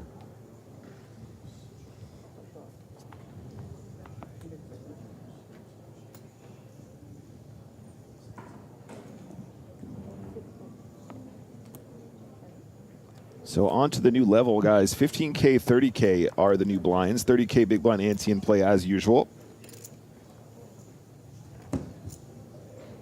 60. Ace Queen for Pontikovs starts with that min raise. What happens if you're still in this when it starts? I don't know. I think it's 5% chance. You have a computer like on the outside right there. No, well, not at the table. Like whenever he's like not in hand, he could play like one hand. We can deal. But if it happens, it will be 3 Kulov decides against the small blind, folds round to Ding. Yeah, so then it's okay anyway. So you deal and give up some EV to deal. Hope not to give up any, but I wouldn't deal with you at that part. You need to give me some EV. otherwise you're gonna play slow. Otherwise, Very slow. JT is going to stick around. every decision On the max. flop, 6-9-9, 2 5. hearts. Ace Queen still the best hand. You can collect time banks till then.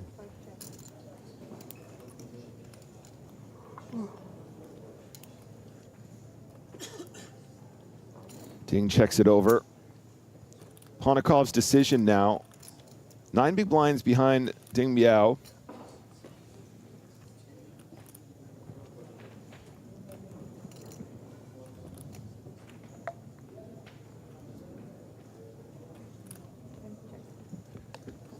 Does decide to check on this board. 4 of clubs, again, no change. But after that check, an opportunity for Ding perhaps to think about turning his hand into a bluff. Such a sensitive moment though, Griff, right? We're still not in the money. Nothing is guaranteed. Every chip counts. Yeah, you're going to be bluffing too many hands if you bluff this one, I think, on this texture. You'd much rather have something like a 7-8. Even a 4 for value would be nice. Get some value from a hand like ace-queen, but jack-10 off, it's just, not even hard in hand. 40. Yeah, Ponikov's actually even going to go for some protection at this point. Doesn't go big, just the 40K. I think it's also safe to say that Ponikov is allowed to check this board with overpairs and stuff like that too. Doesn't struggle to get the chips in on later streets. Might be nice to balance like that, but very patient. Ding Biao is going to resign this one. 9 big blinds behind now.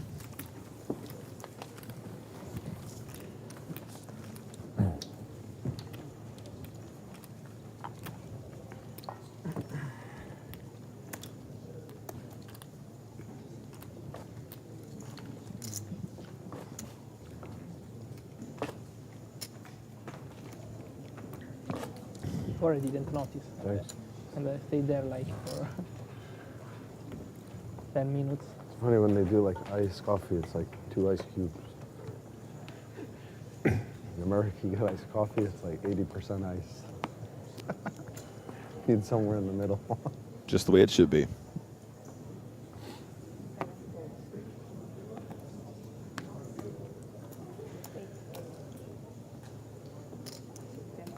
Folding around next hand.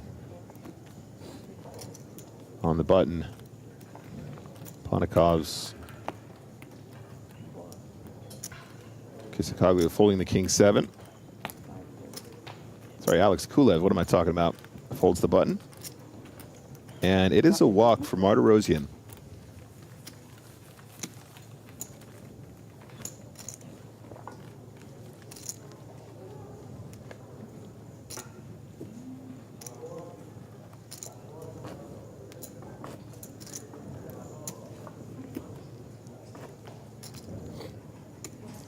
With that king-jack win for Bryn, creating a little separation from that bottom 3 stacks. 3 players with 15 or less blinds now. Kamoshi with 14, Chidwick with just 11, and Ding Biao with 9. Bryn now has 25.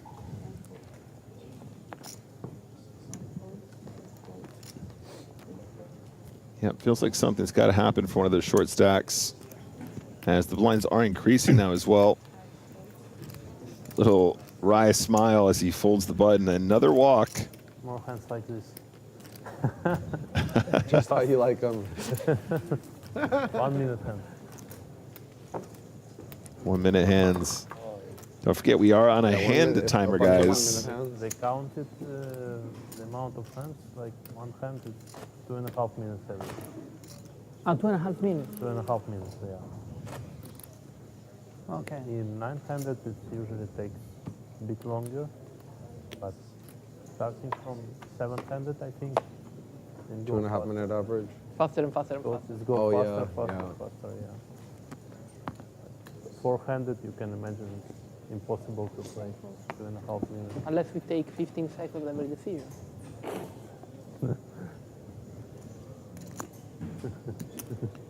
Uh-oh, Mr. Kenny. 25 big blinds and a min raise to start the hand.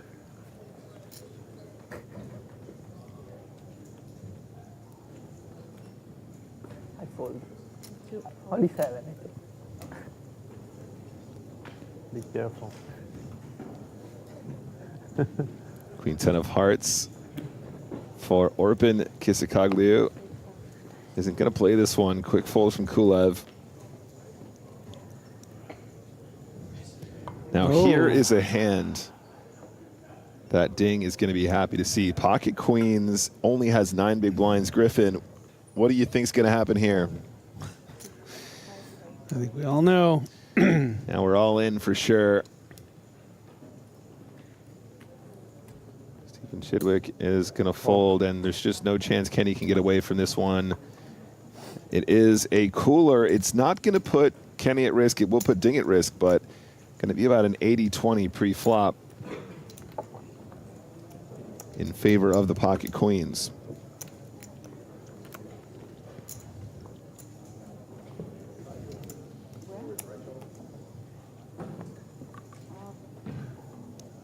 And everyone's sitting at home thinking, I would have played this one like a super high roller.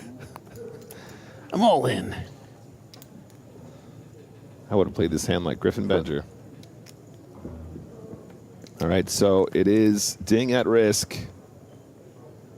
So far, so good for the Pocket Queens. Deuce, 10, Trey. Queens still holding.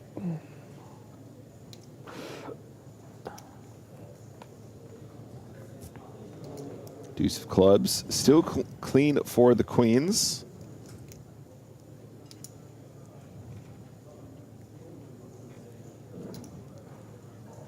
The river is the 8 of diamonds, so a double for Ding.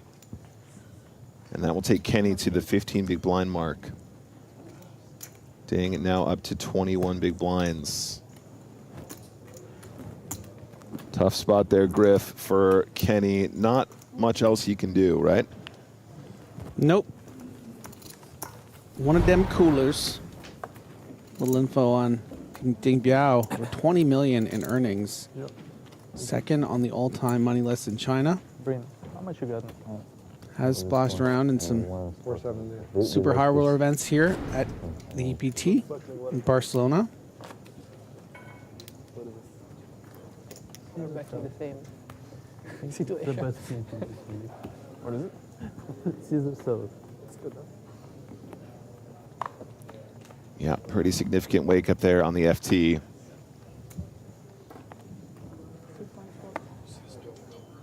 But this app needs a room service. It's really good.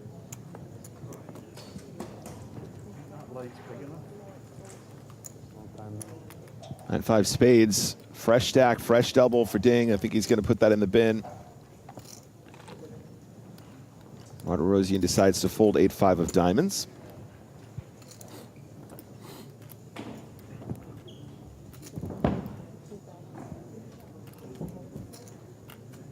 And Wynn is going to open the ace-6 offsuit. Again, a reminder, this is our chip leader.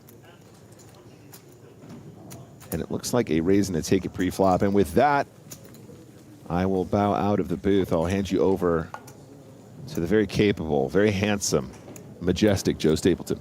I am one of those things, but I'm not going to say which one. Hello, my babies. Joe Stapleton and Griffin Bender on comms now from here Hi, Joe. at the PokerStars European Poker Tour. High Rollers coverage from Monte-Carlo.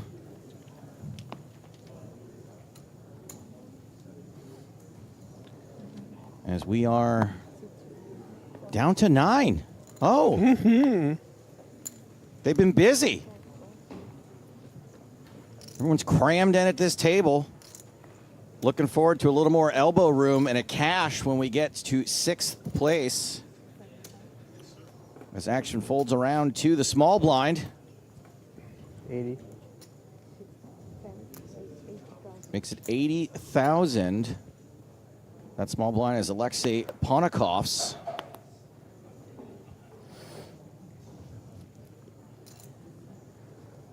Oh, all of it. Bryn Kenny starts the hand with 13 big blinds. Time to make like the Nina, the Pinta, and the Santa Maria and ship. And then to make like origami and fold. Okay. Oh my goodness, I didn't even do my bit today. Thank you. You know, Griffin, I don't want to say Monaco is expensive, but the minimum contribution to a 401k is 401k.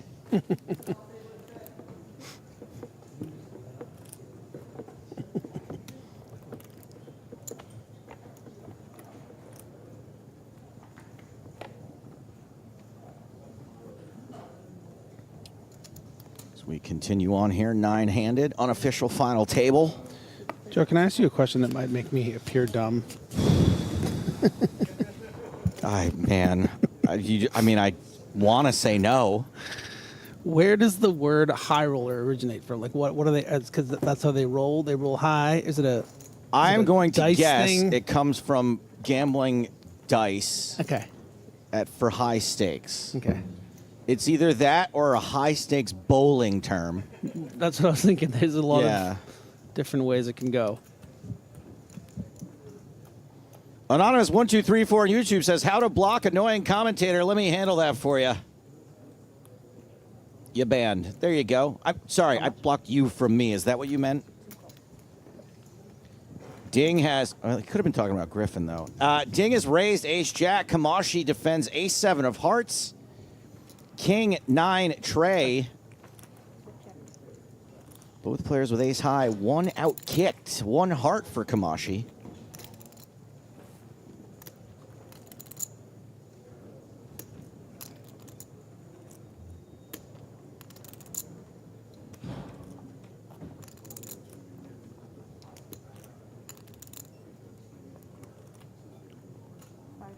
Ding continues.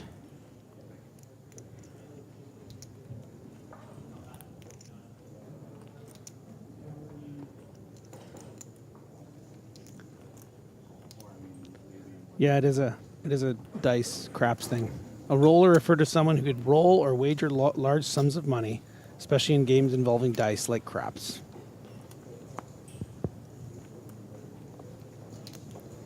Yeah, I was hoping it'd be a little interesting than that. Well, I mean, maybe Claude's hallucinating. Kamashi does call again and turns a juicy strawberry. So juicy.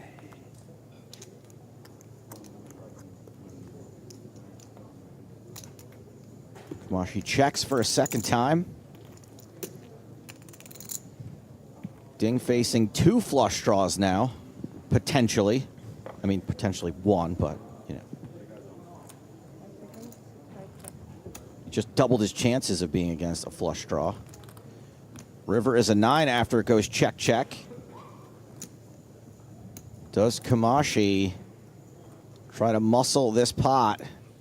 Not a lot of ammo here. He's got 10 bigs behind.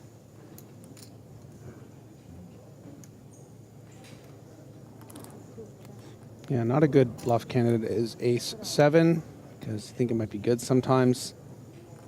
So Ding is going to take that down. Nice little surge between that cooler against Bryn and then winning a pot there.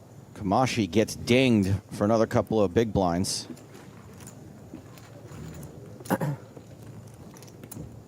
My guess is he's not struggling with fatigue today. Being on the near bubble. The biggest bubble we've ever had on the EPT, I believe. It's true.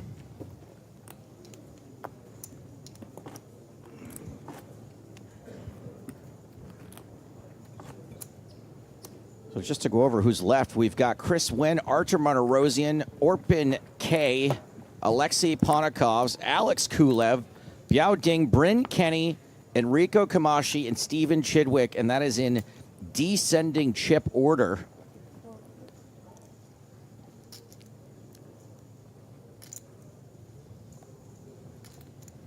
Jack 10 suited for Ding.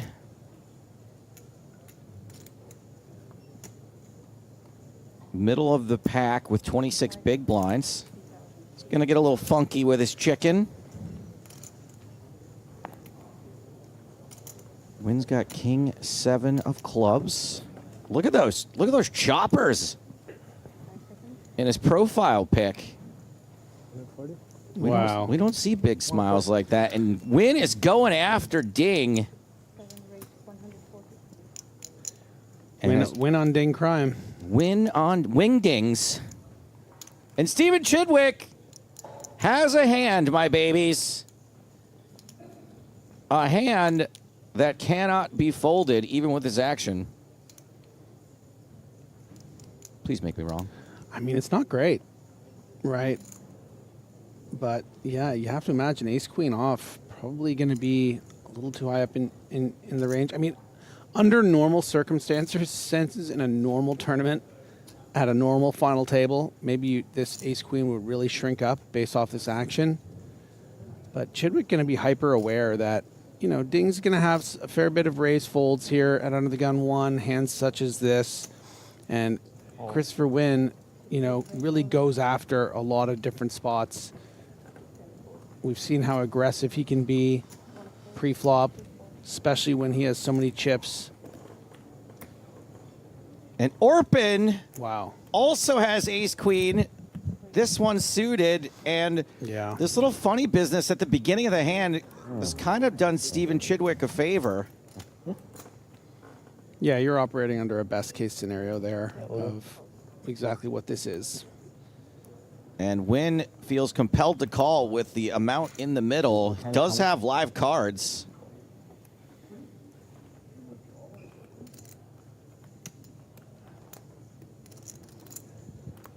I don't know. Maybe you win. Nice little sly smile and chuckle from Wynn to Ding. And although Wynn does need to hit to knock out Chidwick, can't be good for him that another ace and another queen have been folded. Touche. It's going to hurt the equity. 8 high flop, pretty good for Chidwick, including those 2 hearts. Wynn with some backdoor straight turns. Yeah, and backdoor clubs too, right? There's that wrap with the 7, the 8, and the 6. Even a 4 creates a gutter for Chris.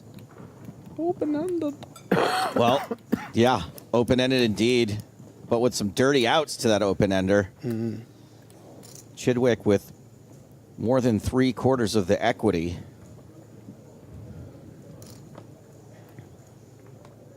And does make an ace on the river. Good for a Stephen Chidwick double up.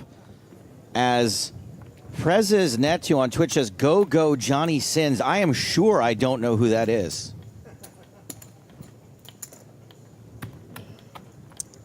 Finally, a reference that escapes me. Service.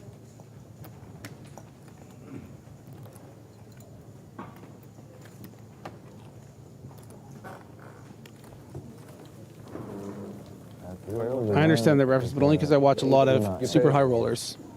You know that one? Like sushi.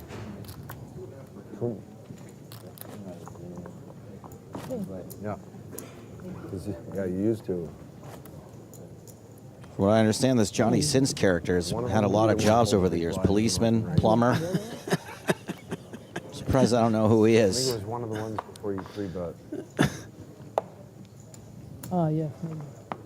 I think before the final Doctor, table. he's prolific. One against you.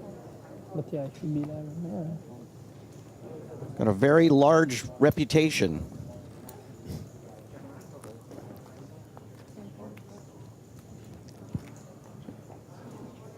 It's very fortunate that I don't have to turn in a staff computer on my last day here. I took it into the Mac store once, and they ran a black light over it. It exploded. I heard about that, actually. The warranty kicked in, so that was good for me. Mm-hmm. Orpin limps in. Queen 9 off.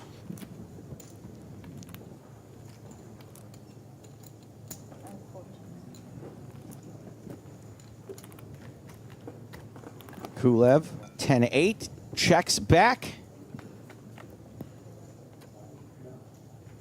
Jack 10-6, another fun flop here. Kulev with the best hand for now. Orpin with a couple of ways to win.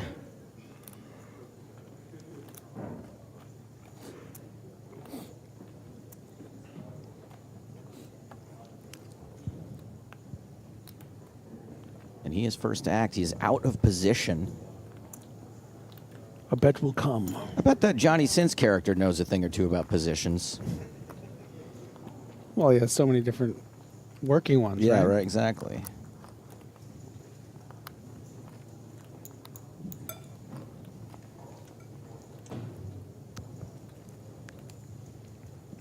Orpin has continued, well, not continued, has bet. We just had a limp in pre-flop. That's 30,000. Kulev calls with second pair. What we like to call the best hand. And it That is the a really, really dagger. costly second best hand at the moment.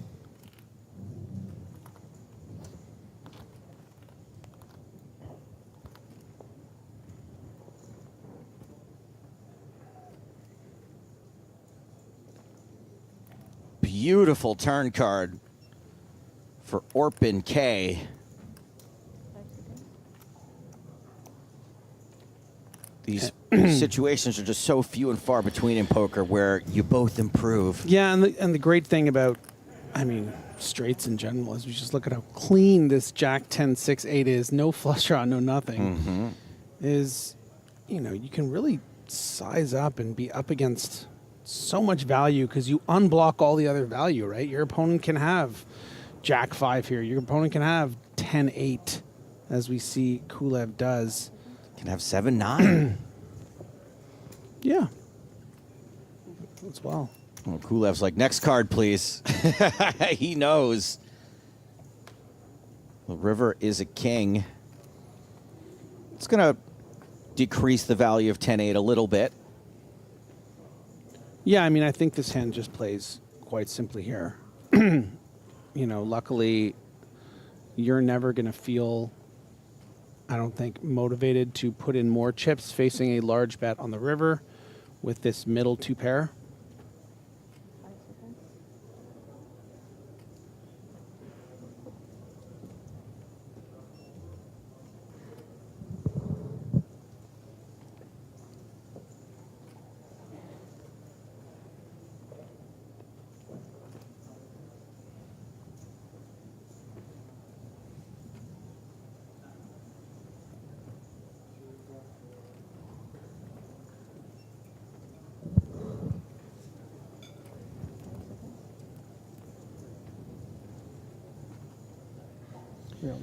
How much? 300,000 exactly pot.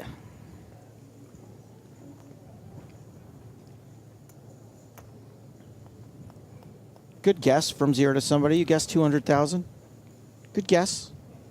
You're only off by 1 digit. Kulev perplexed. Yeah, he's not thrilled. He's up against a range that is repping actually stronger than something like 10 8.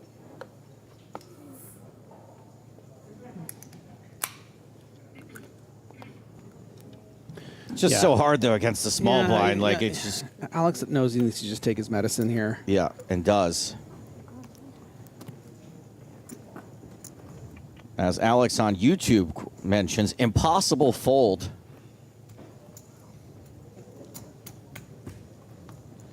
And Orpin gets paid up to 1.7 million now. Success coming now You owe me 1 tie back each two. for Orpin.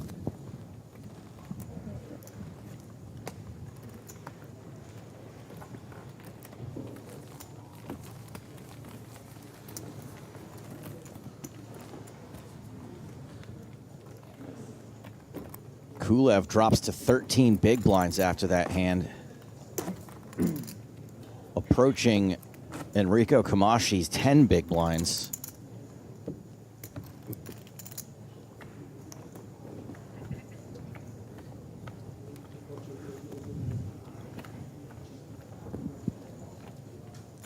Been 9-handed for a while now.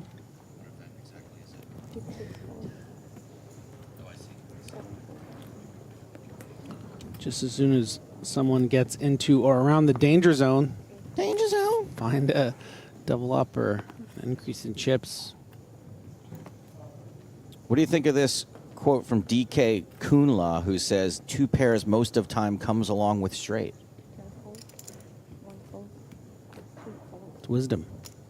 Very wise. Very wise. Very wise. Let me know when you're releasing your course. Queen 10 this time for Orpin.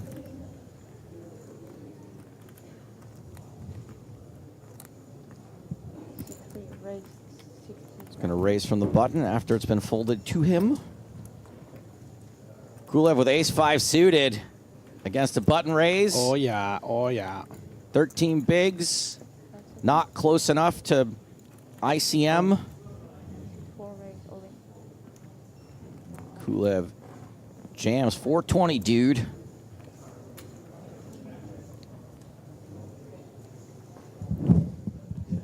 Orpin folds. Kulev is going to get a little bit back. Up to 18 bigs now. Now third from the bottom, edging out Bryn Kenny. Griffin, did you know that Alex Kulev has won a high roller before?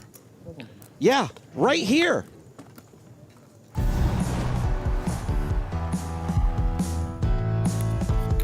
River card is a 10, and that will see Alex Kulev take down the Super High Roller title. Please give it up for Alex Kulev.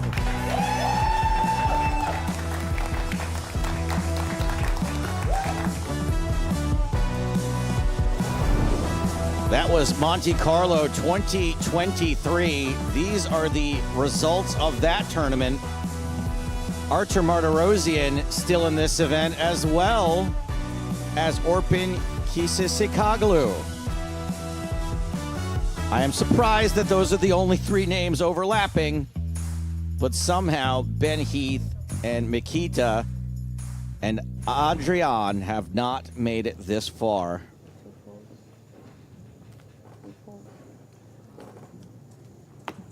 I'm sitting there, I feel bad because maybe I'm slow rolling.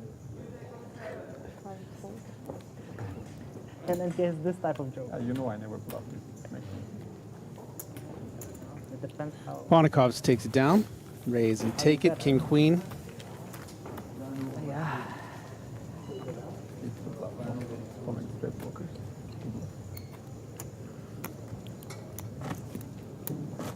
Not for me. You know.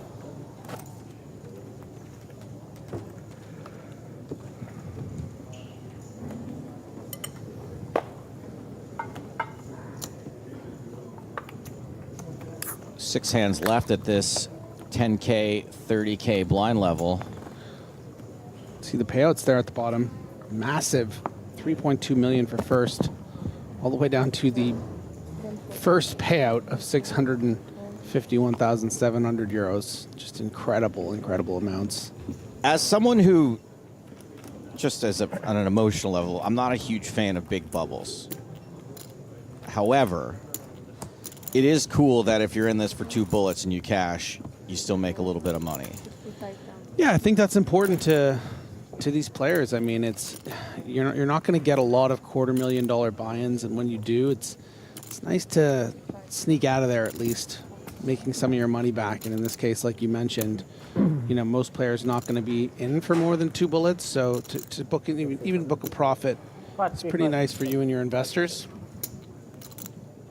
Wait a second. What do you mean investors?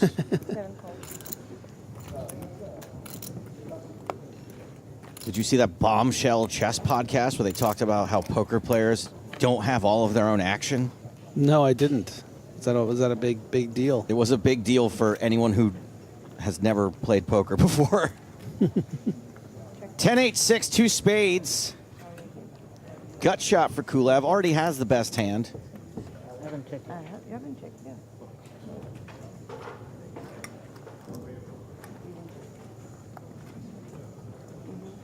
Bit of a debate going on in the various chats about the Orpin Kulev hand, and I do agree with those saying that Orpin's pretty balanced there.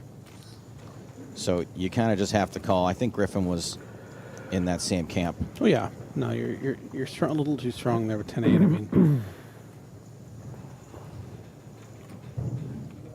also important to consider just how wide the ranges are blind on blind a spot like that. You know, Orpin could just have like 9-3 suited and be using that king as a good bluff card on the river. 90,000. Your opponent's not always just going to have the nuts. Yeah, but I don't have a time. And look at this. In 30 minutes. Christopher Wynn finding a bet with really the bottom of his range here. Attack mode. Yeah, just understanding, you know, board texture here. Gonna have all the 6s, Cool a lot calling. of 8s and 10s. with ace high and the gut shot, which he makes on the river. And this river is going to make Kulev a good amount of money, I think. Because, you know, if Chris's plan was to find a river card to bet again, this would be it, right? He's going to have a lot of 9Xs as semi-bluffs on the turn. You're kind of burning money if you're not prepared to bluff on this card against a perceived, you know, ace-queen, ace-jack high. You know, sometimes Kulev is going to have something like ace-9, and you just sort of run right into it with a bluff. But most of the time, I think you're going to be up against a range that's going to be comfortably folding on this river.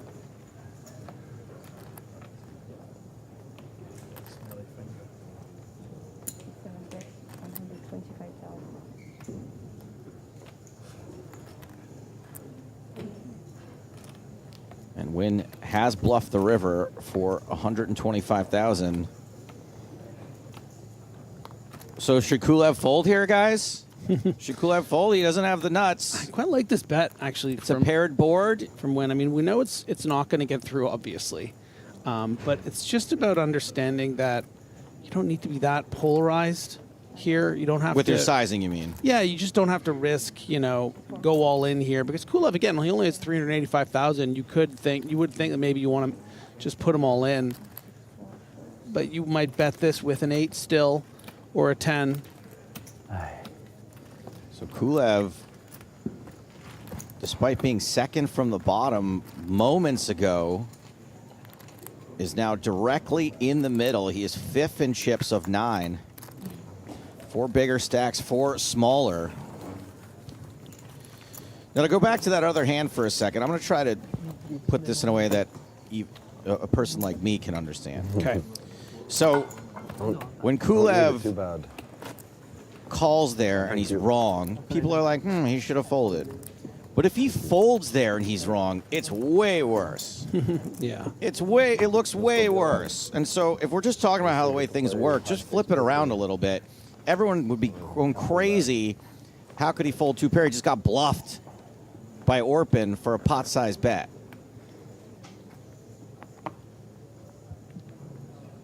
Yeah, hand was just a big cooler.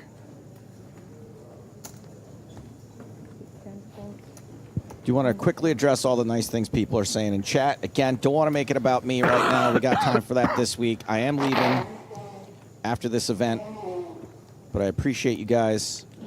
People saying some really nice things I wish I could respond to in detail, but I got a job to do. I mean, at some point, you're going to have to take some of this in. This is the 3rd time I've heard you say, we're going to have plenty of time for this over the course of the week. It is the course of the week.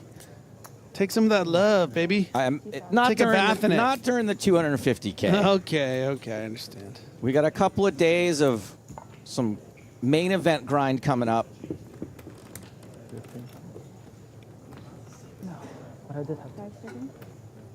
Biao Ding has opened from the cutoff with ace-king double suited. Wynn shoves on him. Ding obviously calls, and it's a domination situation favoring Ding. I don't know, because those block the bluffs as well. Yeah, it's very complicated. And our one-time table chip leader, who's really been chip leading this whole event, gets his foot stuck. Hey, 31% of the time he is going to knock out Biao Ding. Yeah, and that's why we elect to choose a hand like this. And we think our opponent's going to have a respectable amount of raise folds from the cutoff. Not a lot of help for Ace Trey, although opportunities.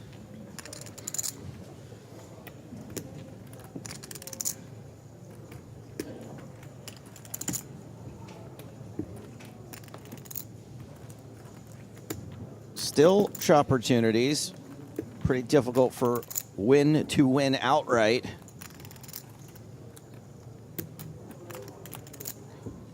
Seems to be regretting that decision a little bit. Queens and 10s with an ace kicker. This hand Wait, before we do that. Okay. I just want to say, This could be our last super high roller chop pot song. Okay. So that's okay. I want All to right. milestone that before you do it. But go ahead. This one goes out to the super high roller community. Maybe for the last time, the chop pot song. No. This hand ends in a chop, and you know what they say? Everyone loves a chop pot. The queenie was like, No, You you're had like still a just in the slight same harmonization spiral. there that It took a actually little- worked, It takes a little Griffin. time sometimes to Thank get you. out of the I was spiral. taking that one very seriously. I don't know if you Even can tell. when it like happens, sometimes it's like it takes a moment.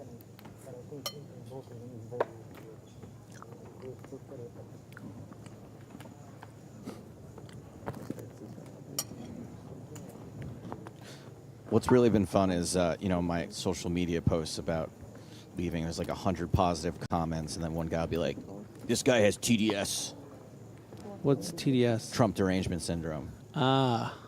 Yes, I'm the one with Trump derangement syndrome. Too big. It's queen. At least he's not calling you tedious. They probably also think that. Which, fair. Action's folded around to Stevie, who's got an ace, certainly good enough for a raise. We don't really even need to know what that other card is at the moment. Although these small to big blind confrontations rarely end with a simple raise and fold, especially against 10 Neener. Call.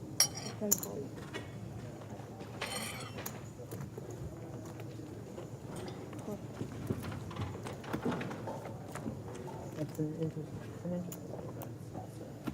8-6-5. Even get a Two GTO diamonds. study session during the tournament. Yeah. We have to Ponakov's promote. behind. To promote. It has a gutter. Time is cash. This is Good my gutter. financial I'm going to teacher. see Alexi winning this pot All a of my teachers here. good only percentage of the me time based on the three Time is Time is money. money. pocket cards. The number Pocket cards? English very Flop well, but very cards? smart guy. No, pocket. The cards they It have. doesn't need it. Hold cards. The Yes, hold cards. that's what they're Yeah. called. Hold cards, yeah. Chidwick bets 110,000 with what we know is the best hand. For now. I get heart, so a lot of heart. Aggressive suit. Yeah.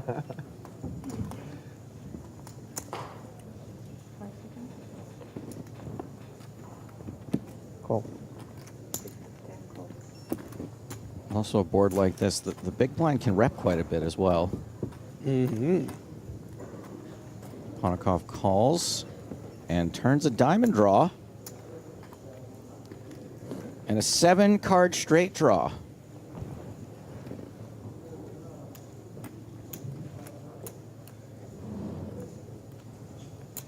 And a 5-card flush draw. That's right. That is right, Griffin. To quote one of my favorite movies, Major League Dynamite drop in, Griff.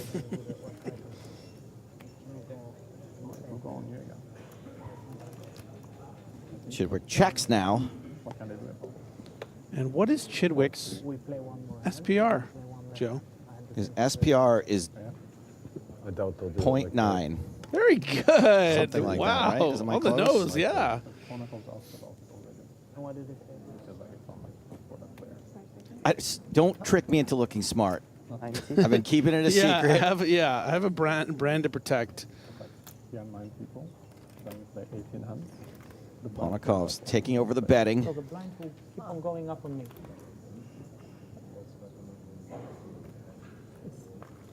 1/5 pot. So it keeps on. Look at you. You're on a roll. I mean, that's not a very good rule. Well, actually, it's So it's gonna. Yes, in Triton, they do it differently. I kind of miss wearing glasses. Someone busts them. Chidwick Yeah. not leaving yet. Interesting. River card. It's the Jack of Hearts. It's random, but it's still. Still, it's random that for 3 And Ponakov's has the longest not straight possible. has nothing to do with the other. They can easily fix it if they want to. They just want. Yeah, for sure. Yeah, they add one more. I don't think that. They did that one more. I don't see why. Chidwick checks. This is very scary. This is very scary. Because he looks like the Terminator. They both kind of look like Terminator. They are actually. both intimidating figures. I don't see why. But you don't really want to show down 10 high. But Stephen Chidwick, even without the other card, might call you here. It's not a big deal. Ponakov's bets 450. He can't even match that. He's going to have to throw in his car keys. He's going to take off those beads, the wedding ring. That's why like Triton will make like a change where it happens like, you know, a few Everything but times to make it the more fox fair, patch. He's like, the not whole that. they do is like, My grandmother gave that to me. So I do want to say Chidwick raising pre and then deciding to bet on this very, very wet 8-6-5 board. Yeah, he's just going to fold. It works. Ponakov's with a little daylight robbery. Yeah, I was going to say that could have even been aces for Chidwick. Think about the action. I do know that the ace card is broken more often than the other cards. Because the players squeeze them real hard. Because they're all excited. Yeah. Even at the high, super high roller level, they're just like us, super high rollers, you guys. it's a big jump. The next one, the 1530 to 2040, big blind jump. Now, normally I tell people not to like the stream on YouTube because the notifications go to my phone and it drains my battery. Yeah. But I've decided to tell them to like the stream It's likely if it happens this time, it'll be the last time it happens. on YouTube because I have it on vibrate and I'm sitting on it. So if you guys wouldn't mind smashing that like button, take me for a little ride. Small blind. I would appreciate it.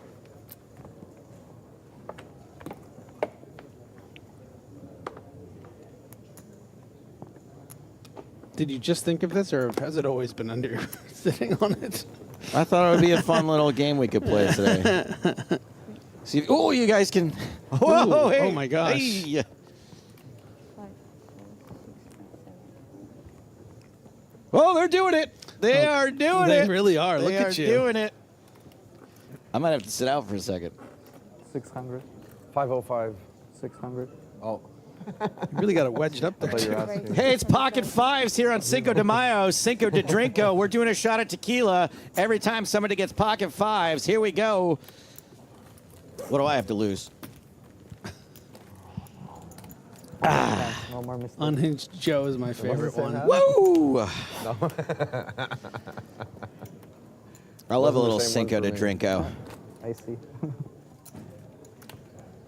Otherwise, Between that and Would be the decision. phone under my no, it would seat, have been snap. Okay. I'm having a great day.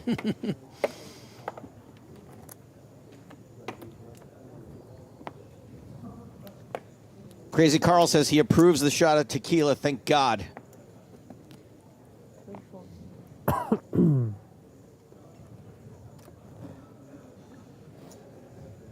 Alex Kulev, as we stated, middle of the pack, 28 big blinds. Makes it 65,000 from the 30K big blind. 7, 4. 8, 4. I like making it 65,000 because the big blind's like, if it was a min raise maybe, but Yeah. with 5 You made extra, it better, Enrico. Thank you. I'm not made of thousands Now at over least I here. can Yeah. afford to pay the big line. You know? I cannot. Rating out of 10, Kulev's jacket. Stape's really phoning it in. Oh, I get the joke. Yeah. I get the joke. I've quite literally phoned it in to my Emphasis on in. in my prison pocket.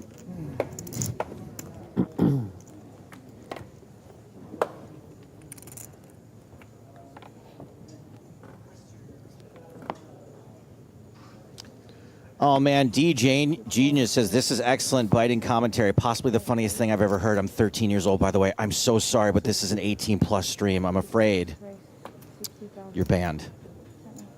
We take responsible gaming very seriously. This is something that only adults should be watching. Unfortunately, I do have to ban you for saying you're 13. Yeah, the drunk uncle has his limits. Go back to the kiddie table. Artur Martirosyan opens the Grafton. Go watch video games. I'm sure there's a Fortnite stream. Yeah. You know what? I'll put $5 in your Mindbucks account. Go build something. Have fun with your blocks. Now we have a new blind level. Blocks and bans. In how long we will have break? 20 minutes. Little reminder of the peanuts we're playing for. Just 3.212 million euros up top to the winner of this $250 million buy-in. Okay, yeah, me neither. Griffin, I'm exhausted. Do you want to handle OMC Papa here? It says, just by the way, it's whole cards, not hold cards. What game are we playing here, Yeah, Griffin? common misconception, actually. Yeah, so that's why I have no idea what time it is. Yeah. We're playing No Limit Texas Hold'em. Yeah, exactly. You've been listening to too much big hole propaganda.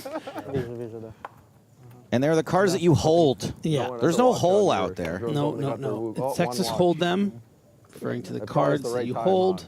So your hold cards are the ones that you hold and look at. Thank you. Look, everyone learns eventually. I thought it was hold for the Clearly- longest time. Yeah, we all did. So if you're new to the stream or just the understanding watch of like that, it's always going to be the right time. things being called certain things. It's probably smartwatch. This one? Yeah, is that a Garmin This is a watch? big Oh, it's blind not- jump, oh. by the way. It looks Bryn like it could alluded be, to it. yeah. Yes, absolutely. Going up to I like 40K, it's going to make Enrico Kamashi down to 5 big blinds. Stephen Chidwick just 7. Bryn and Ding Biao around 15. So these guys are going to start to fall. We talk about how unbelievable these players often are at sticking around and not busting and really valuing their tournament life. Eventually, that, Fortnite circle starts closing in. A Fortnite reference. That's exactly how I explain the blinds to people that never played poker before. I'm like, do you play Warzone or Fortnite or PUBG? It's the exact same principle. That play area closes up, and eventually you got to leave that tree. Thank God for PUBG for inventing the Battle Royale mode. Did PUBG invent it, I feel like? I don't know. You played PUBG, I thought. I did, but I don't know the freaking history of it. I'm not a Battle Royale historian, okay? I just get drunk and play.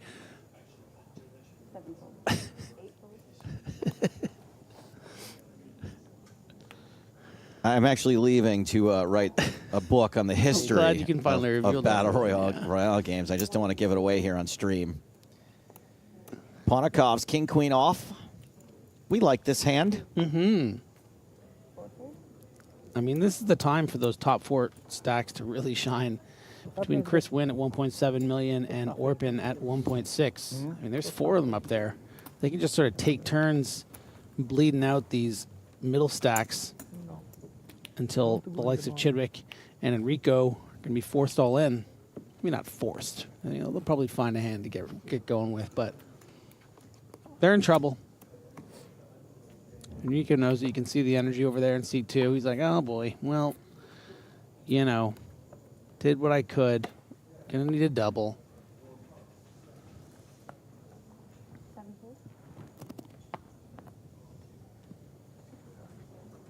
Ace Queen suited Oh, for yeah. Stevie. 7 bigs once again. Facing the prospect of getting it in with Ace Queen. No action in front of him this time, which is helpful. And they're suited this time.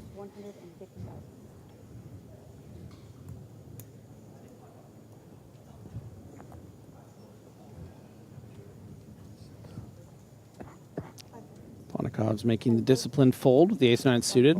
Would have been singing a different tune if it were later position.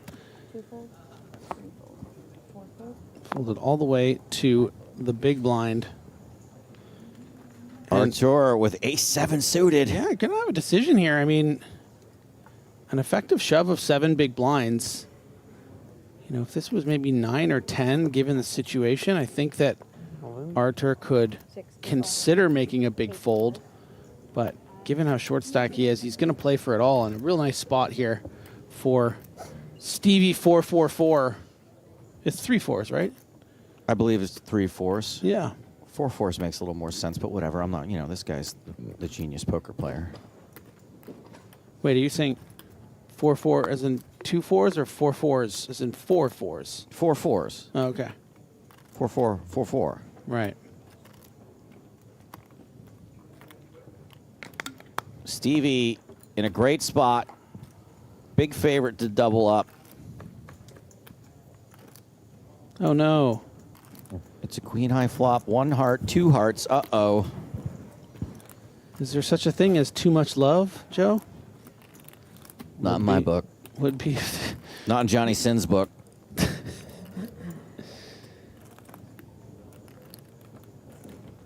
Oh, nice. Turn card. Just needs to dodge that heart. Just make it black, not for a sweat. Get it done and get the blood pumping. But not pumping too much like a heart would be. Double up Chidwick. Leaps ahead of Bryn Kenny, Biao Ding, and Enrico Camachi.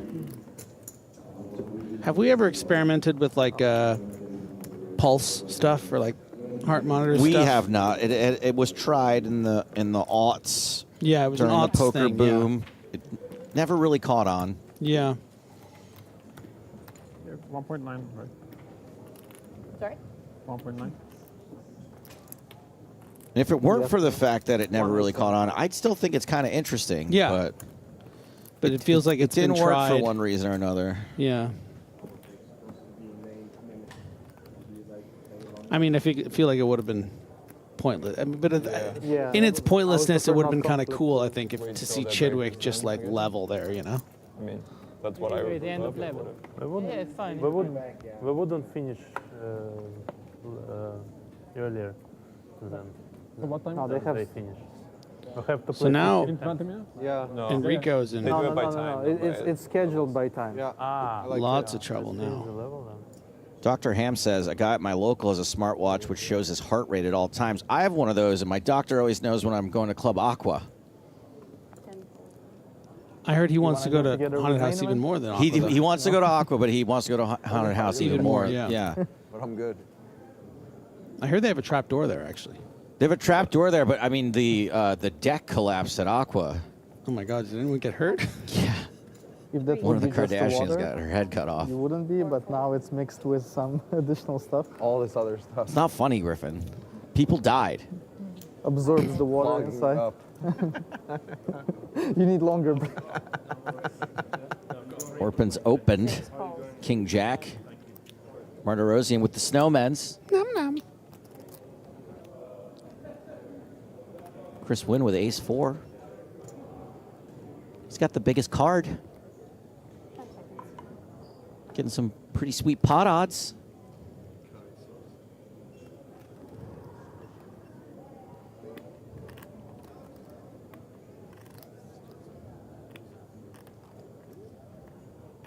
GTO Noob asks, isn't it Snowmen? Yeah, that's what we said, Snowmen's. Nom nom. Is it 360? Oh, finds it. You cheeky boy. This is how you become chip leader. This is how you become champion. Our super high roller champion from last year. For €2 million. Christopher Wynn just always prepared to flex. I mean, look how much pressure this puts on. It's actually just such a nice squeeze spot because, you know, Orpin, as we mentioned, these 4 big stacks, they're going to kind of take turns. Artur Martirosian going to really have a capped medium strength range here in the small blinds, something like pocket 8s, you know, an ace-10 suited, maybe a king-jack suited. Just puts a remarkable amount of pressure. I mean, what is Artur really supposed to do here? If he thinks Chris is very capable of messing around here, which he is, you would kind of have to shove. And it's just not really where you want to find yourself here, going all in for 35 effective with 9 left. Perhaps Artur is prepared to consider making a call here, which will create a pot of, you know, around 800,000 with about 900 back. Just gets real dicey. Speaking of pressure, I don't want to make you nervous, Griffin, but Draft Ganger's in chat. Oh, yeah? Yeah. One. He does, in fact. That's so badass. The ice cold move with the snowmen's. Giraffe Ganger, did that kind of turn you on a little bit, be honest? That was awesome. What an incredible move from just very, very aware of the situation, prepared to allow himself to be coolered, but says, you know what? I'm going to take this chip lead right here, right now. Stone tied, actually, with Ponikov's. Did Draft Ganger say anything? He hasn't replied yet. Okay. Oh, here we go. He said, I got wet. Phone slipped out. Sick reference, bro. Everyone knows your references are out of control. 2 folds.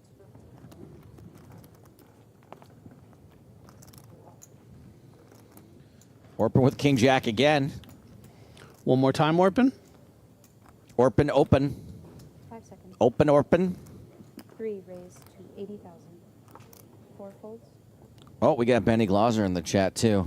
Pressure's on.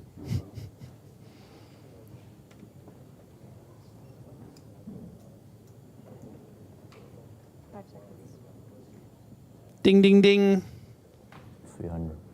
5 raised to 300,000. Ding Biao gonna put in 7 folds. better part of half of his stack. Telegraphing, of course. I'm basically all in here. I shan't be folding. 3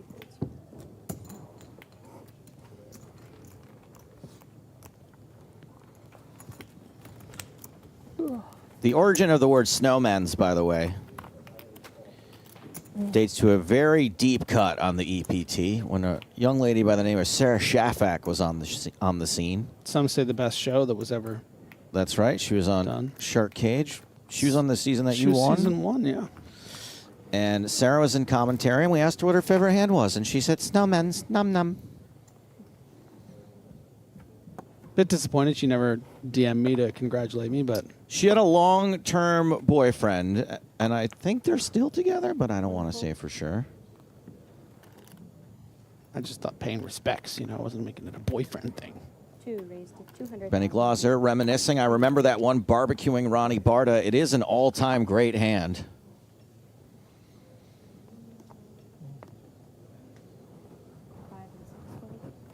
Sarah, Finnish beauty queen, model, and rapper. Kamashi's opened A7 and unfortunately has committed himself to a hand that is dominated by Stephen Chidwick.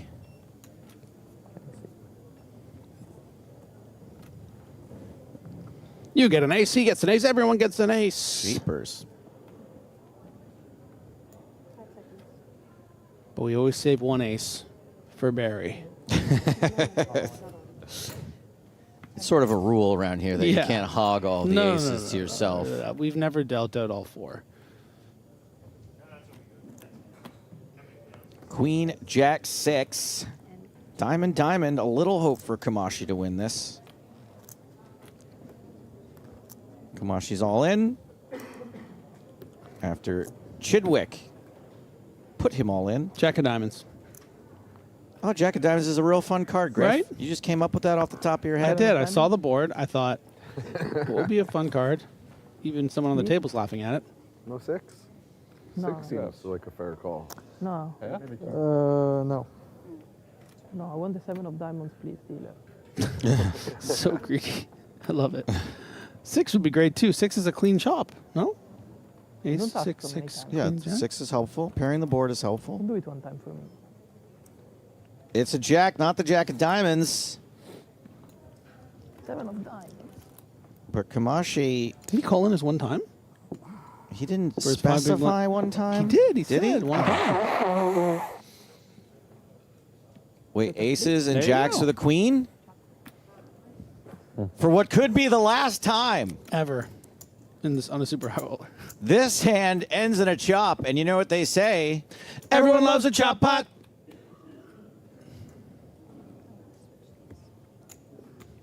Okay. Not so nice, but it's okay. Kamashi does profit slightly in that hand. Okay, so Very greedy. Greed in this world is crazy. I have a Poker Gods rule. Okay. Rules question for you. Lay it on me. If you half-heartedly but still use your one time in a 5 big blind all in a super high roller, Mm-hmm. and then the Poker Gods grant you a chop, Yeah. do you think you have used all of your one time, your super high roller one time, half of your super high roller one time? Where do you think it falls? I think surviving is using the one time. Oof. Personally. King for Biao Ding. 5 seconds. 5, raise to 80,000. 6, 7, and 8. Fold. Ace-10 for Ponikov's in the small. Ponikov's second in chips. Ding with just 17 blinds behind. Ponikov's So gets good. away from it.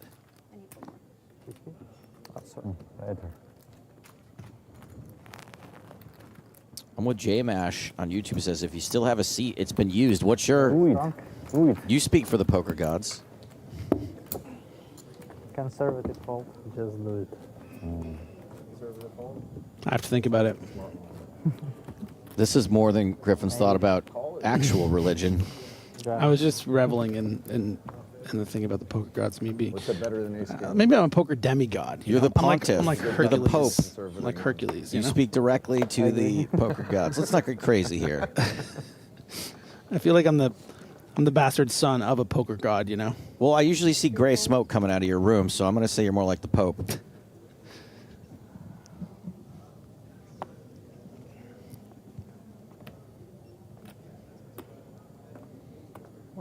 Kulev ditches ace-4 of diamonds. King-Jack this time for Ding. Good hope for you.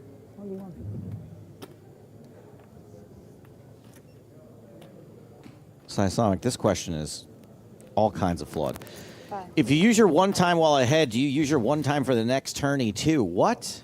You get one time forever. Yeah. You don't get one per tournament. Are you nuts? Some of us never get a one time.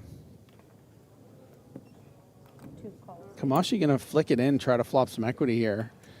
Desperation Nation here. He's trying to find a way back. I don't know. You don't hate this spot, especially Ooh, if there's a queen yeah. in the window. Ding with an over and a straight draw. Kamashi checks. Yeah, actually a situation where he finds himself. I like the smirk here from Ding. He's always smirking. It's the best. 5, that's 175. 2 is all in. King and a 10 would be a bad turn card for Enrico. Either a king or a 10.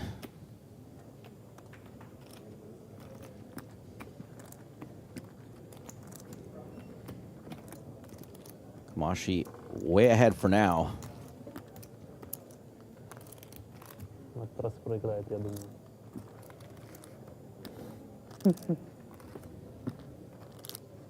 Look, he's not using the one time. Because it's he gone. used it already, Yep. yeah. Ace of hearts on the turn. Does not change the outs required to eliminate Enrico Kamashi.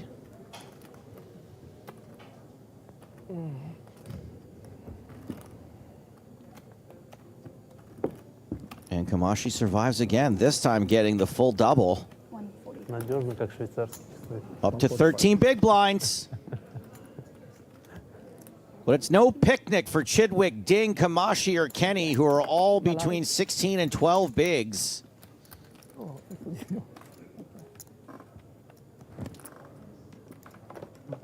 Turns out these super high rollers, kind of hard to kill.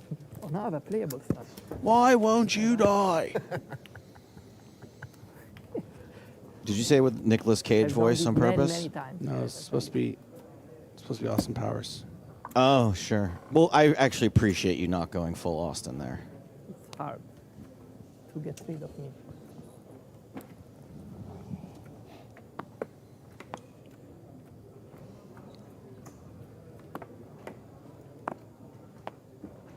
Four folds. 10 hands left on this level. Pocket jacks for Artur. 6, raise 80,000. Our hero, Artur.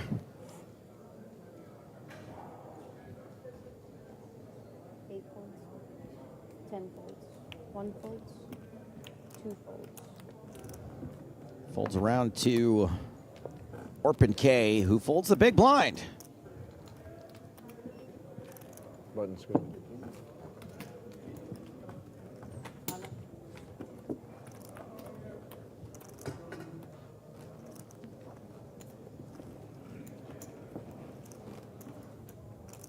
You're happy for me.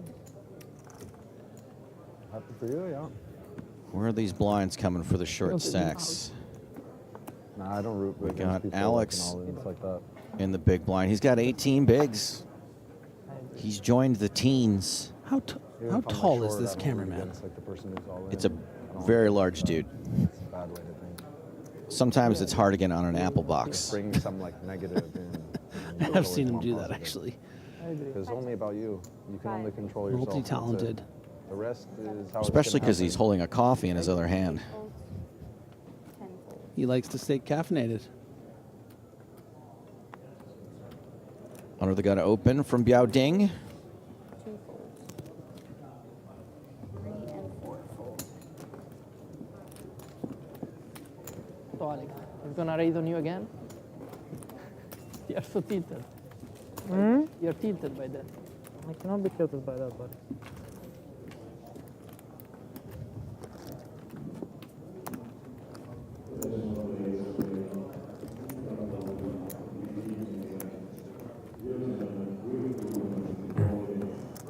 Your chin man.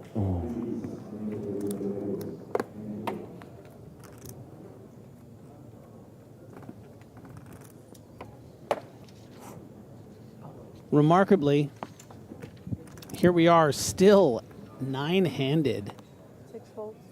and seeing great examples as to why it's so hard to eliminate these super high rollers from tournaments. They just scratch and claw. They don't hear no bells. 10 folds. Huh? South Park reference. I don't hear no bell. Sorry. It's okay. Oh, I don't hear no bell. I get it. Okay. 5 seconds. There's also a Bryn Kenny all in. 2 folds. Great Kids in the Hall sketch about a bar fight where they keep telling the guy to stay down. He keeps getting back up and he just gets his ass beat over and over again. Stay down. 5 seconds. I've told you my favorite Kids in the Hall sketch, right? I don't know if you have. Let's see if this all in gets called. Yeah, this is tricky. 11 big blinds. I think, 8s plus. Maybe something like ace jack suited plus. What about if you just want to be a hero and knock out Bryn Kenny? What about for the Well, glory? that's where the consideration comes from, man. You want to be a hero, 2 players behind, though. Worth a time bank card at least. 5 seconds. 3 folds. 4 folds. Orpin folds, and look at that. There was a 6 dead. He's a genius. Yeah. button's good. Kenny gets through. Take it. South Park. Oh my God. They didn't kill Kenny. They didn't get one. Nice. That's good. Yeah, the sarcasm, kids in the hall sketch kills me. Just Oh, the guy's the speech impediment. That's it's just a speech impediment that I have. That everything I say sounds sarcastic. You're a real asshole, man. I just played the hand. So I'm so lonely. if I fold this hand, then I'll get up. But I couldn't get up in between that hand and this hand. 7 hands left on this level. Things are going to get real shallow.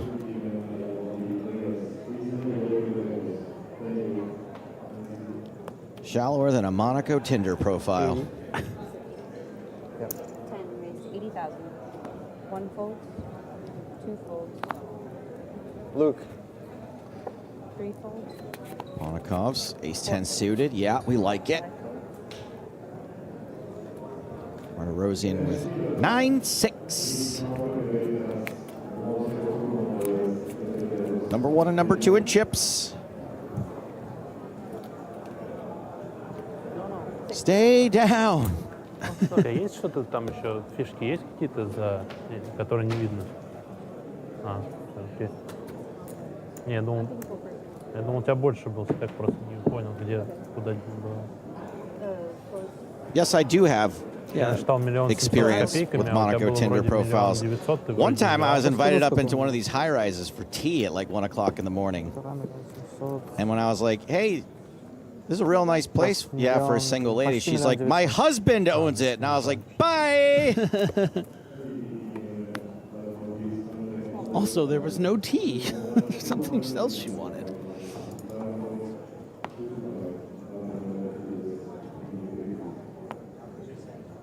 To be fair, if something other than tea had been offered, I probably would have left so quickly, but It's the biscuits that always draw you in. I'm a big cookie guy. Ace-Jack for Ponakovs. I did not mean that the way it sounded, by the way. 4 folds, 5, 6, 7 folds. We can wait the end of the level, no? But I'm correct. the break. And we are on break, guys.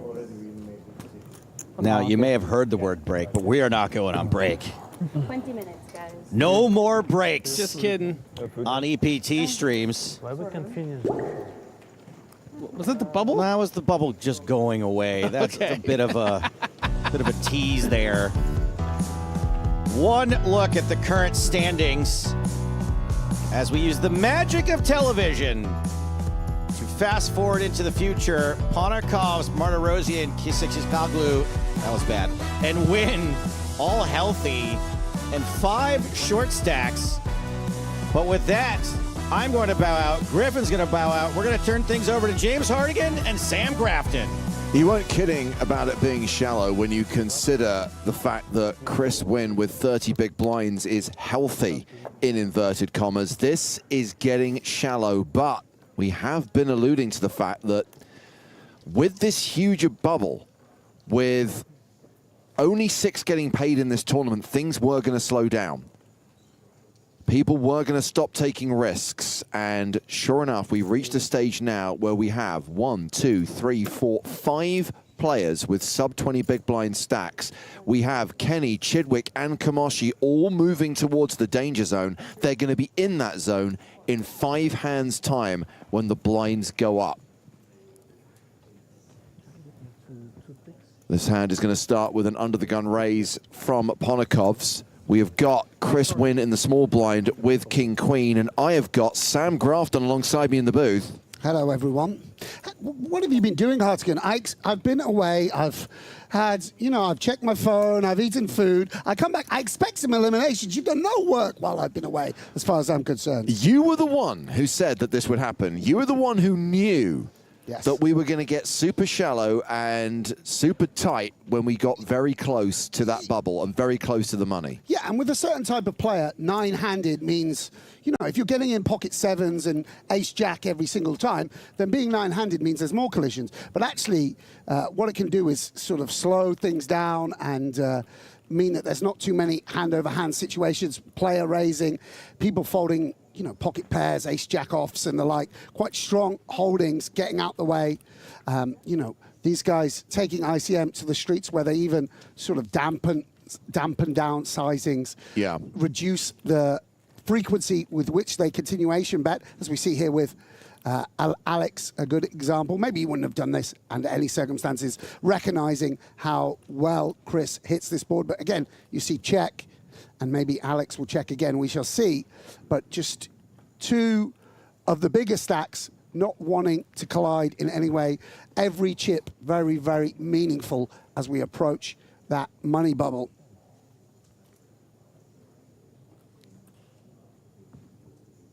So we have seen the check from Chris win. 100. We get a delayed continuation bet from Alexis Ponokovs with just 8% equity. Yeah, I guess he feels this is just one of his worst hands. It's almost better to check back a king 10 or 10-9 if indeed you have those hands under the gun where you can make a real strong holding. Ace 5 and ace 7, the worst aces he's going to have. Trying to fold out a hand like pocket 5s, pocket 8s, and will outdraw his opponent on the river. This is why it's useful to have that overcard. Barry Greenstein changes the outcome of this hand. It goes check, check on the river. Ponokovs wins the pot. Yeah, this is the thing about playing high stakes. Normally, if you play lower stakes, when your opponent checks, it's like, great, I win. Yeah. When your opponent checks, it's like, oh no, they've rivered top pair. We have a question from Julius Caesar, who's watching on YouTube. First of all, Julius, I stayed in your palace in Vegas last summer. Was disappointed. How often does the big blind increase and how many hands? So when we get to a single table in all EPT tournaments, it's a set number of hands per level. In the 100K, for example, it was 24 hands per level because that played with a 60-minute clock. Because this tournament was playing with a 40-minute clock, it's 18 hands per level.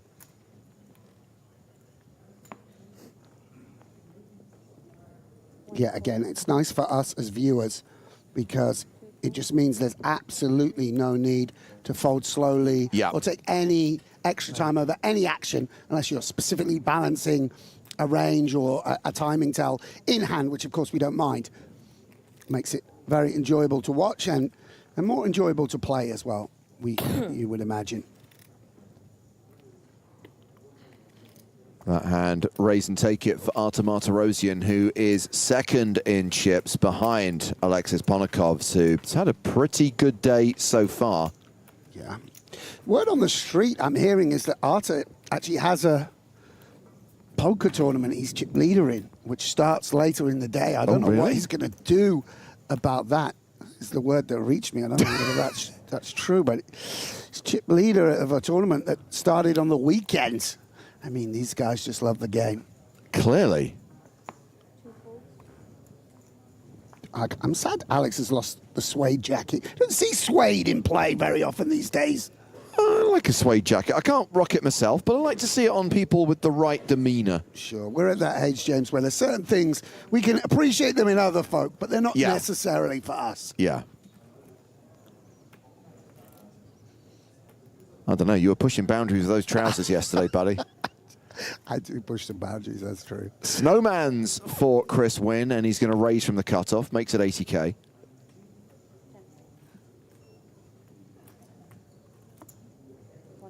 And everyone else folds.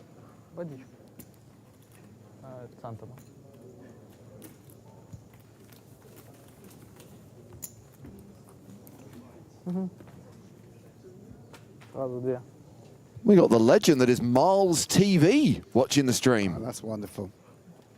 That's wonderful. I feel under pressure now. I'm gonna mix up my words, knowing there's such a legend of the game. Observing.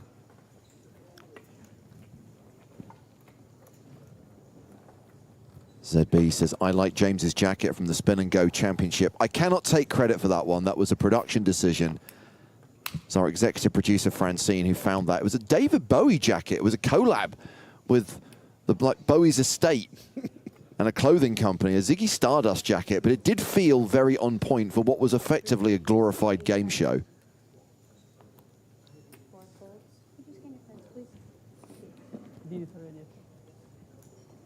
appreciate you weren't in Paris, Sam, but the good thing is I have what the kids call receipts.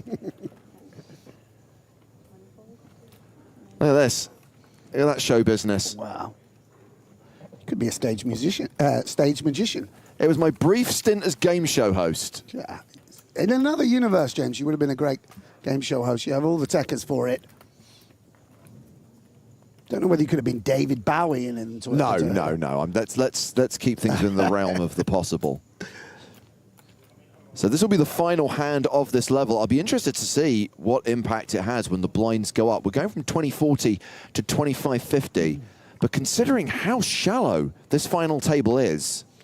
Yeah, if we get, you know, some late position opens, button versus small blind versus big blind, you know, 18, 15, 14, 12, and 9, and that will indeed be reduced momentarily. You can get some reasonably, I won't say light get-ins, but some hand-over-hand situations. Yeah.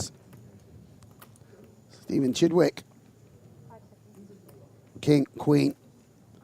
We know the value of this type of holding really goes up in value at these these medium-sized stacks or short stacks. Gets Enrico Camashi to fold ace-6 in the small blind, queen-7 for Orpen in the big.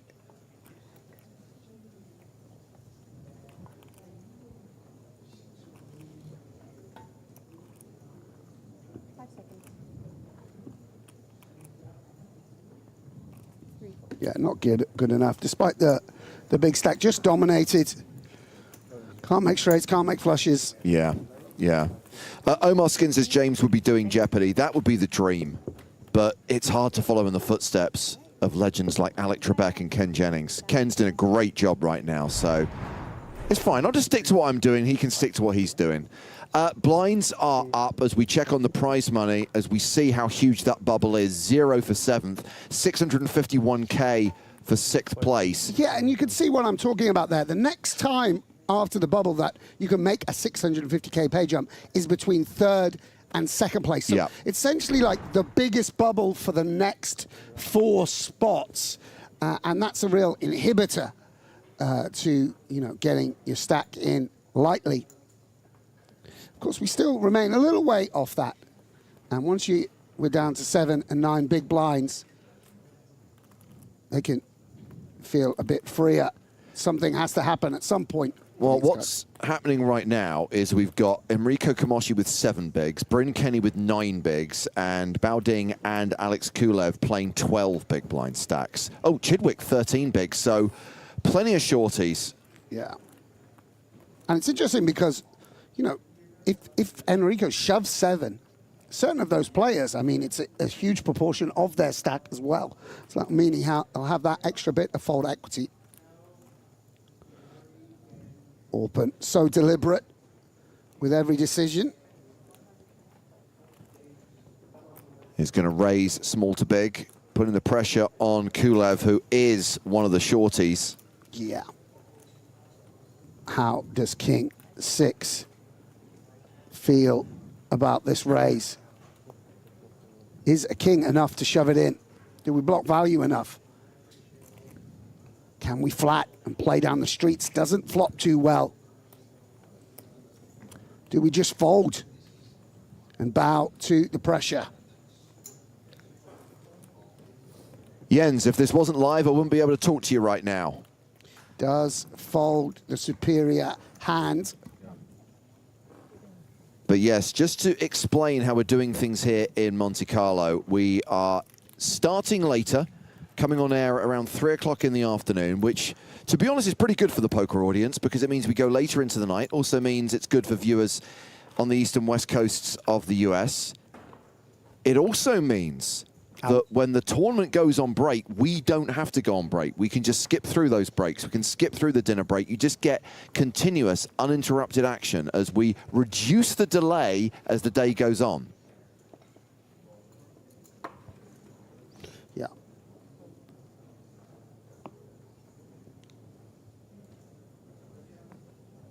Like the factory workers that made Chris's hoodies. No breaks here. Kenny folding the queen 10 of hearts. Got to hurt a little bit.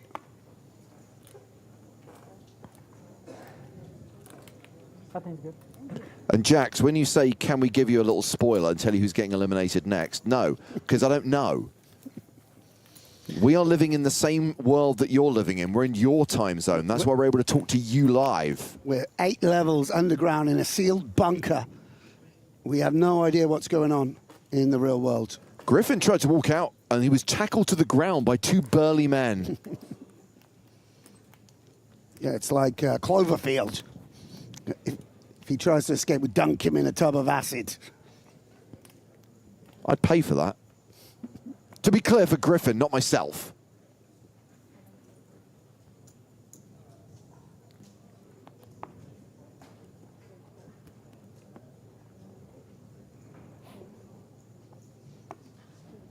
Enrico releasing. And open. It is Arta's big blind, but the 2 stacks in between going to have... Oh, it doesn't really matter when you have King 10 suited. I think going to be a pretty good open from the cutoff. And Arta with an Ace-X offsuit.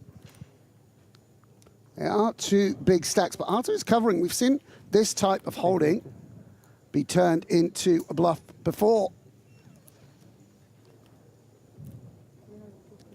And 350K.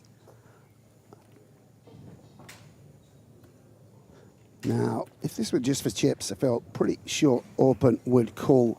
On the final table, bluff catching down the streets is more precarious. For that reason, you need to tighten up pre-flop. And he will bow to the pressure.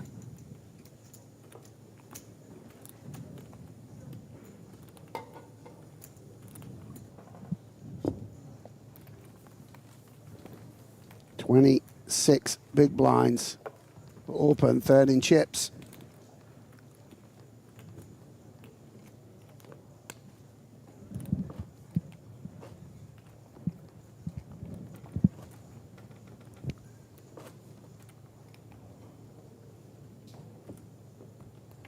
We still have the players who are 1 and 2 on the all-time money list at this final table, Bryn Kenny and Stephen Chidwick. And as we mentioned earlier, if Chidwick wins this and Bryn Kenny does not cash, we are going to see a new #1. Chidwick would move ahead of Kenny. Yeah, it was Bryn and Bonomo going band for band for a while. Justin somewhat stepped away from the high roller scene, it seems to me. As Open releases the 5s. You see here how a hand like that diminishes. And Yao on the button, 10 big blinds. Do we want to just shove this in? He has announced all in. How bad can it be? King Jack of diamonds. Try and find a better hand. Yeah, you see, he doesn't want to raise and potentially get shoved on by that ace-3. Not certain that would have happened, but much better with that kind of holding to just put it in. Fold out the ace-3 instead.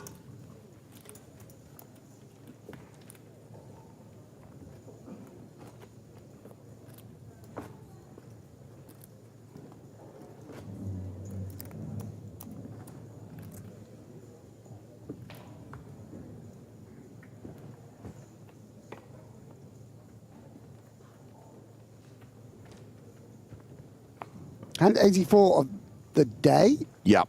Right. Not of the final table. 84th hand to be played on the 2nd day of this 2-day tournament, which will conclude today, by the way. We are playing to a winner.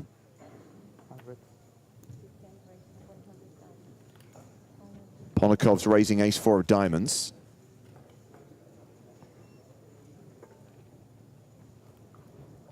Alex, 12 big blinds. We'll know a lot about Alex's game. 6 is not good enough, not qualifying, in his opinion. versus the under the gun.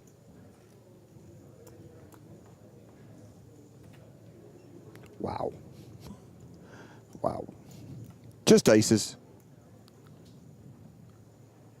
And we'll just call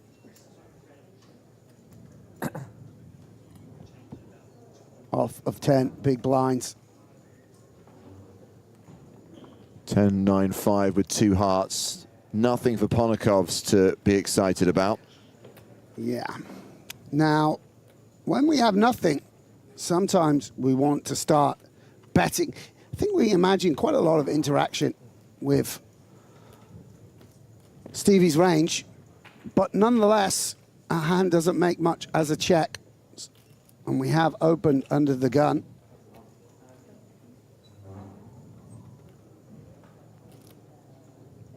Decides to check back. I think he's recognizing that, I mean, he can't put Stevie on aces, but recognizing that Steven's defending range even is reasonably snug. And Chidwick now will be hoping that his opponent turned a king.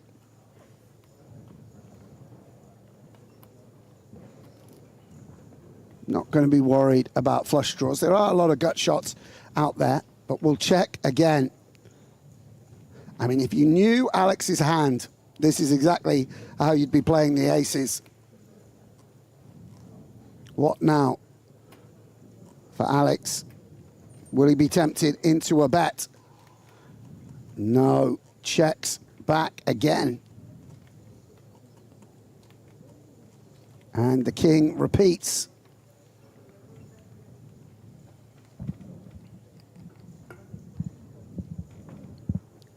Stevie still going to be very, well, he's just going to be very, very confident he's got the best hand. Aces sort of blocks aces that show down.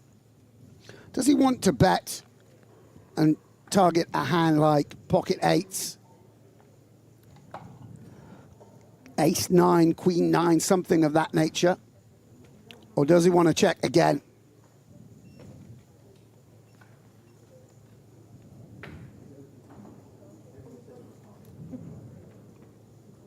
It's kind of hard to imagine Alex doesn't have anything. When you have aces yourself, it's hard to put your opponent on just ace high, which I imagine Alex might bluff with if Stevie checks again. I don't know. It's going to go for some value.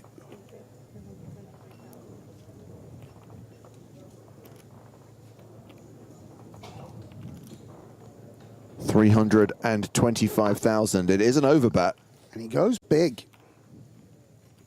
Goes big.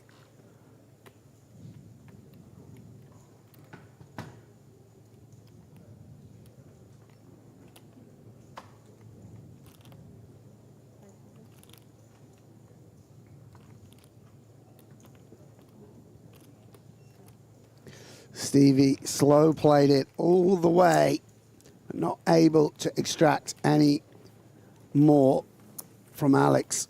Yeah, so Chidwick chips up to 15 big blinds, which is good for 5th place on the leaderboard. Yeah, and by the way, it shows exactly why you're playing snug. One, you know, making sure that you have 11 bigs rather than 8 bigs when you do finally double up, or when you steal 2 pots in a row or get 1 rejam through. It puts you into that sort of top 6 position.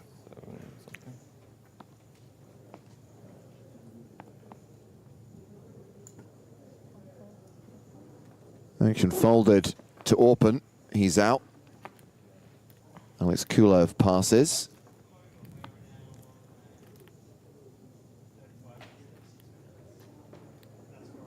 Round 2, Chris Wynn on the button. Yeah, the worst scenario, but we play 3 hours 900. Oh, he's got jacks. We're playing so long. Yeah, like 3 hours. He's going to raise it. So you're 5% maybe now. 110,000. It's 10%. Yeah, Stevie hasn't. Wow, Stevie hasn't immediately released, and this might be the confrontation that we've been waiting for, because King Queen rates very highly versus Oh, open. Chidwick all in, and I think he's getting called here, and we're going to be flipping. Yes, indeed. Chidwick at risk with the overs. Win ahead for now with the pair. Yeah, a little bit unlucky for Win in the sense that might have felt that, you know, it was a domination situation, maybe one overcard or a smaller pair. In fact, it is a flip. And it's very significant for both players. Of course, Stevie will be eliminated, but it would send Chris tumbling down the ranks to almost the shortest stack if he were to lose it.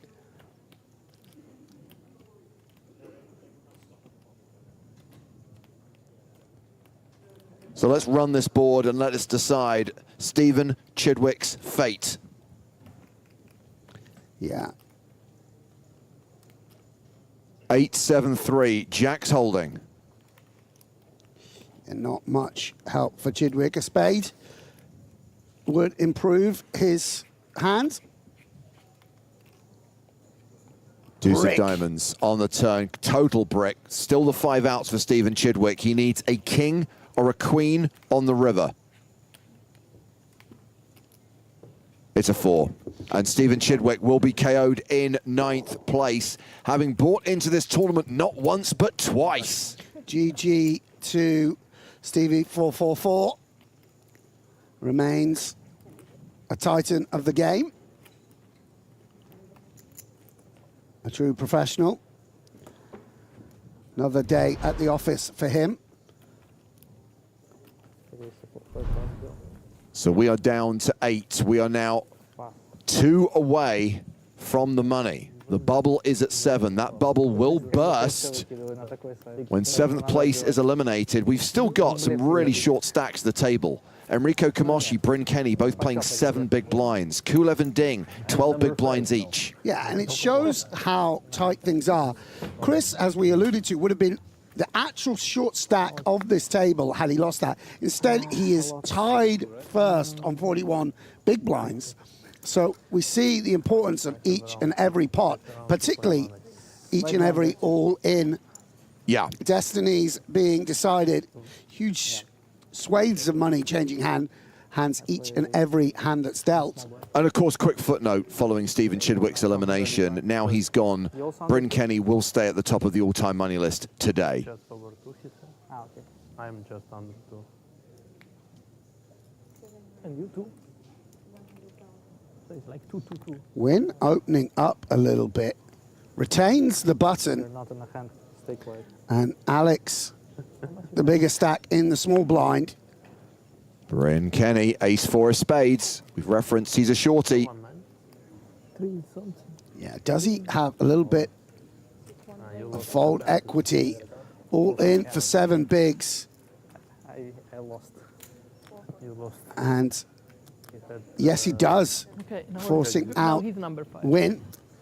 Bryn Kenny chips up, now playing 12 big blinds, no longer at the bottom of the leaderboard. I have 630. Yeah, it's like, yeah. Well, Bryn Kenny, as well as being #1 on that list, is also a former super high roller champion, 2-time champion, in fact. The first win, the PCA 2016. Kenny, focus on Kenny. The river is a jack. Bryn Kenny's finally done it! PCA 2016 Super High Roller Champion, Bryn Kenny!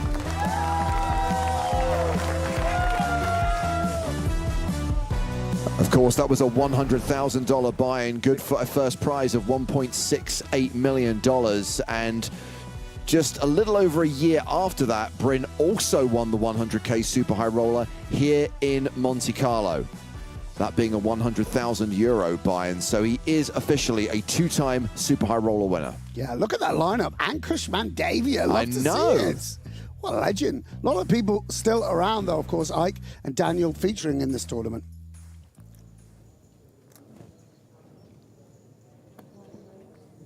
Ankush Mandavia. If you made a reckless call, his name was Pistons87. If you made a ICM punt, you just sort of spike called off, we'd call it a Pistons call. can do very good battle. But yeah, I mean, I remember that 100K. You know, of course, I was playing. I wasn't even in PCA. I don't think. You know, playing low mid stakes. I think one of the earliest 100Ks that Stars ran. Right. I mean, it was a real. The first 100K was PCA 2011. I know that was Victor Blom, but it wasn't an every year thing at that Eugene point. Kachalov. Oh yes, Victor Blom got third or fourth. No, that was the first one. It was at the PCA every year after that. Oh, it wasn't. Yeah, the first one in Monte-Carlo was 2012, which was won by Justin Bonomo, and then it basically became a fixture of every EPT start. But granted, the buy-in does fluctuate. We've had some which have been 50Ks rather than 100Ks. Yes, indeed. But PCA, Monte-Carlo, always a 100K buy-in.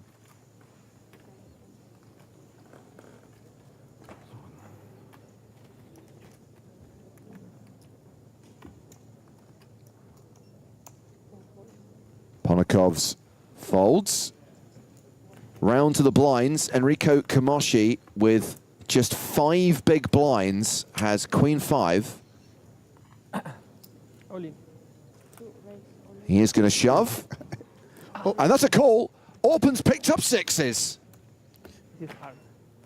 Yeah, would have hoped for 2 live cards. Instead, it's just the 1 over. Okay. Orban wanted to mock instant. Arthur says you Okay. can't lose. I'll take my Wait. chance. Please, one time, queen. I'm not asking much. What comes One now, time a Enrico? 6, please. Enrico Kamoshi has officially used his 1 time. And good luck next tournament. Please. Arthur needs to play final table. Yeah, exactly. Yeah. Think about her, please. 6 of cards. And Round sleep. Orpan unfazed. Of course, consequential for him. But it's Enrico's tournament life that is on the line here. For sure. You go all in every hand, you finish tournament. 32% What a chance great of game survival. it is. That dusty queen 5 off against a pocket pair. 30%. Ace, king, deuce on the flop. Kamoshi's equity drops to 18%. Right now he is looking for a queen. 3 immediate outs. Has to turn a straight draw at the minimum. Oh. No, doesn't. Oh, negation though. Of course, counterfeit outs now. An ace or a queen on the river, so his outs have doubled. 6 cards he can hit, but he doesn't. 6s hold, and we lose Enrico Kamoshi in 8th place. GG to Enrico.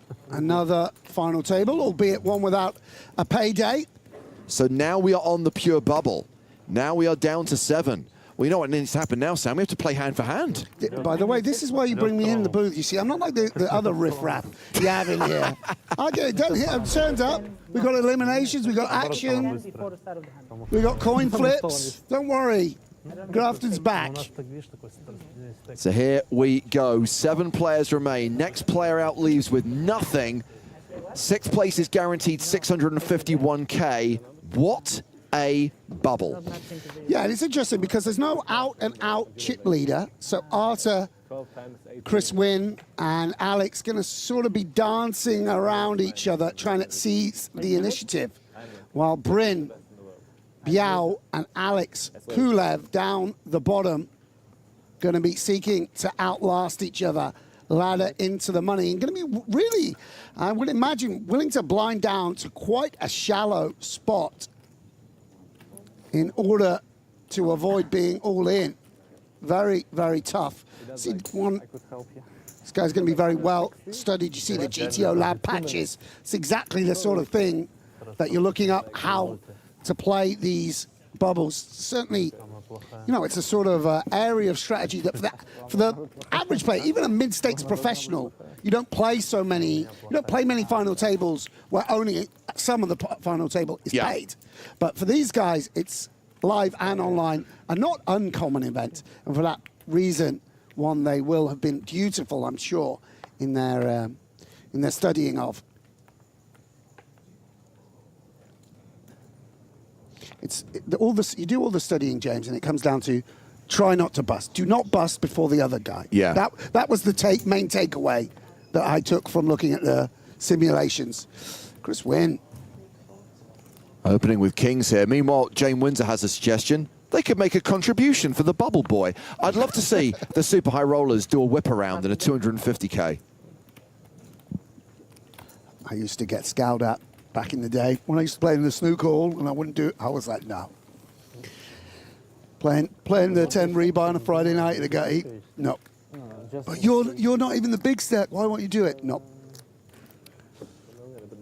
It's a good lesson in character building, standing up to the peer pressure. Same. Two sides of the same coin, right? Not standing up to the peer pressure, being an asshole. Million or 35. Chris Wynn, first to act here. Yeah, and chip leader would be quite a feather in the cap to add to the 100K win he achieved last year. And Alex gonna put in a raise. The ace blocker, just very, very powerful in situations like this. Did Kenny folded King Jack of Hearts, you see. My goodness. 500. Martirosian responds with a 3-bet, and Ponakov's folds. No messing around. So yeah, Martirosian on top right now, but as chip leader, he only has 43 big blinds, and those blinds will be going up in 7 hands time. Sorry, 6 hands time.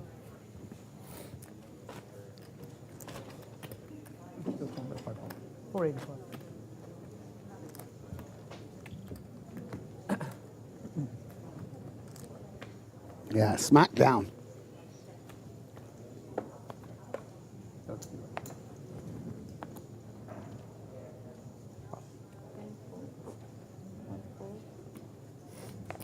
Hold it around to open Kisisakoglu.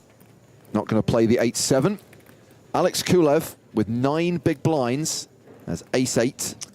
Yeah, these are the real tricky decisions. 280,000. And we'll put in the majority of his stack, allowing a tiny bit of wiggle room in very unexpected circumstances. And not going to be happy to see the other short stack. All in from Baoding.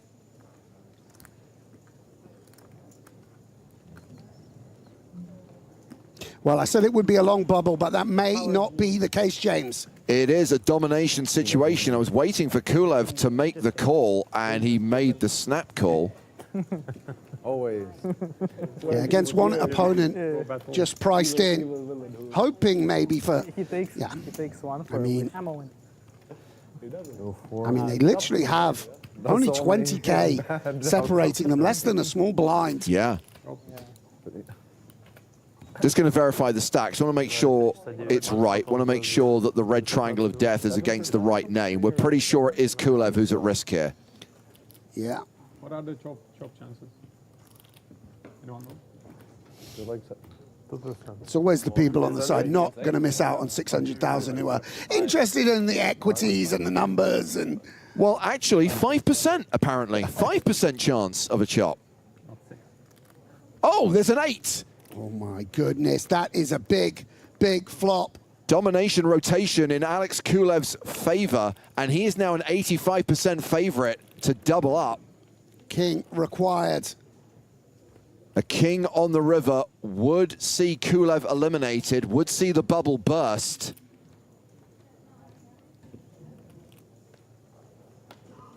No. Oh my goodness, what a remarkable outcome, James. So Kulev survives and is now playing 20 bigs, and Baoding is running on fumes. Baoding has 20K. That's just one fume.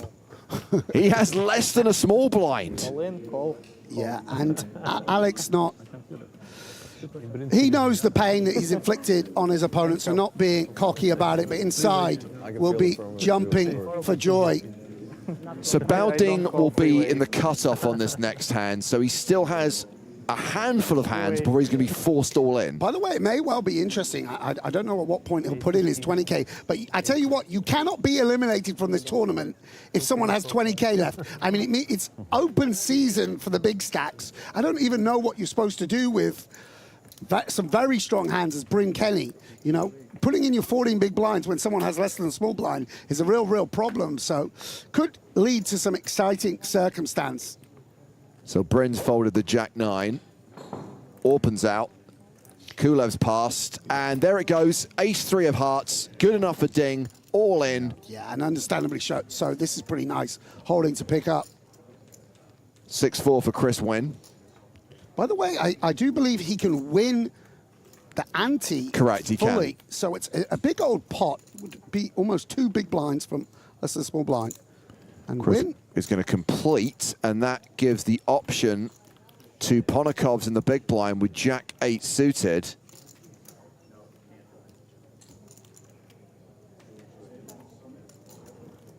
Ponokov's checks, so we have got side action between Wynn and Ponokov's. Ding at risk and eligible to win the main pot of 110K. Yeah, and his opponents are very live.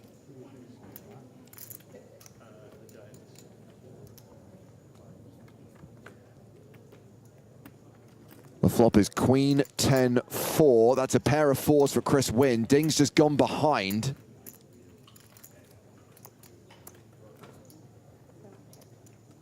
Gut shot for Ponokov's. It's been checked to him.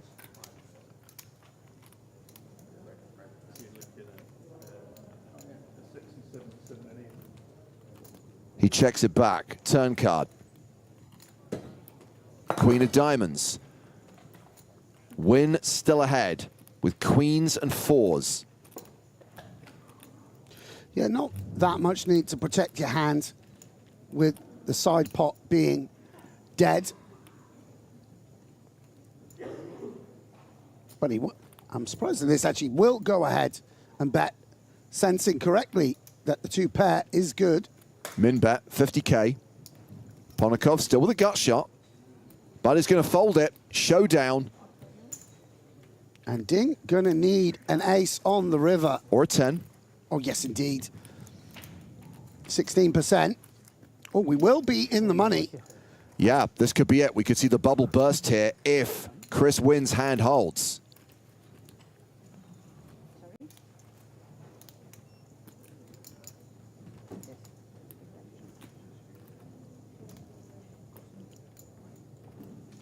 The rest of the table do not want to see an ace or a 10 on the river. It's an 8, and that will do it for Bao Ding. It was the previous hand that did all the damage. He is KO'd in 7th place. He bubbles the 250K super high roller. The final 6 all guaranteed at least 651K. Yeah, a massive payday for everyone at the table. They're going to be very relieved to lock up a very significant cash in this huge tournament. And we got a feel for Bao Ding. Last minute registered, played absolutely wonderfully as far as I saw. Got it in a hugely great spot to burst the bubble and have a significant stack in the money, but not to be. And, you know, he's a long-time card player. He'll understand it, but it's going to sting for a little while at least. So congratulations to the final 6. Another cash for Bryn Kenny to add to the $81 million in prize money he's already won. Yeah, will extend his lead over Stephen Chidwick. Absolutely. Yeah, sneaks into the money. Sometimes they have it backwards, I feel like. And so now the next Sometimes pay it's jump, backwards, I feel you like. know, They think it's of course, a certain way. It's probably the opposite way, actually. people not going to play When recklessly. it's ingrained. They're having a little chit-chat. Just like, I don't know. For me, every number is fucking like... It's a good way to think about things. Guaranteed when you listen in to Bryn, he's going to say something entertaining or outrageous or both. Yeah. So, of course, we play on as previously advertised. We are playing to a winner because there's still a huge amount of money separating 6th place and 1st place, with the winner of this tournament receiving 3.2 million euros. Do we have a small break? How long's the next break in? Dinner break. 1 hour? Because if we make a break, you play if you have it ready. Well, let's talk about the prize money. Sam, you were saying that the jumps now, not too brutal until we get, I guess, to the top 3. Yeah, but it is an absolutely mammoth first prize. And the thing to say about these guys is, while we know they all have significant bankrolls and are well able to play these tournaments, you know, as a high-stakes poker player, a score like this can make or break your year. It's the difference between finishing the year in profit or finishing the year sometimes significantly behind. So Danny Maxwell taking the official final table photograph. Look, we can get into it about whether 9 is the final table or 8 is the final table. If you're not in the money, you don't really want to be in the photo. There was no sense doing it until we got down to 6, Sam. No, absolutely not. We could have done it and then, you know, done a sort of Stalinist airbrushing of the map.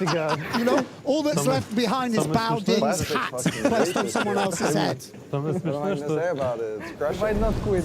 I can't say that part. So still pretty shallow right now. The chip leader with 43 big blinds. Bryn Kenny is the shortest stack with 14 bigs, and the blinds are going up in 4 hands time. But the pressure is off slightly now that we're in the money. But crucially, when things are this shallow, Sam, it just takes 1 hand for a big switcheroo and massive changes. Absolutely, I was going to say, you can see from the stack sizes there, this is the delight of making it into the money. It really is almost anyone's game. It's quite possible that Bryn, just a double up and a little bit more from assuming the chip lead, and obviously a long-time expert in MTTs, you know, anything is possible. No clear favorite, I would say. So let's get action underway at this 6-handed final table. A reminder, the blinds are currently 25,000, 50,000 with a 50K big blind ante. It's still going to be like 60 bigs or 60 total bigs at the time that one starts, or we went slower? I don't know. Oh, it's going to go faster now. Yeah. ICM chop 6-8. Average is 30 blinds too, so oh, the blinds are up. Are they talking about doing some business? Ready to go. Time to fight now. The clock was off, but now it's working. It was a little tense before, now it's time to fight.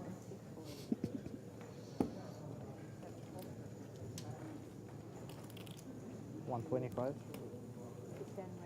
Ponakov's raising small to big, pressuring the short stack. Not time to fight yet for Bryn Kenny. Yeah, nice pickup from Alex. In-house 87 asks, not once, not twice, 3 times, in capital letters, where is Maria? She'll be here later. Thank you for your question. You said you've got 1-1? I have 1-1. I mean, if you want specifics of where she is, let's just say Southern California, Los Angeles County. I'm not going to give you a home address because you seem a bit weird. She's somewhere doing something glamorous. Just, you know. Crucially, she will be joining us live via satellite a bit later on for the final table of this 250K super high roller. Yeah, and the luckiest man at the table, 110. Alex Kulev with pocket jacks. Got very lucky with that ace-8 against ace-king. Now has around 20 big blinds and is opening with jacks. Open with the suited king. Might be a hand we want to defend. Yeah, because Sakoglu makes the call. We go heads up to the flop.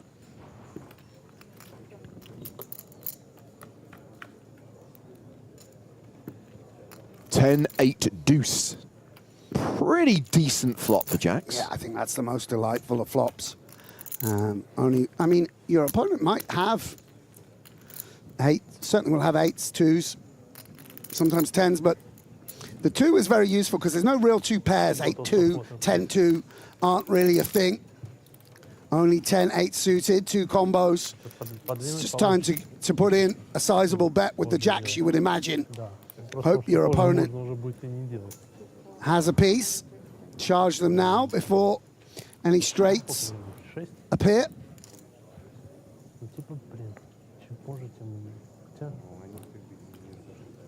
And that continuation bet of 125K will get the job done. 35 это точно не надо. Ну, 7 лучше будет, чем 6.30.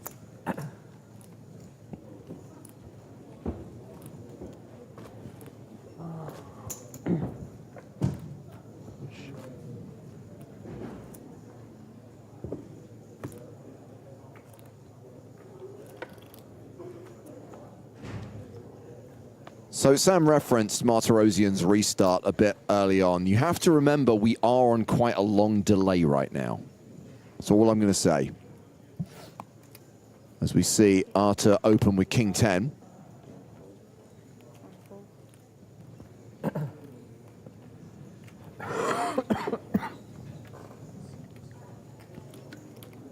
Kulev dominated in the big blind. He's very good at domination rotation. He should consider playing this. Yeah, it's got to be close, but maybe all the suited hands make it in. Six-handed, or not all of them, but ones that can make it straight as well. Not much for the 10-6. Yeah, nice board for the pre-flop raiser. So many aces in your opening range, and that nice gut shot to hit if you get called.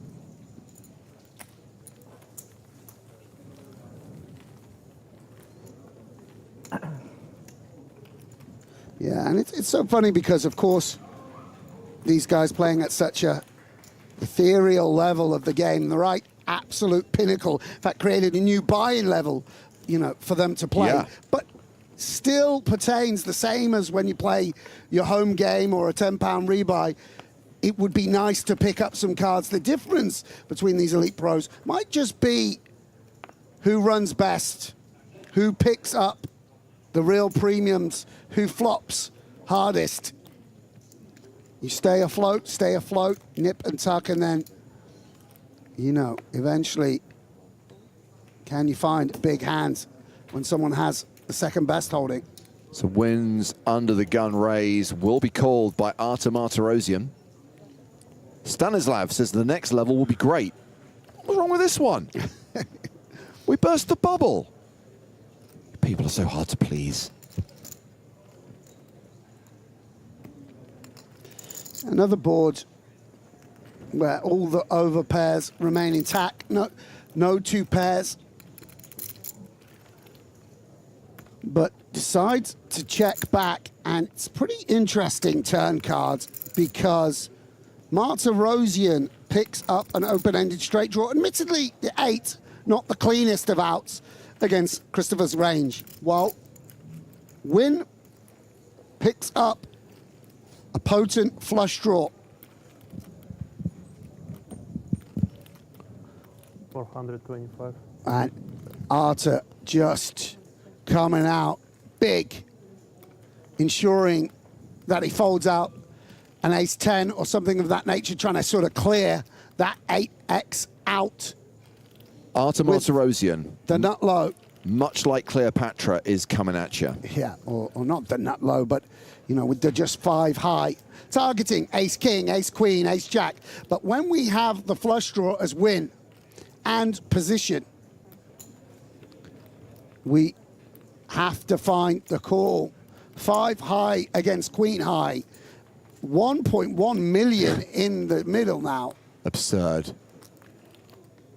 And Martirosian does not get there. Wynn does get there.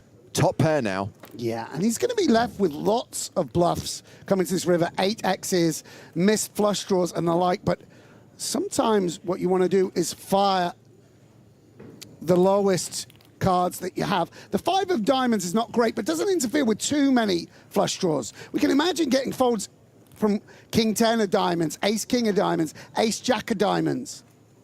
Potentially, could we fold out a hand like pocket 8s, 7, 8?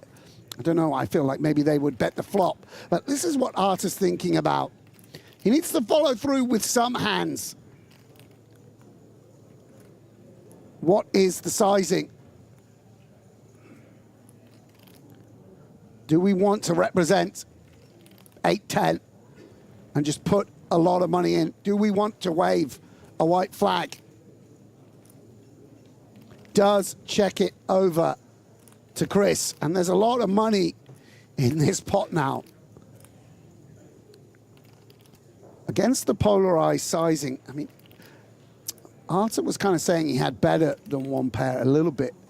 So it's a bit of a weird spot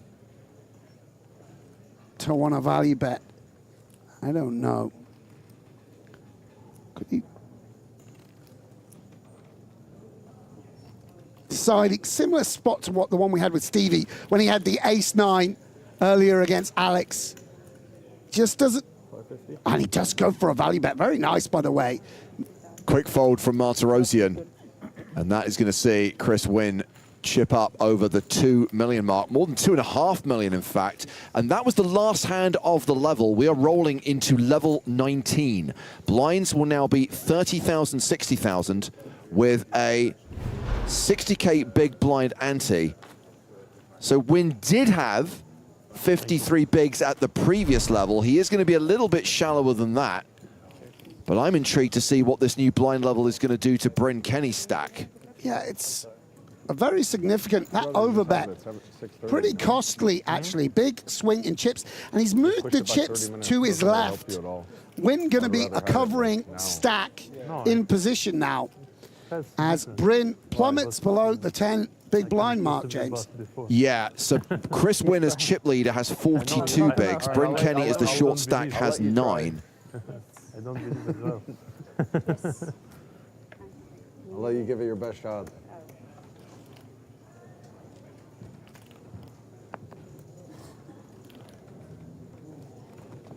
So as we start the first hand of this new level and see this under the gun raise from Alexei Ponakovs, I'll just welcome Joe Stapleton back to the proceedings.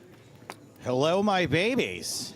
And Sam, I believe you have a soccer game to watch tonight. Yeah, big game. I'm going to hope to run as good as Alex Kulev and, you know, see Arsenal to the Champions League final. Yeah, very exciting. Exchanged a few words with Mateus earlier, who's a big Atleti fan. Wished him good luck in the 25K, but bad luck to his soccer team. All right, Is see that you a guys. needle off wishing him luck in the 25K also, considering, you know, this one didn't go so well? See you guys tomorrow. Our thanks to Sam Grafton as we continue our uninterrupted live coverage of the final table of the biggest buy-in event in European Poker Tour history. This is the 250k super high roller. All 6 players now guaranteed 651k with 3.2 million up top. It goes without saying, but I'm going to say it anyway. With the largest event we have ever run, this is the biggest bubble we have ever had. True, and that bubble has now burst. It's all good, all good. Everyone now guaranteed over 600,000 euros.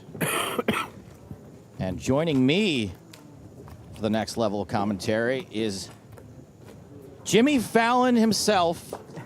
Hi, Joe. Spin and go master, Nicholas Michael Walsh. Thank you for having me, Joe. Hello, everybody. Good to be back, and the action is still going out there. There was some bets taken on how long the 250K would take today. You know, we were talking about this, Griffin and I, on our last break. Yeah. And it's these scenarios develop now sometimes where all of these players are so good, and they're so good at not going broke and they're so good at ICM that we do encounter these situations sometimes where these tournaments get very shallow. Yeah. My thoughts exactly. A couple people saying, "Oh, I reckon this is over," you know, super early. I'm like, I think you underestimate how well these guys can play 9 big blinds sometimes.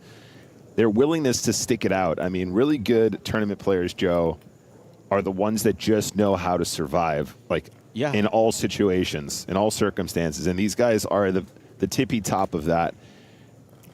Even coolers, they manage to not go broke. Yeah, it's pretty sick. It was 140. Yeah, so much of that study is just associated with how to navigate these different stack depths when they encounter big pots, playing against other players that they know that they aren't going to go broke against. It is really a treat to watch. Pleasure to be here. 130, I think. Yes, I made a reference to Nick Is it they say you look like Jimmy Fallon? Yeah. Looking like Jimmy I get Fallon. that all the time, sure. I don't see it, but I didn't tee it up very well. I should have said Jimmy Fallon look-alike, not Jimmy Fallon himself, which could be confusing.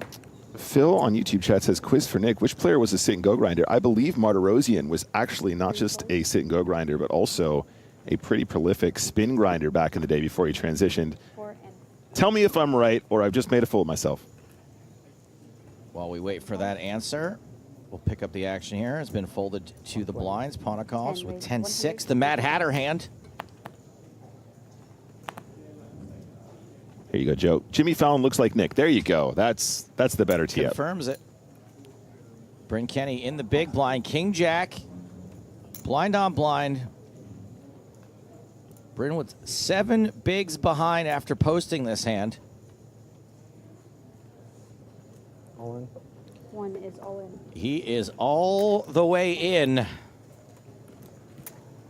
And Ponikovs is all the way out.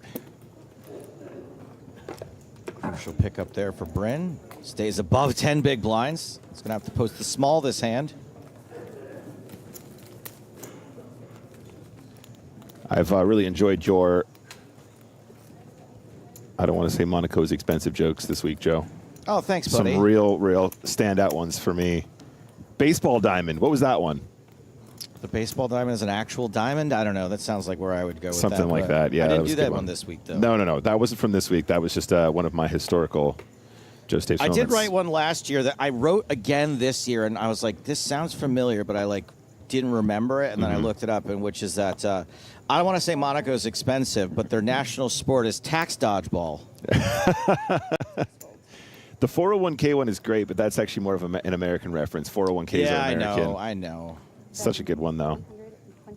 It works perfectly in that context. One fold. 3 folds. There wasn't much I could do with retirement scheme, which always Pension cracks me up. plan. Pension scheme, they call it, as if people are conspiring. I hope we get away with this retirement scheme. I don't want to say Monaco's expensive, but the minimum pension contribution is 10 million. Doesn't quite work. Yeah, all right. Tom reminding me of an old one. I don't want to say Monaco's expensive, but the filet of fish is sold at market price. Yeah, thank you. King 10 from Martirosian. 120. 6 raised to 120,000. 7 and 10 fold.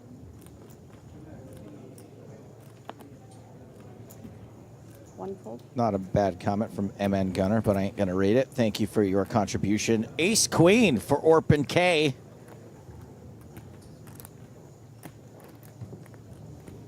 Okay, these people who are rating my jokes, you don't have to hear them. That's okay. 3 is all in. 4 and Orpin ships. Martirosian folds. Producer Chris says his favorite Monaco so expensive joke is, I don't want to say Monaco's expensive, but the only... Hold on. He didn't write it right. Sorry, I can't read it. Here we go. I don't want to say Monaco's expensive, but the only count you won't find here is a discount.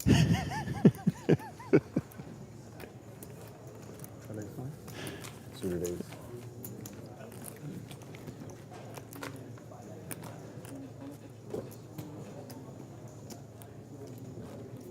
Aw. Suited ace, 12 big. Don't worry, Into a Rainstorm, who says it was so nice without me. Your pain will be over soon. And hope for 2 Just a couple of days. Just ban him till then, Joe. And you'll never have to hear me ever again. Yeah, for those of you asking, sorry to drop it on you like that. The joke that Joe did earlier was, I don't want to say Monaco's expensive, but the minimum 401k contribution is 401,000. 10 and Or 401k. Well, 3 fold. 4 fold. under the gun is a raise for win. Still chip leading out here. Button is good. Probably the weirdest one I ever did was, I want to say Monaco's expensive, but a guy showed me his private jet, and it was Joe Namath in a cage. American-centric again, but I like that one. That's good.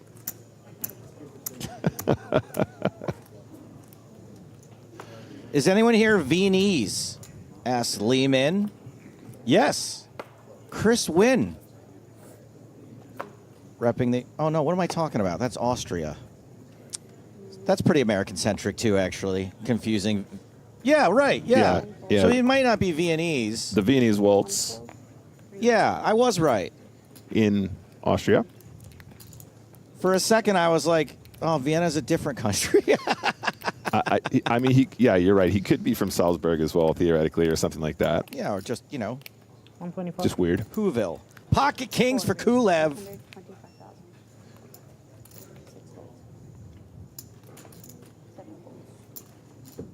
Another raise and take it. Sticking around. And no post-bubble bust-out bonanza.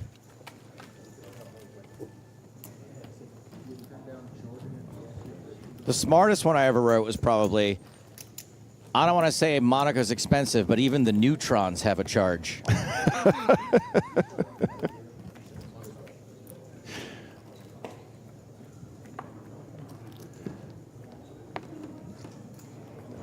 So, Joey, down to brass tacks here. Yeah. After you're gone, Yes. I don't even want to think about it. Do we still get your band on license? Yeah, sure. I don't really care. The people that were here I'm for going to it. continue to do it if I ever get a job again, but... Sure. I mean, I feel like I'm just going to be banning people in my life, probably. I feel like the Chop Hot song was kind of a joint venture anyway, right? Chop Pot is all you guys. That was all Hardigan who came up with it. If I pop up on another stream, you won't catch me singing it without James Hardigan. Fair enough. Thank you. All the musical stuff is James. Yeah. I didn't want to do the Chop Pot song, but I don't believe in denying your co-host. Oh. Yeah. Anything. Not anything, but... Oh, Joe, I feel like it's my job to, to play along with the bit. When you say it like that. And it's swept the nation. Swept many nations. Ace, 9 of spades for Kulev.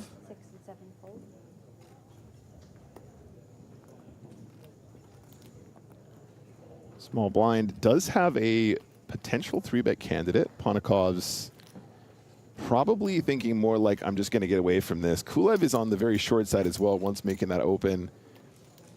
You can think about it. It's definitely going to be a consideration, but we are in a very tricky point in the event. The min cash seems ginormous, but the pay jumps from here are so juicy, Joe. I do not know that anyone is in for more than 2 entries. And if you are in for 2 or less, you're covered. Yeah. By a min cash. Pretty funny comment here from Bitter Barno who says the Chop Pot song swept the nation of Vienna. Well played. Well played. That's fair.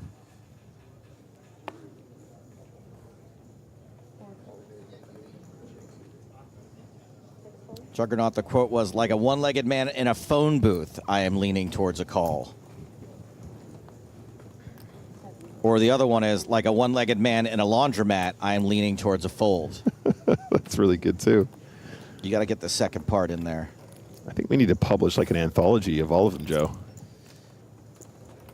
There's been a lot of them over the years, and I wish I had them all in one place. Would be pretty cool. Bryn Kenny all in from the small blind. Orpin folds 9 deuce. What a nit! Chat Pro Tuesday brought to you by Joe Stapleton.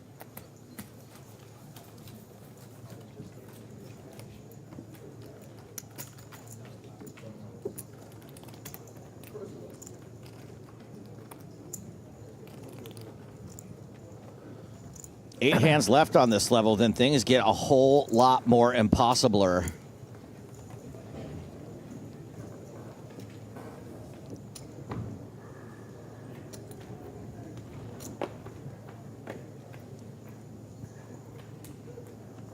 There you go, Stuart. Like a one-legged man waiting for an elevator, I'm leaning toward a raise. Nice. Kind of paved the way there for you, but that's one I hadn't done yet. Santiago feels a big play coming. Let's see if it's this hand. King 9 of hearts for Chris Wynn. Possibly Viennese.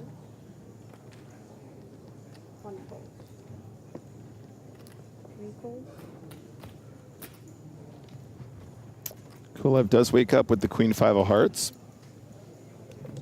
Might consider sticking around here against the chip lead open.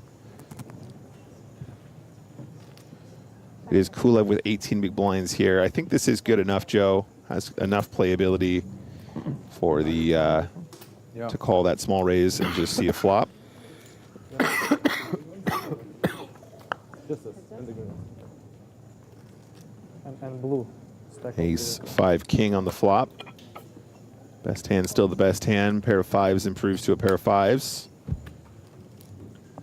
Kulev 21%.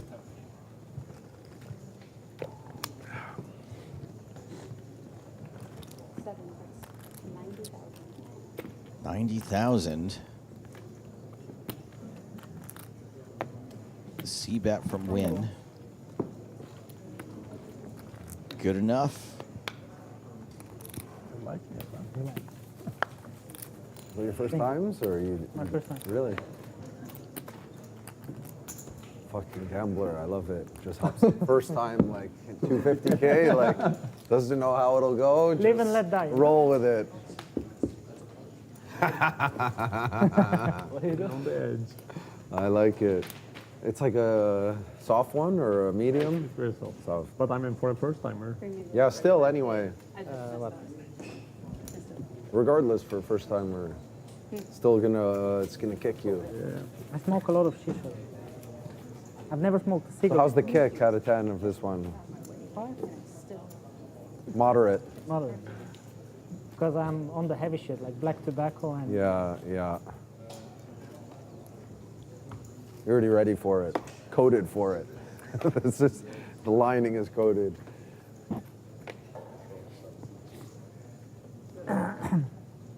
Due to some crackerjack producing, AKA our producer taking his eyes off the movie playing in the background and doing a simple Google search. Waiting for the break at least. Yeah, we have I'm not gonna embarrass determined myself. that Chris Wynn is in fact He's already Viennese. trying to come up. Oh, we asked him directly. Okay, well that is actual producing. I retract. What's the opposite of crackerjack? But I can't notice that movie still playing in the background. It's not even in English. The Viennese Chris Wynn has opened under the gun with ace-10 suited. What were you saying, Nick, before that? I said, what's the opposite of crackerjack? You said it was crackerjack production. Well, when I say crackerjack, I mean that they are on crack. And they are jacked. Queen 6-6. King high behind. So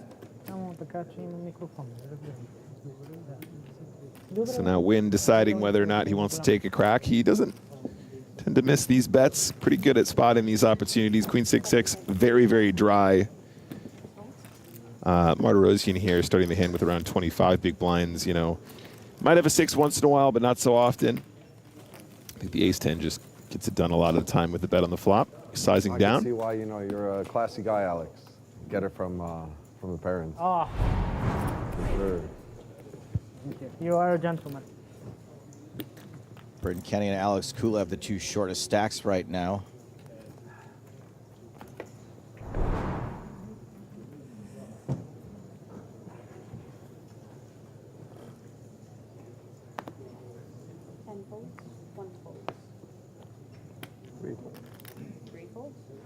Twisted Metal, nice attempt at a Monaco's so expensive joke, but unfortunately I have you covered there. I don't want to say Monaco's expensive, but I asked a girl for her number and she said 5,000. Really, is he your one? He's at the top of the list. Not the top of the list, but yeah.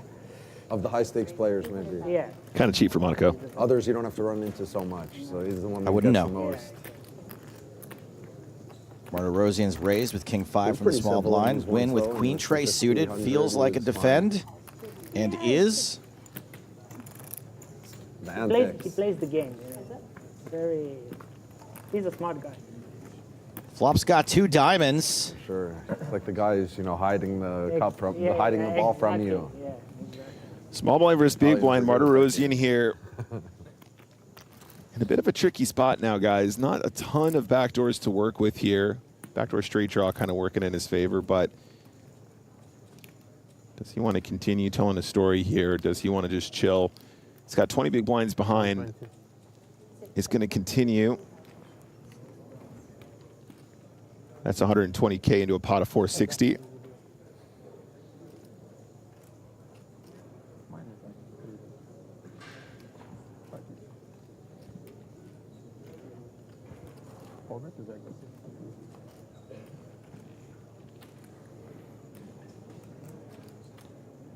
You have to imagine Queen 3 of diamonds definitely not hating this situation. Obviously directly the diamonds, but quite a few cool turns as well that can improve your hand further. That sounded like a raise, Joe.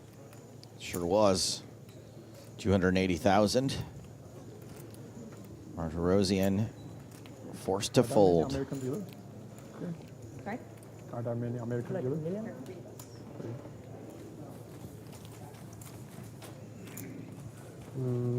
and 50. Million 45. Trying to remember what that one was about, Joe. The something it was either like baseball diamond and it was the size of a baseball, or it was like you asked for a baseball diamond. 15. I think it was one you were kind of workshopping for a while and then you dropped it, but I can't remember how that one went. I might not have ever gotten that one. Maybe out the maybe door. it never went out to the crowd. I don't want to say Monaco's expensive, but their neighborhood watch is a Rolex. Oh man, some real classics.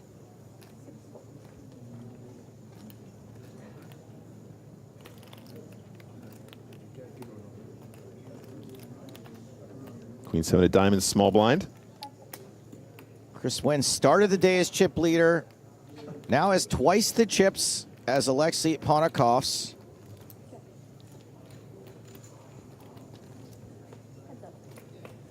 Going to the flop. 7-4 Trey. Top pair for Wynn. Gut shot for Ponakov's. Yeah, Ponakov's might have enough to stick around if we do see a bet. I would imagine Wynn wants to just start going right here, right now. Queen 7.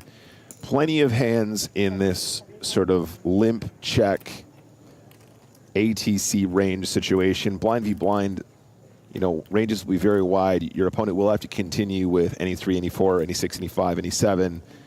If they do end up having any of those as well, we can start building the pot right here, right now. Having backdoor diamonds also useful. There's some pretty clean turns that you don't mind barreling on, especially in a spot where the overcards have a little bit less significance. Like a king on the turn doesn't necessarily change the board all that much. And we do see the call as expected. Now there you go. There is a very, very sneaky one because Ponakov's continuing in the pot clearly to try and hit a gut shot or find a way to bluff on a later street, but actually improves in quite a deceptive way. I'm assuming that Wynn needs to barrel turn now. The 10, despite it being an overcard, like I said, doesn't really interact that much with the board apart from exactly hands like 10-6, 10-6, 10-5, something like that. So he's kind of unlucky not to be betting with the best hand. This is just purely for value on the turn now. And 240 is the size. Pretty chunky, Joe.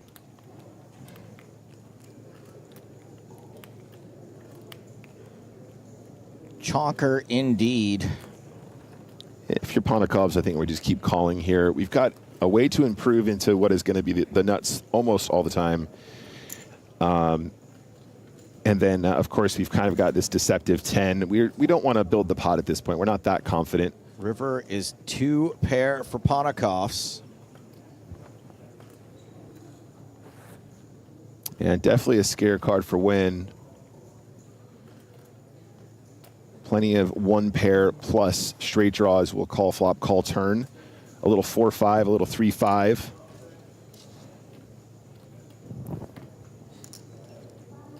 So how to proceed now? Are we gonna consider like a little block bet situation? Are we gonna take a check? I think the check probably a lot more common here with this kind of a run out. I think if you start blocker betting here, you're kind of saying to your opponent, I never have a straight plus or 2 pair plus.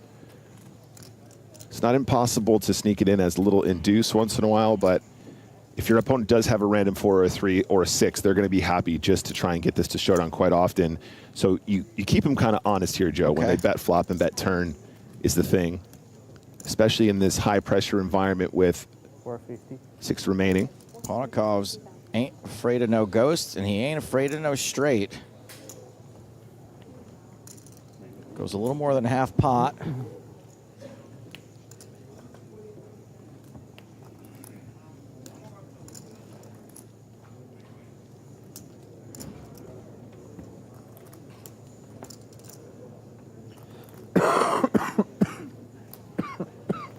Win with 3 million chips behind.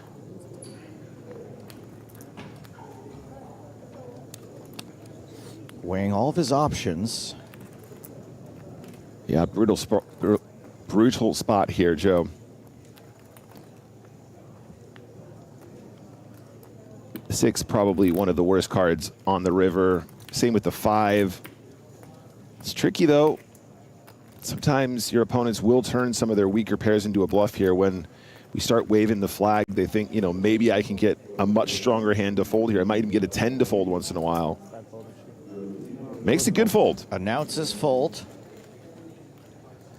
And Ponikov's is going to close the gap between he and Win with that win. That was confusing. 35 big blinds now. Win on 50. I'd say pretty textbook from Win to find the fold on the river. Also very good, but flop turn I think is kind of mandatory. I don't know. I was just hoping he was going to turn that 7 into a bluff, maybe. That would have been really cool. Just throwing 3 times and 3 times bluff, maybe. 3 bluffs. Bluff against.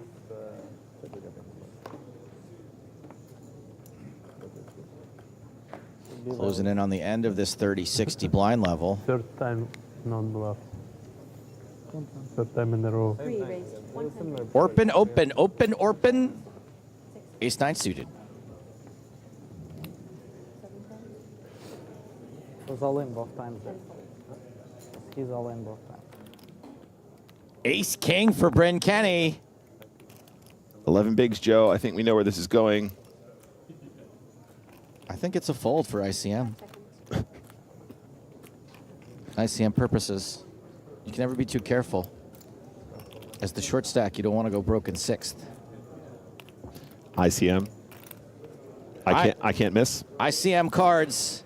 ICM chips going in. I can't miss. I can't miss. ICM. Super weak 2 pairs. Super weak 2 pairs. Back to Orpin. Can't love this spot. I can't mess around. Got to be all in. Why would I lie on stream? Psychopath.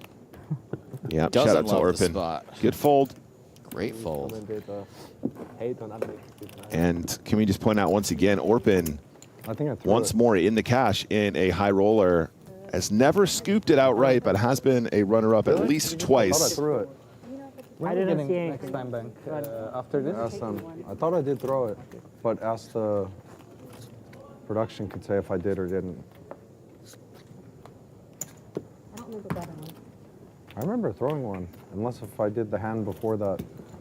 Yeah, I could be wrong. I just see you move the chips I could be forward. wrong. You couldn't be 2 pairs, right? No, of course not. 1 pair.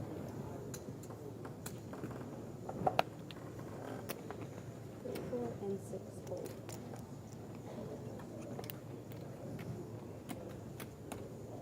7 raised to 120. So good fold then. 10 fold. Thank you, JD, in chat for pointing out there's a $186,000 pay jump between 6th and 5th. Maybe even euros. Yep. Especially euros. Ace King suited, man.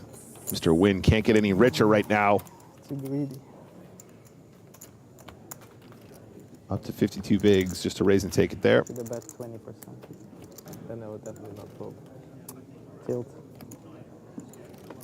You did. They clarified. Sorry, Hunter. You were right.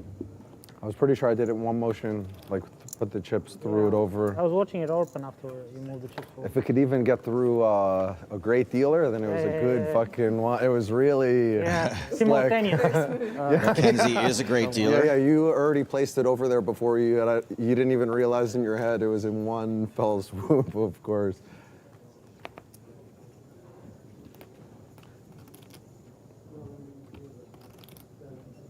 $120. 10 raised to 120,000. 1 folds. And 3 folds.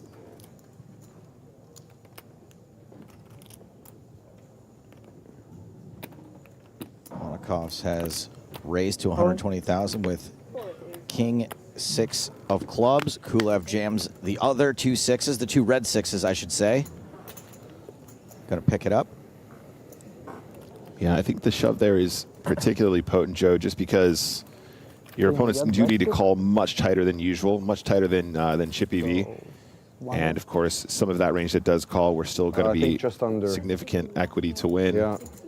You know, ace, king, ace, queen suited, that kind of thing. 9-5-5. Thank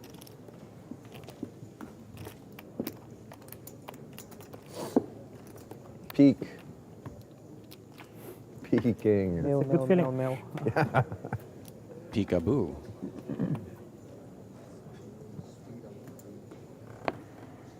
Just looking at the stacks here, guys. 15 big blinds for Bryn, Martirosyan 16, Kisakaglio 18, Kulev 19, even Ponakov's 33. It does feel like something's got to give here. Lots and lots of very short averages. As Ponakovs makes some noise with ace 4, ace 7 of hearts for Orpin. He is covered by Ponakovs, but that is not going to stop him from re-raising.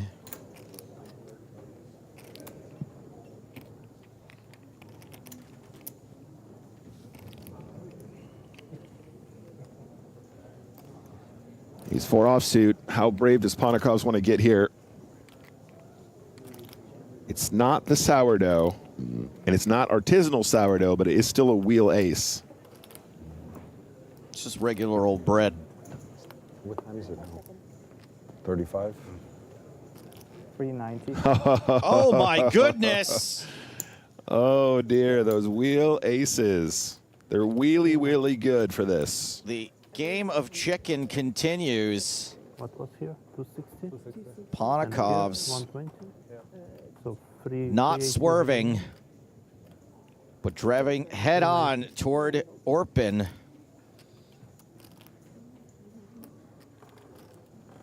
Orpin has invested a significant portion of his stack with this 3-bet.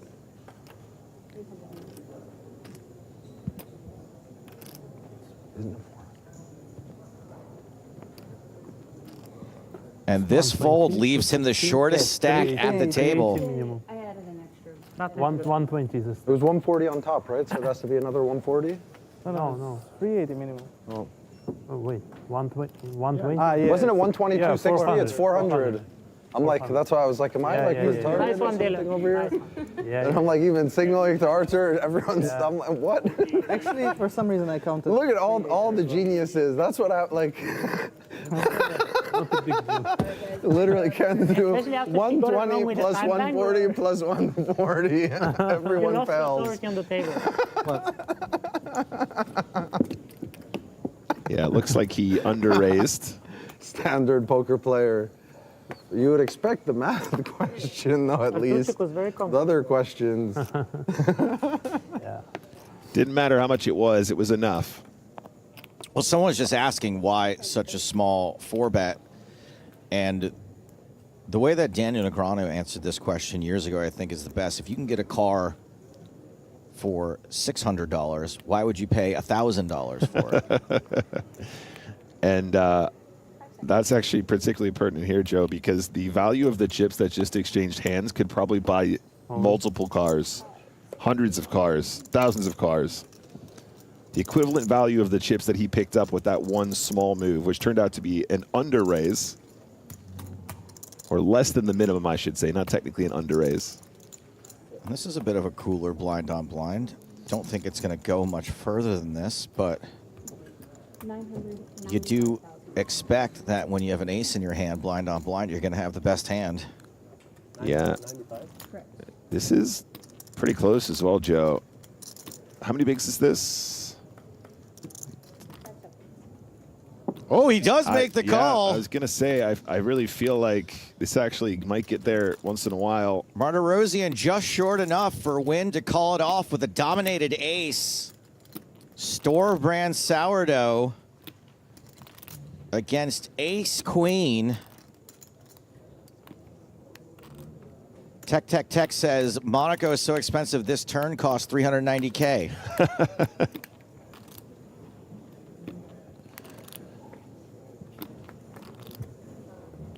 A 5 in the window is really bad news for Artur Martirosyan. Stand-up equity. He seems resigned to his fate. This does not feel like stand-up equity to me. This feels like getting a head start for the exit.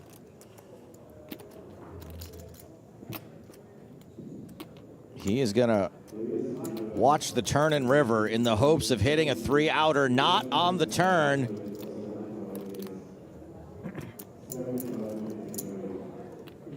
Wynn has to fade the queen to knock out Martirosyan. Martirosyan needs the queen to survive. It's a 7. It is always coming. Running 7's no help to Artur Martirosyan, Hopefully not the same result. who gets bad beat. Caught him. He called it. Удачи. To exit this tournament in 6th place, our first casher. Неверное предсказание. You see it all the time. The 5 in the window sends Artur out the door. Both parts of it Nešto ti ti are wild. What a legend, Joe. Čaj iskači? How much it actually happens and how someone would do it. A legend indeed. No stranger to these final tables. Words are powerful. If you haven't learned yet, Cashing for 650,000 euros. euros. Haven't been paying attention if you don't realize they got power behind it.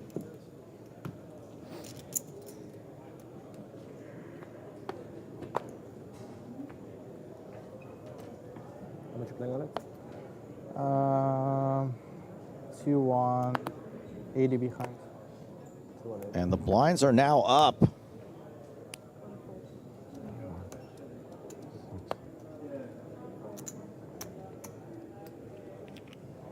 They're now 40,000 to 80,000.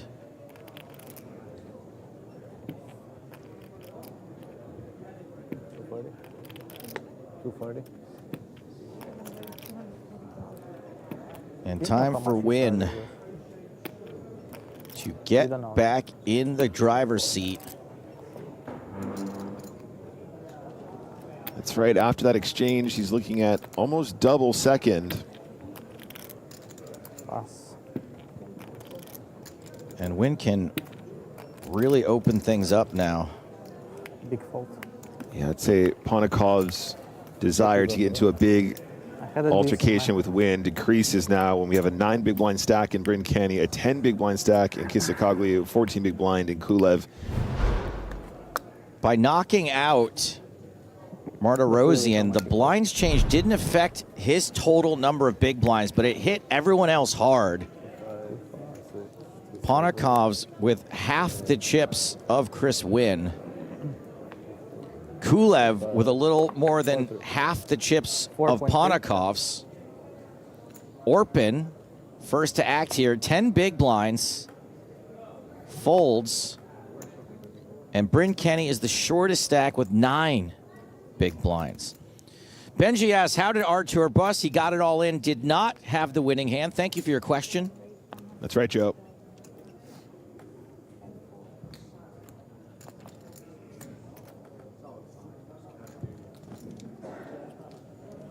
Wynn taking this opportunity to raise Queen Deuce, Ace 7 for Bryn Canny in the big blind. He is all in.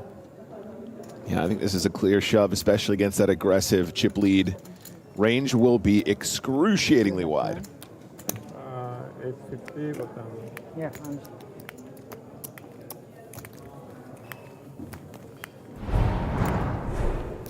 Bryn, you got now 1.250, something like this? Less, I think. Maybe more.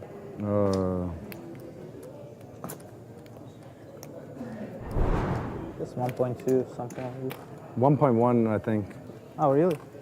I had 960 there. What, I have 960 before then? Okay, so it's Plus 280. My brain's not working for a second. Oh, I counted 5. 1,240? Sorry, 1.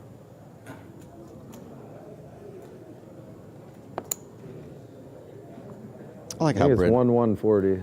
Britton doesn't know how many chips he has. Right. It's a man after my own heart. Then it was 860, not 960. He was the one that spotted the Underraise. underraise. Yeah. Misphrase. Maybe pay Yeah. a little more Mixed attention that to up. your own chips and a little bit less what everybody else is doing. Maybe that's the trick, Joe. It's like, you know, when your dad says, keep your eye on the ball. That's right. Keep your eye on the other chips.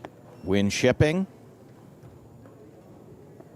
Monte-Carlo's a little cheeky pump fake and runs into Bryn Kenny's ace king. Now hold on a second. He could fold.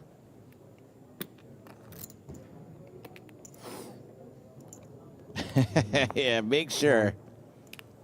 He's putting it in. All into call. Call has been made. Win won the last time he was dominated. Can he get lucky against Bryn Kenny? 30% is still a lot to fade, but Kenny is a pretty big favorite.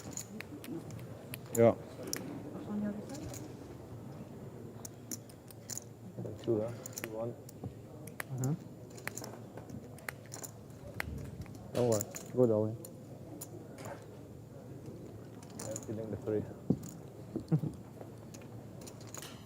Kenny does tend to run pretty pure in these spots. Queen 10-10 is a nice start for Bryn Kenny.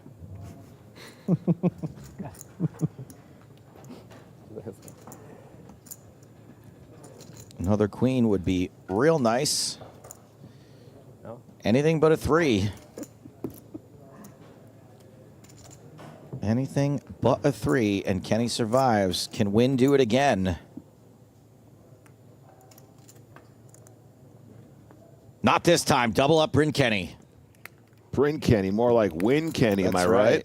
Well, it's confusing because his name is Win, but I Oh. You weren't saying Nguyen Kenny. Right. Oh, wrong color. And that was a huge double up for Bryn Kenny through the chip leader. 115. Bryn's now second in chips. From shortest to second. Huge. Not much of a sweat, but still, you never know until the last card's fucking dealt. Yeah, we just saw it with our Martin. Is he here? Much sicker than that before. That's a pretty sick swing here. Bryn Kenny suddenly really in a great position to go the distance. Not quite covering Win yet, but not far off. We can see from the final table chip counts there. Alex, how much you got? That's 1 million. This one. You asking me? Yeah. You are ahead, so I have 2.1. 2-1. Cool, thanks. You asked me before the hand, you knew a double was coming. Thanks for that. I mean, it's like the second time of the trip, actually. The other one you rolled. The other one you rolled me the ball, and then I win the all in, and I keep the ball and get fourth. So like you're my lucky charm. You have like 2.4 now, right? Yeah. Next elimination 470 will be the last player to not make €1 million. 837,000 Well done. for the player who busts next. And you have 3-5-ish? Less. And the Three? pay jump Yeah. is Like 3, 200 and 1. nearly 30,000. That's insane, Joey. If you cannot go out next. What happened in Monaco? I don't know what to do. I came have fourth. I got chips. $1 million. I've been grinding the last 2 chips. All, like, That's pretty gotta, pretty I rare. gotta, like, change, Well, we've change got the it all mind into for the call. That happened fast. I mean, you might not. You Well, might it's been have just average. No, but still, it's been like knitting like short stack the whole But time. imagine now it's the same. It's Orpin shoved. still Kulev 30. called with 2 5s. But it's different now. There aren't much bigger ones like around. Yeah. Orpin, the That's player at it's risk. huge We may be difference. seeing that Actually, I have like. Yeah. 5th place finisher now. Maris, what is it, like 15 minutes? Yeah, I think Kulev just communicating to his parents on the rail exactly the setup. He will be Can we just do it now? significant favorite Or against there's the like a ace set 4. time almost. That's yours, or? That's mine. Maybe not. Could have jammed the hand before as well. No, that's yours. Sorry. This is yours. How many bigs did I have the hand before? 10. No, but he done I might have called it off. would have been cheaper. Maybe you called with these or something? I called with this, yeah. Well, you would have had a chance to win that one. Okay, Is more I you're know thinking. And you might have been, you might have been more live. Oh, I'm sorry. Yeah. We're good? Yeah. Okay. 680. I called with it. Pot straight. We're going to run it. Orpin with overcard. And it is a set of fives on the flop for Kulev. Chop. Six, yeah. Orpin needs to hit a deuce for now, needs to make a wheel. By that reaction, it is over. Small break, I go bathroom. No, well, we should have a dinner break now. I was thinking we Full have house. dinner break in 10 minutes. Or like I was asking if we could do it We now. have like full dinner break. For Alex Kulev, Can we have a break now? sends Orpin K to the rail in fifth place. You guys want to think of numbers or no? Nah, let's play. Oh, Numbers. no, I have He's too, asking for now. I have too much. If I lose a bit. How much do you have? No, Alex? Motivation. Yeah. We can do 8 minutes and then that's fine for me. It's up to you guys. Okay. Time to pay that man his money. Thanks, Orpin. I have You Orpin have what, 3? Yeah. cashing I have 2.5. for I have over 1,880. 800,000 euros. And 140. 837,900 to be exact. Is that free? And that is correct. Everyone left in this event has now entered the 2 comma club. Dos camas. let's play. Let's play. Yeah. Let's play. Yeah. You're a small boy. 8 minutes. No, they're just waiting for them, yeah. And we are four-handed.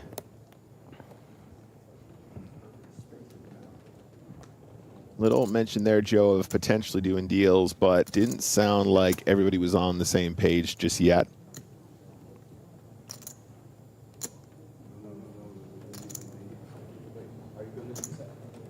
So there's been one other PokerStars 250K before, and it was at the PCA, so we don't count it as an The EPT. dinner break in 8 minutes. 250K. Didn't he ask? Like 35 minutes. No, we're supposed. Okay, should we do a little? Now it's not our turn. Let's do a little longer than 35 minutes, like an hour. Yeah, yeah. I don't care. I'm happy with an hour. Yeah, let's take an hour or something. It's all the same to us. We just cut it Yeah. out. This new technology is really doing some heavy lifting here. It's actually quite old technology, but we decided to use it differently this time. I'd say it's 2026 cutting edge. Now, the point I was trying to make there is that don't let the numbers deceive you. So in 2023 at the PCA, the 250K had a first prize of $3.276 million. Yeah. Won by Sam Greenwood. The 250K here in Monaco is 3.212 million euros, which equates to $3.76 million, making this the biggest super high roller first prize in our history. As we see Win and Ponakovs go to this flop.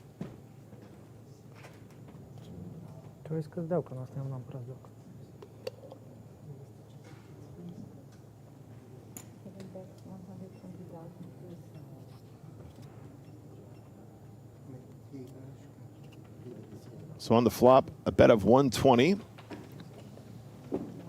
The Queen 7 and Ponakovs to act.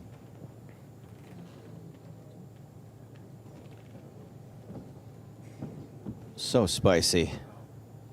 So spicy to call here with ace high against the chip leader. Can't do it. Simply cannot do it. Win gets the best hand to fold. Yeah, Joe, and I feel like these moments get even tenser when you imagine that they started talking about maybe talking numbers. You don't want to be the guy that's lagging behind all of a sudden when there's a potential deal on the table. Because he got a little bit too loosey-goosey in that spot. Yeah, and even though, you know, the chip stacks feel relatively easy, you know, What, 5 even minutes or to us, something? 39 What's it in for 5 first, minutes? 22 for fourth. That's a significant difference for players at this skill level. Yeah. And they're going to have to Max get a that lot they can more do is even, 45 minutes. or at least lose another Or no player hour before for any you, buddy. serious deal Yeah, it's discussion like- takes you better place. tell us what You we didn't pay enough. Because, yeah, I think we're wasting our time, you know, having discussions. Of course. They better just say this and that, Yeah. and we this- follow, you know. Exactly. Like we have a choice. Yeah.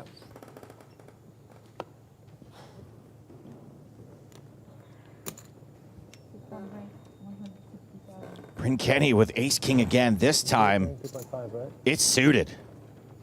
And this time, it's personal. Chris Wynn with an ace again. Another dominated ace. 640. And he is going to re-raise to 640,000. Man, this could be a big swing for Bryn. You have to imagine at this point, he's probably going to find a 4-bet here at a fair frequency.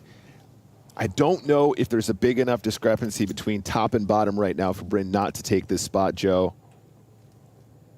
I mean, calling with the ace-king would not be completely ridiculous if you feel like you want to play it a little bit more cagey, but yeah, I think we're just going to always go here. Yeah, it's this time he's not going to get it in bad.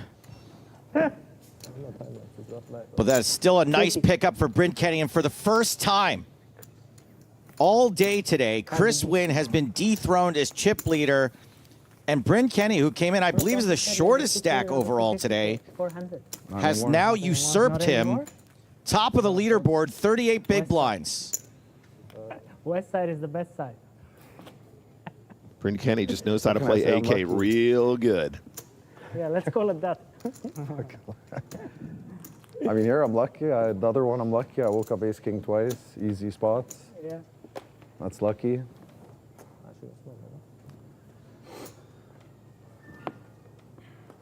Just being here, getting to play this tournament. Lucky as hell.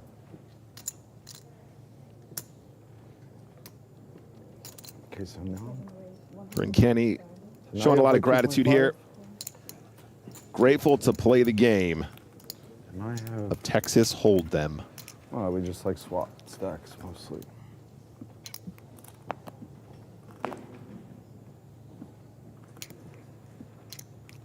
Is it Kenny's turn to go and fire again here, Joe? Looks like it. Those are the big chips. Yes, max pressure. Doesn't have to say anything. Kablammy. I don't think it would have made a difference. No.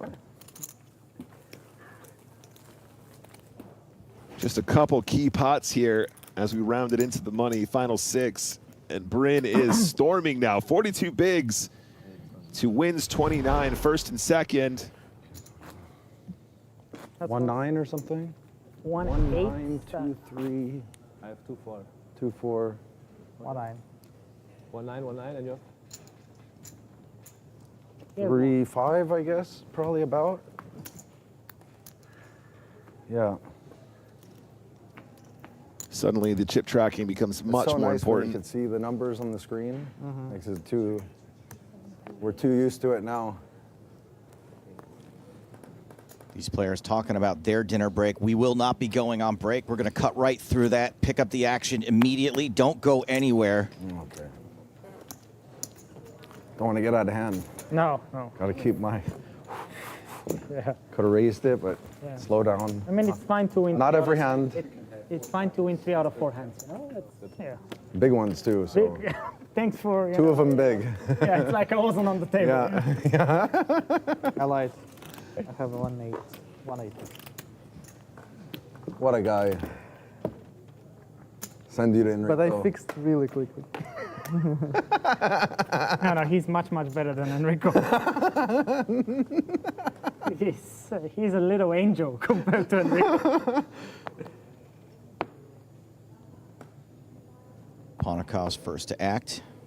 160. He's going to min raise with Queen 8 suited.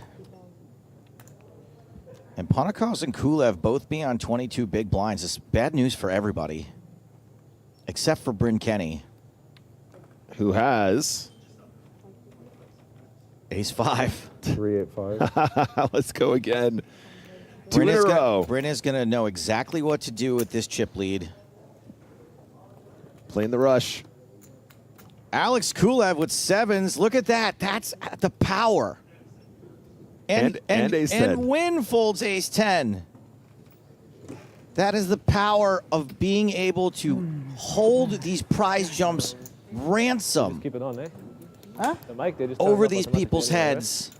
I don't know. I will just leave it here. Wild stuff, Joe. Honestly, might have been a spot for either of those players, but they decided against it. Yeah. So as I said, these players are stepping away. We are not let's just have a look at the current standings where they went to dinner. And this bunching up of all these players in the 20 big blinds is just absolutely delicious for Bryn Kenny. More delicious than the 45-euro cheeseburger he's about to have on dinner break. He has got all of the leverage, all of the skill, all of the experience, all in his favor right now. And we have magically returned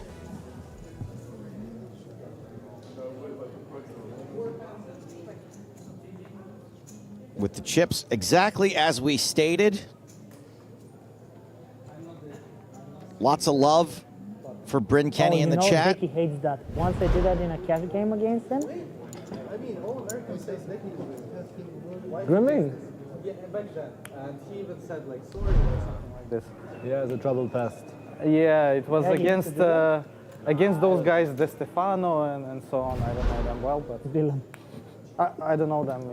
If they, I mean, it's just like courtesy. You don't do it in cash. Like, No, I know that. It's kind of ironic that. no, but Because I mean, I when he used was to play like, Alex. when he was like 20 or something, I don't know. he's a V-hunter. But you kind of have to be in cash game. No, Not this way. it's not true. What do you mean it's not? You don't have to be a V100 at all in cash. He's extreme. If you're like Linus, you're the best. You play everybody. Yeah, but we're not talking about Linus, bro. We're talking about a regular up-and-comer. You don't have to be mega easy hunter. That's not true. No, but still, if you're taking shots, probably you bump hunting, right? Of course, but that's just the game. It's Yeah. not Reminder the of game, what it's they're just, playing that's how you for. play. There's no other games running. It's only Everyone now guaranteed But a for example, million, GG5K, there was and running it is a recently, and then you didn't wanna play, like, the 400-ish 25 thousand, more than it's not good enough. 350,000 euro pay jump between fourth and third. Fine to play, you know, but it's- I mean, More than to their own. Some $500,000 people from know. third to This is second, This is like EV hunter in the sense that like you only and take spots where you have big spots, or a 1.1 big edge. plus And, like, from I played second and I to have, like, first. whatever, maybe 1BB, 2BB or something, but I'm liking it. Like I want to play, so I do it. You know what I mean? Yeah. So maybe You're that's, watching like, the EV hunter, which is not PokerStars necessary. European Of course, Poker I'm Tour like, High Rollers he's a Week. special guy. Like, 250,000 euro buy-in super high roller. The final table, the final four players. Coming at you live from the Monte-Carlo Bay Resort. He's here? Le Sporting, You see, the most even beautiful waitresses poker mix room this in up. the world. also the As we kill time while Bryn Kenny is late coming back from dinner. Now we do business, I quit. Okay. Salle des Étoiles. Can I get... Sam Greenwood, as I mentioned moments ago, took down the only other 250K super high roller, not an EPT. That was in 2023 at the PokerStars Caribbean Adventure. Are those AI-generated deuces? I'd like to think that there was an original photo that has just been put on a background, but who knows these days? That may have never even happened. I don't know. This was the results of that event, the top 6 players. Several of these names were in this event. Jean-Noel Thorel, Byron Kaverman, Artem Martirosyan, all in this event. Martirosyan cashed here as well. Bonomo, a regular in these events. Don't think we saw him here this time around. David Yan, haven't seen him in a while, but I'm a big fan. He bought a very expensive edition of my comic book. Before it was close when I just had a little under like chip It was lead. fight Now between it's you. now not now. Let's go. Okay, let's go. let's go. At this moment, as we say hello to Bryn Kenny, I'm going to say goodbye to Nicholas Michael Walsh. Thank you, Nick. Have fun. You're most welcome, guys. Appreciate you. We'll catch you on the flip side. Regardless. Yeah, I mean, it's... And say hello to Miss Maria Ho. Oh, okay. What's up? Is it just you and me? Just me and you. If you asked at the Hardigan's beginning not of here to dinner protect break, you. Showed me the things, I might have thought like considered it. I should have prepared for this mentally. now- Read your contract. Yeah, No deal. There's responsible you're side. fine with either anyway. Hey, Joe. Yeah. I'm going to say goodbye to you. You get out of here. It's me and Maria's time. It was a cruel trick I was trying to play on Maria that she was going to have to be alone with me. You dodged one here, Maria. Oh, thank goodness. Don't sound so Oh, happy Nick, about it. You've saved the day. Oh, it's okay. I'm here for you. I told production we couldn't let this stand. But it's a pleasure to be back with you guys. Hello, chat. It's me and Maria now. How you doing, Maria? Well, I had a panic attack, but I'm fine now that it's not me and Stapes. You guys didn't leave me alone with them. Good things, good things. He'll be gone soon, Maria, don't worry. What do you expect from me? Okay, okay. Oh, he's still there? As Joe just said, final four in the 250K super ultra high roller here in Monte-Carlo. It's Nick Walsh and Maria Ho calling the action for you. And Maria, we have a couple short stacks here. Win 29, Kulev 22, Pontikov's 18. Bryn Kenny, after a couple very, very nice hands, up to 45 big blinds and chip leading this final table. Yeah, I mean, I don't know how much it's been talked about, but it's obviously nice, I think, in a sea of players that usually, you know, not necessarily have the same playbook, but, you know, they all are very well-studied players. And Bryn has always been someone, I think, who's admittedly marched to the beat of his own drum. So it's kind of nice to have him in the mix. And it's obviously worked out well for him. The guy is #1 on the all-time money list. Yep, he definitely does things his own way. He's the best field player in the world. Top professional field player. There is a defend from the King Deuce. Excuse me, this was a limp You were talking raise. about aura. Yeah, I just never realized that myself, but you were talking about aura yesterday. I mean, Bryn Kenny is certainly with the drip today, with the glasses, the chain. He's got the cross on, yeah, sure. Got to give it to him. Yeah. And this is a limp call. Pontikovs does not want to give up just yet. Is a domination situation in his favor. And that is a pretty good flop for King 9. Slightly above average, Maria. Not bad, not bad. No problem. Pretty significant shot opportunities. Nick, have you and I done the Chop Pot song just us together? I don't think we've had enough practice. I'm not sure, ready. I'm sure historically we have, but often live via satellite, unfortunately, which again we might have to go for it. We'll see how we go on turns and rivers here. Continuation bet from Bryn. Yeah, seems like a pretty natural C bet from Bryn with the open ender.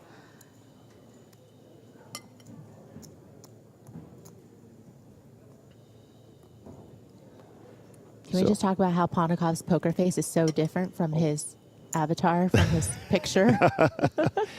He keeps it Those are really two different composed. Pontikovs. No, he's very stoic, Maria. It's actually, I'm actually very jealous. I feel like I'm somebody that moves around a lot when I'm playing poker. He's just so still.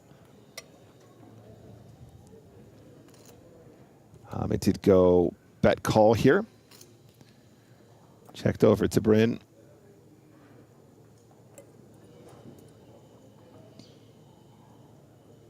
Yeah, and it's interesting because, you know, we did see that it was a limp pre by Pontikovs and a raise by Bryn. And you wonder when Pontikovs comes along for that raise if Kenny might think he has, you know, some of these, you know, Jack 10, Jack 9, 10-9, those kind of hands connected, you know, whether they're suited or offsuit. Those are the type of hands that would limp call a raise pre. So you do see Kenny just slow down on the turn with the check back, trying to realize his equity with that straight draw. Doesn't come in on the river. That's right. And now Pontikovs with the decision and with the check on the turn. Does he want to go ahead and fire here or lays another trap? Checks again. Quick check from Kenny. Yeah, trying to represent some really weak showdown there from Pontikovs, but did not get Kenny to bite. I mean, what do you think, Nick? You feel like Kenny should have maybe gone for it? We know it wouldn't have worked, but with his particular hand, do you like him trying to show it down?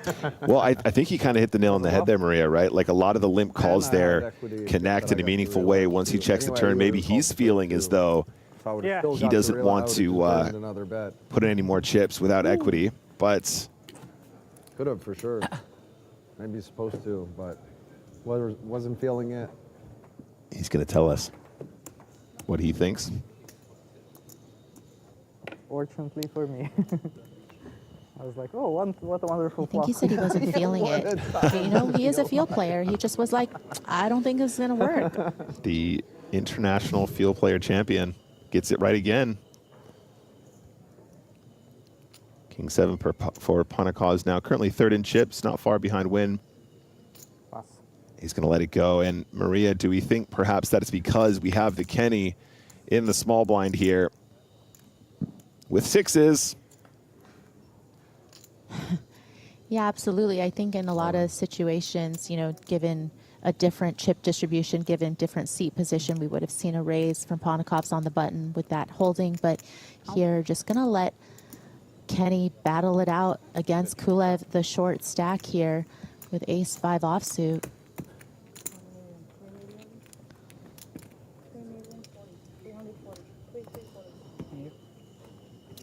$20-hole big blinds sure seems like a lot with ace-5 offsuit, but again, you know, you're the shortest stack.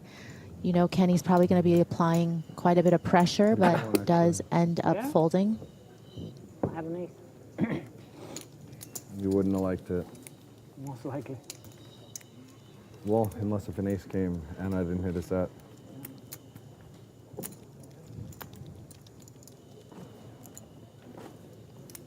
You have 2.2? 2.4. Go for that. And you? You have like two, just under, right? 196. 160. How much? 1,650. I mean, the guy literally has all the chip counts before the break and asked me for the end of the break how much you playing. Like so still 40K, 80K. Ponakov's under the gun with ace-king. Ace-king been a bit of a wrecking ball I'll say something mean, but I'm like, this guy. so far on this FT. Raised to 160. Well, Alex hit me right after I doubled up. Ding, like Alex is just like snap literally after how much you play. I saw that. That was a bit ruthless. Wow. 10 back. Very good fold. I was just universe testing, you know, making sure that you keep your calm. Breathe it out. Doesn't matter. You don't think it's a fold? Yeah, that one was fucking ruthless. AK-47, you know. Pop, For sure. It looks like I'm gonna have to return the favor sometime.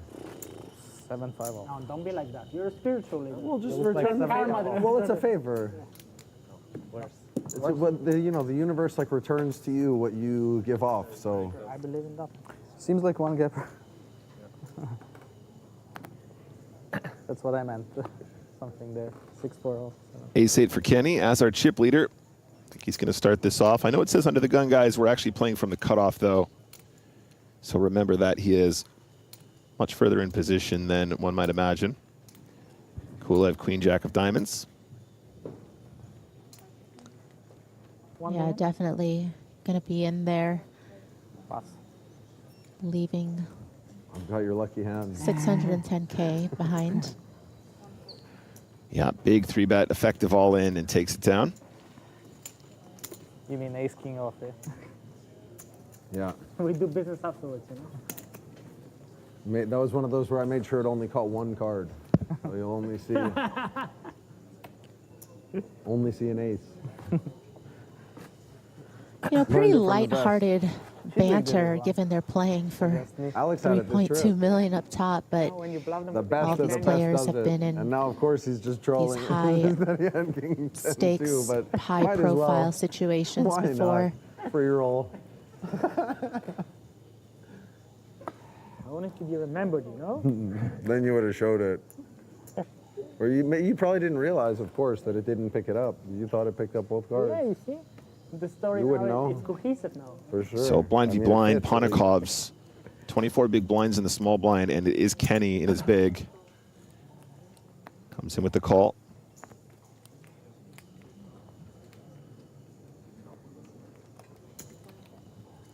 Kenny opts for a check here, Maria.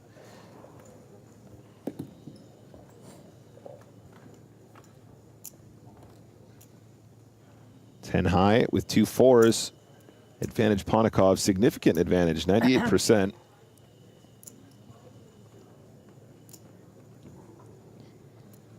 Yeah, he did elect to limp in here, you know, obviously with a very strong holding. So you wonder if he would just go ahead and check to Kenny some of the time. But it looks like he is going to just lead.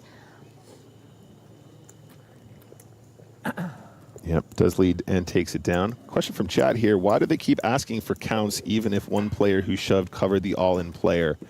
Well, they need to know how much they're risking, right? Just because you cover someone doesn't mean that you necessarily don't care how much they have. And at this stage, guys, every single chip counts. You know, with 2, 4, 6, 7, 8, 9, like 100 big blinds total, something like that, a little bit more.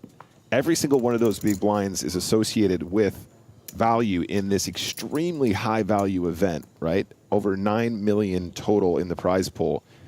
So really every single chip counts, every big blind counts. So chip tracking is super important. Understanding where you are in relation to the other stack, super important. Understanding how much you risk if you put a player all in. That's really the name of the game.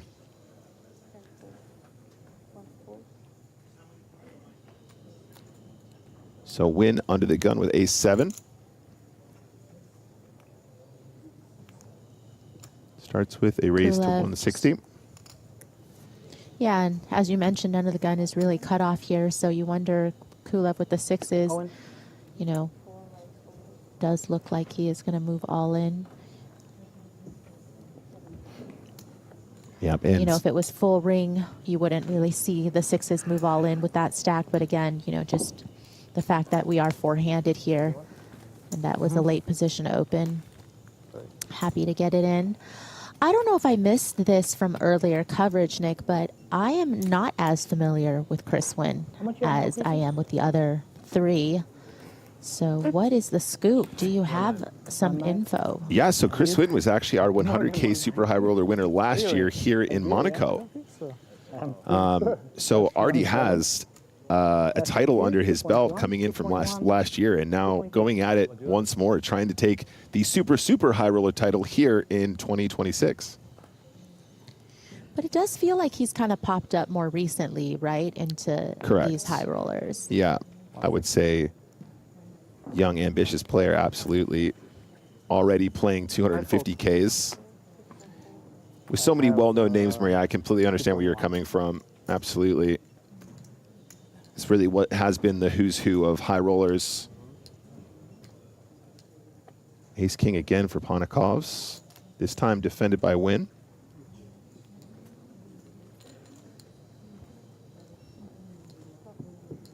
And you said? 8 deuce queen. Ace King still the best hand.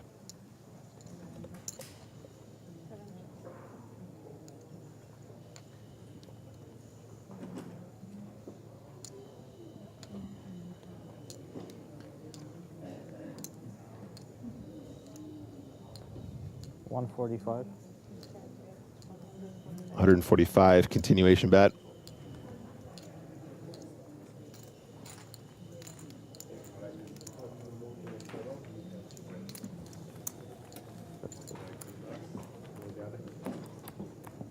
Yeah, Bryn with separation, obviously, from the rest of the pack, but, you know, just one small pot here or there, a pickup of the blinds, and, you know, 2, 3, and 4 are awfully close. Yep. There's a look, guys. There's a breakdown. You can see how close these stacks run. And Bryn is still out in front with that 31 big blinds. But as you say, Maria, not much in it. Wouldn't take much to see that flip-flop, and suddenly we'll have a new chip leader. But the collisions seem inevitable at this stage, Maria. You know, everyone around 20-ish, 25-ish effective, something like that. And it's very easy for these basic sort of poker collisions to end in an all-in, and people are at risk. Pay jumps are just so huge. Don't forget, guys, all player is now guaranteed at least 1 million euros. Next pay jump is 1.4. After that, 2 million. And of course, our top spot, I hope the cameras caught that. $3.212 million for first.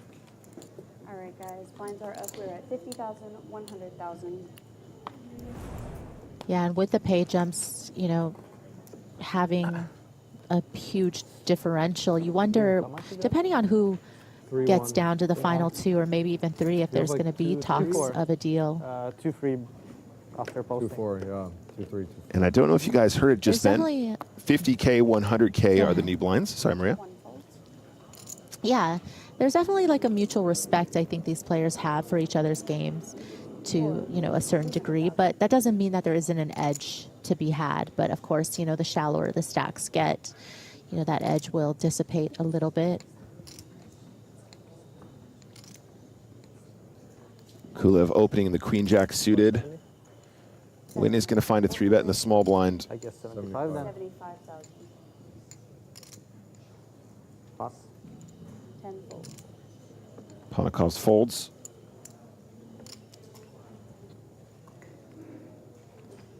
Yeah, nice 3-bet candidate for Wen, and, you know, keeping the sizing kind of small because of his relative stack size, but Kulev, certainly a hand that ends up jamming. Obviously would have expected to at least continue at minimum against, you know, just slightly over a min raise there, a min re-raise, I should say. Yeah, I know. Yeah, he's happy with that one. Queen jack of hearts gets the job done right then and there. No, not that spicy. That's in So- Prince's repertoire, it's not in mine. Maria now twice that He just lighter sees the guy 3-bet and with he's the like, offsuit "I don't ace believe gets him." Chris in trouble. I have restraint, you know? Queen You 9. need a certain kind of order. Exactly. Yeah. Not complete chaos. Yeah. Queen. What is spicy? When you say not king 10 off, then it's not spicy. No? Exactly, it's not spicy. Queen 9 seated. We Yeah, getting and closer? Kulev obviously happy with the result just to pick it up there. But, you know, worst case scenario, if Wen did have a hand that he was happy to call off with their queen jack suited, still, you know, gonna play pretty well against most hands, especially getting to see all 5.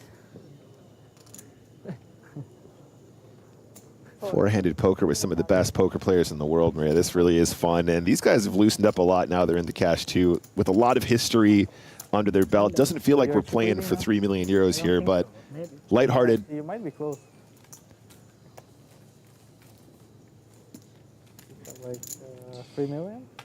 Yeah, I think the one time I saw Kulev get real mad was when he had to play against, in a really crazy spot in the World Series of Poker for Bracelet. He had to contend with. Why is this name escaping me when it was literally on the tip of my tongue? For sure. I'll give you $10 if you could guess who I'm talking about. Who is the most annoying player? Well, Kasuf. Oh, okay. Maybe it's okay. Top No. 3 most annoying player. But I love how I'm just going to make Martin you. Cabral. Yes, thank you. $10. Do you think Kasuf is more annoying than Cabral? I think is it close? I sincerely don't have a problem with either of them. I actually think they're kind of funny, to be honest. I mean, obviously, I wasn't always involved in all these altercations, so I shouldn't really speak. But yes, anyway, sorry, Maria, continue your story. You know, I was just going to say that was the only time I saw Kulev really mad was when it was a big final table spot and Cabral was there. Yeah. Tom makes a good point. Nick finds them funny because he's never had to spend long periods of time with them. That's accurate. I'm usually on a 30-minute delay minimum in another room, so I can just laugh from afar and just enjoy it. I get along with both of them just fine, though, in real life. As we return to the action, 4 ace 4. You should be a politician. Poker politician. 2-2.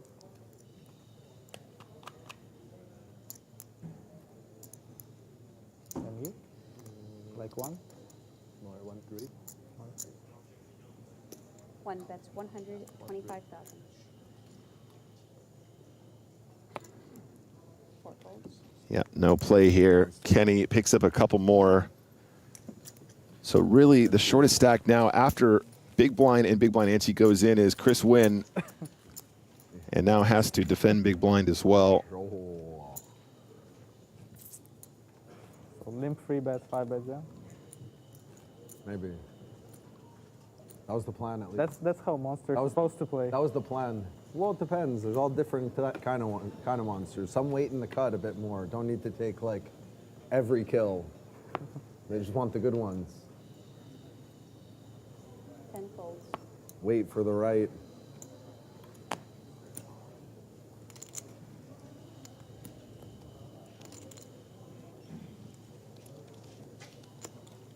Another playable hand here for Kenny. 4 folds. 7 folds.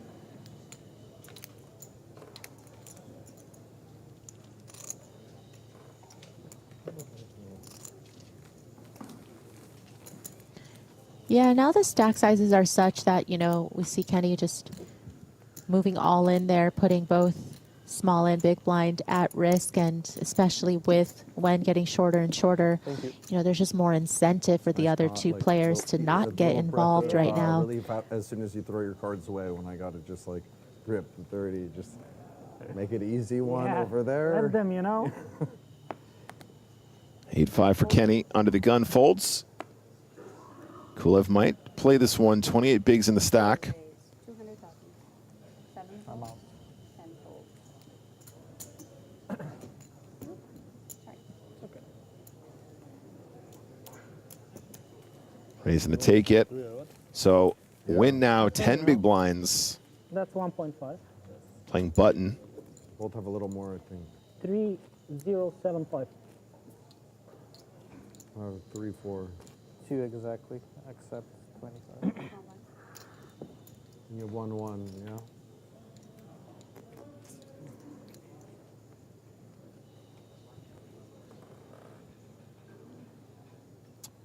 Let's see if we get a chance for a chop pot song, Maria. You got me excited for that now. 4 folds. You're excited. I'm nervous. I can't handle the bad reviews. You know what I mean? Like seeing 0 out of 10 or 1 out of 10, it really cuts me to the core. I get you. I get you. It's risky business. You never know what you're going to get. Uh-oh. Possibly another spot. This one's very close, you guys. There's ICM in play. Call. Does call. A4 face.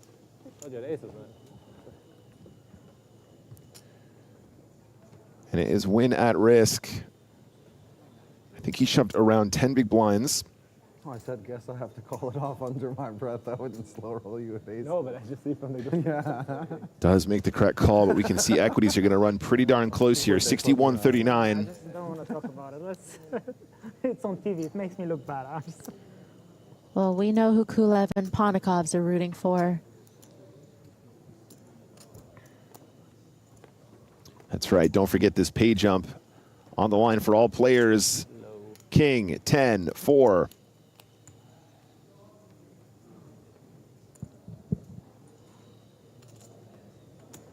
So far, so good for wins. 77% equity. Turn is an ocho. 2 pair now. Doesn't change anything. Doesn't change much. Yeah, that's right. No, it brings lucky 8. Yeah, no, it brings the lucky river is what I'm. It's like it makes you think you improve until it's like, how did that happen? 3 of hearts. So a double for win. And Maria, just like we were saying, if any of these players doubled, the shortest stack at the table just doubled and now is second in chips. I'm always in for. 1,075,000. The 10 big blind stack gets it in, doubles, and is now almost 1,075,000. up there with Alex Kulev with 28. Definitely quickly the fortunes can change here at these stack depths, and you wonder if, you know, again, I think these players, you know, especially since we've been covering it from, you know, day one of this event, how they were so incredibly deep, and we got to see them mix it up. And now, you know, I think 30 big blind, 25 big blind stack sizes, there is a sort of playbook that I think all of these players are pretty well versed in terms of their shoving ranges, their calling ranges. Unless what you mean, unless what a little bit. That's right, Maria. And just before we came on, Joe mentioning how amazing these players are. They're just pure survival in tournament poker. That's one of their main skills, and we're seeing it here in real time.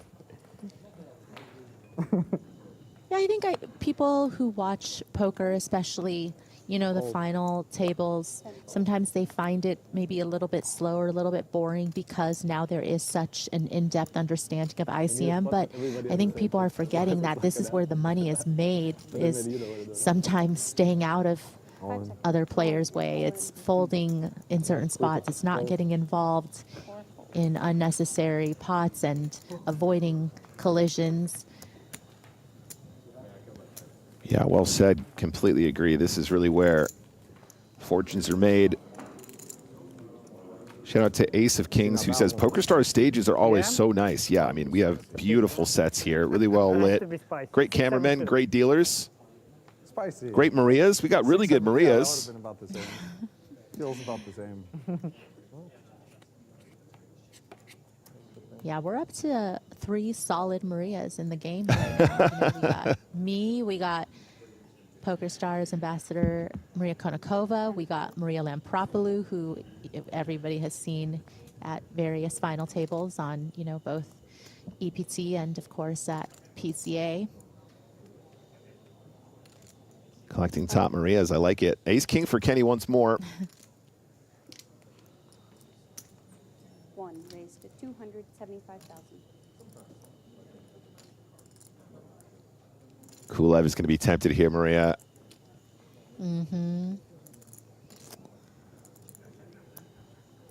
Could spell trouble here.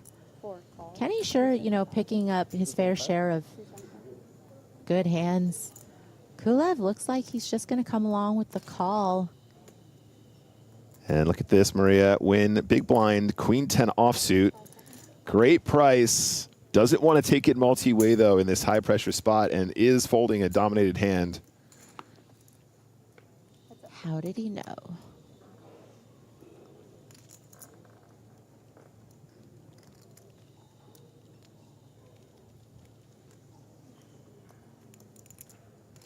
And the flop is king high. Advantage Kenny once more. 99% on this flop with the AK.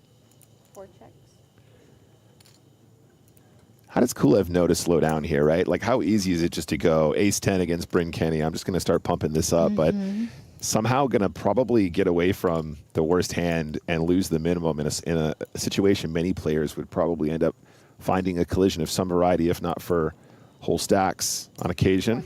Yes, but especially considering Kulev has the covering stack, you know, to start. And so a lot of players might have taken a different route pre, but facing this 225K bet from Kenny, ace high still certainly could be the best hand, but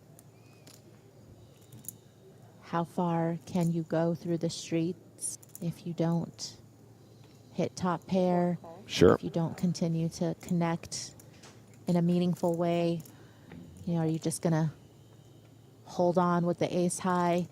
Deuce of diamonds on the turn. 4 checks.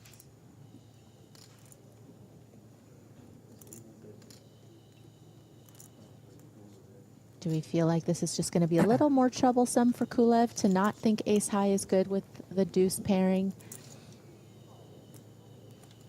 Yeah, I mean, as soon as we see that paired board, suddenly you just feel a little bit more confident with your high cards, don't you, Maria? I mean, in this case, the deuce probably not having too much of a bearing, but there you go. Does get away from it, Maria, and loses, I think, the minimum in this spot. Really feels like a VPIP hand, but does make the fold regardless. Bad if you jam there. For me or for you? For you.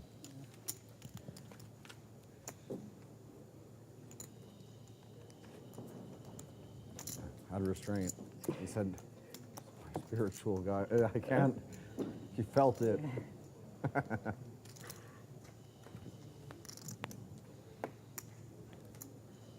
So with that, Kulev still is now second in chips. Bryn Kenny takes the lead once more.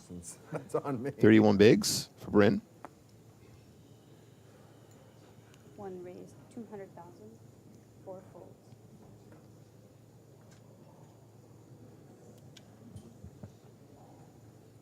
Kenny opens from the cutoff, also under the gun.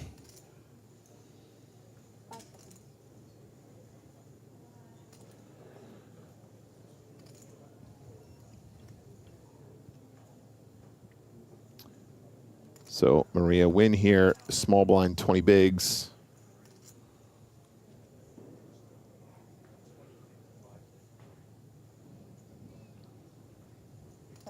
Decides to lay it down. Alex, how much do you have now? 2? 1-7. You're probably getting called there too, or ripped on. So Are you getting called? You're getting some cards. what can I do? You showed something? No. You just told me. Yeah, maybe I had 6-5 suited. I'm looking forward to see the stream with 10-5 suited. That's what Byron. Byron. Was that real life? That happened?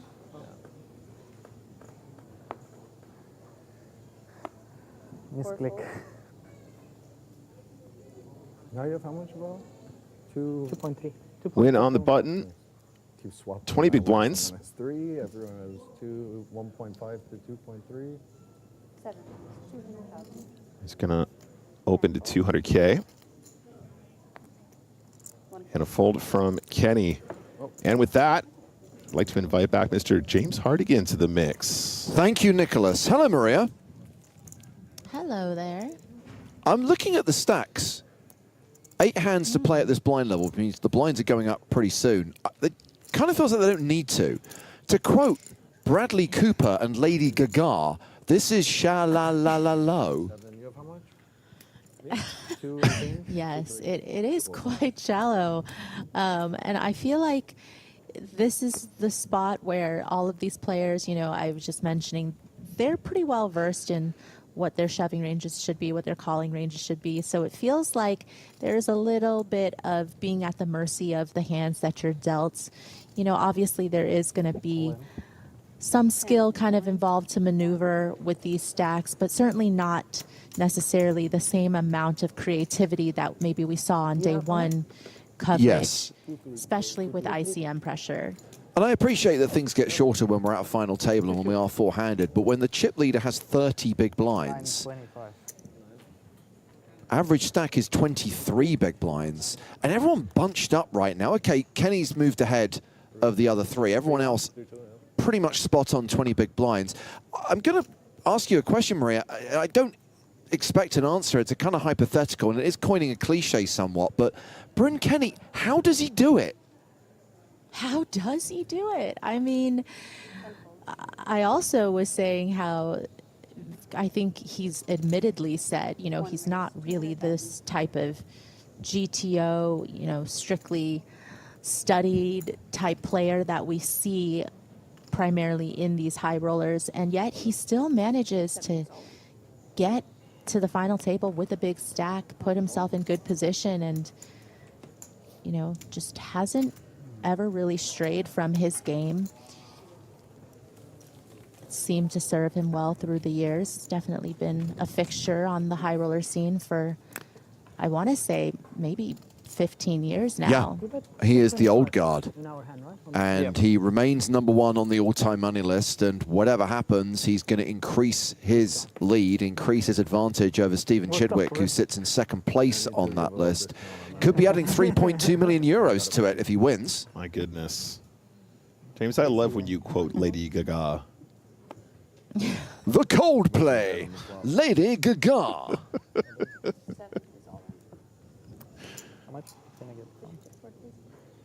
My broadcasting heroes, the icons whose footsteps I follow in, my role models are very much Alan Partridge and Stephen Toast. Those are the people I look up to. The proof is in the pudding. Or 2 less. That's 1.7. Check this out, guys. Blind v blind. I mean, this is the 3rd hand in a row where we have seen an all-in. And that's really the narrative right now. Open, jam. Open, jam.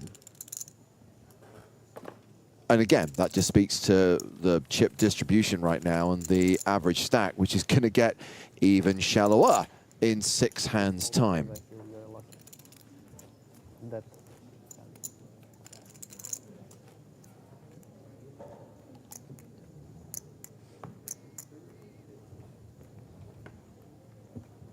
The trophy sits atop the pedestal, will be hoisted by the champion of this event. Plus, of course, that 3.2 million euro score. Next player out, just over $1 million, 1.4 for third, just over 2 million for second. This is the biggest buy-in event in European Poker Tour history.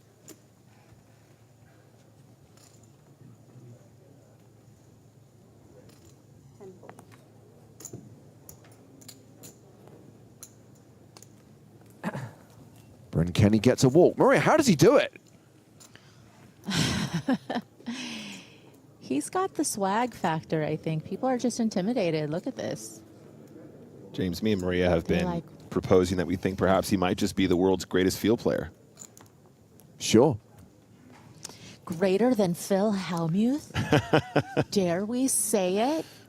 I don't think Bryn Kenny has a deal with a training site. Greater than White Magic. What a guy.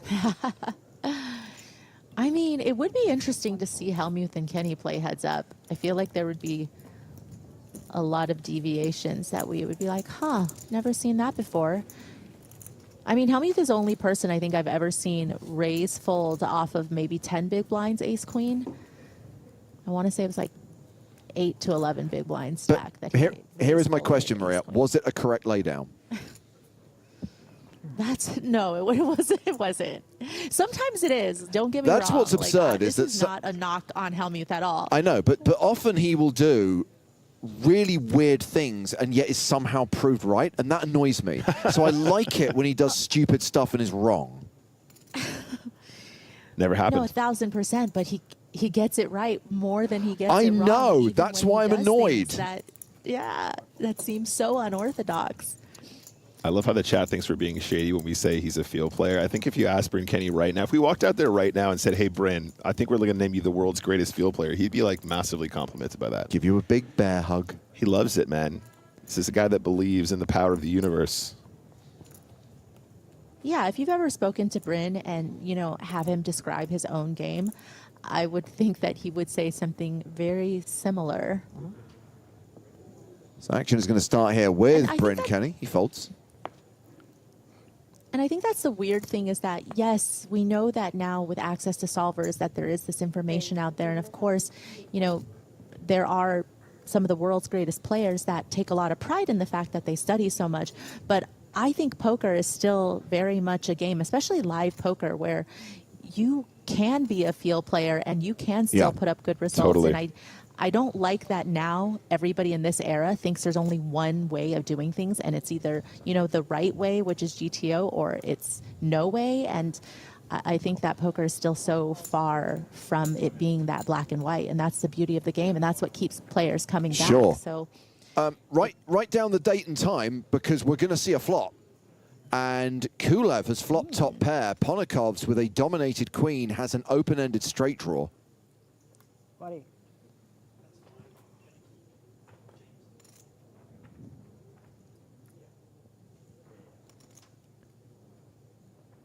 Action checked to Kulev, who continues. Ponokov's the effective stack here, has 13 bigs behind. He might play this one fast, guys. Will usually have considerable equity. Just double check. Was that the 10 of spades? It was. I mean, he's so shallow, Maria. Do you think he just plays this one fast a lot of the time? He's capable of having some deep conversations about a lot of topics, Nick. yeah.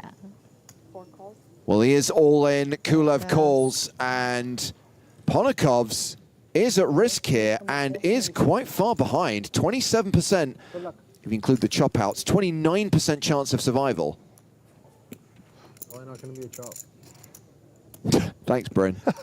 Good, but you have spade, yeah.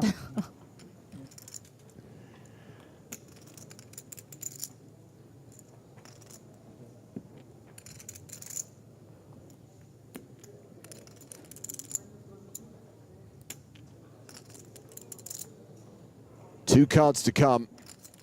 Ponokov's looking for a king or an 8. Running spades do not work for him. Kulev with the jack of spades. So that actually takes away out the non-spade king, the non-spade 8. Those are the cards that Ponokovs needs to hit. 5 outs in the deck. If he does not hit, we're down to 3. 5 of hearts is a brick. And Alexis Ponokovs will be eliminated in 4th place, cashing for €1,070,000.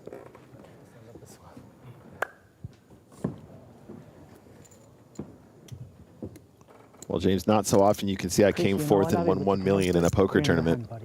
That is true, and it's going to leave Alex Kulev as the chip leader with close to 40 big blinds. Otherwise, I wouldn't mind it if we were playing, you know. Doesn't even get to keep the microphone.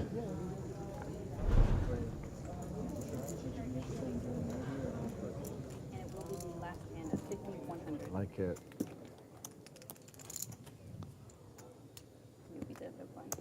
So with that consolidation, the stacks are a little bit deeper. You know, Kulev doesn't have that big of a chip advantage over the other 2 stacks. 7, 3, 8, A little bit deeper for one hand, Maria, because the blinds go up next. Yeah, well, okay. Well, No, it's an accurate observation. I'm just saying it's a short-lived situation. Actions on you. He raised. He can't. Oh. Oh, it's sorry. I thought that was button. Okay. Okay. What happens now? Action is on this gentleman. If you change it, it's okay. Yeah. The confusion is the lack of a small blind. 4, raise 200,000. So Kulev raising with queens. Yes, sir. So all your options are available to you, Christopher.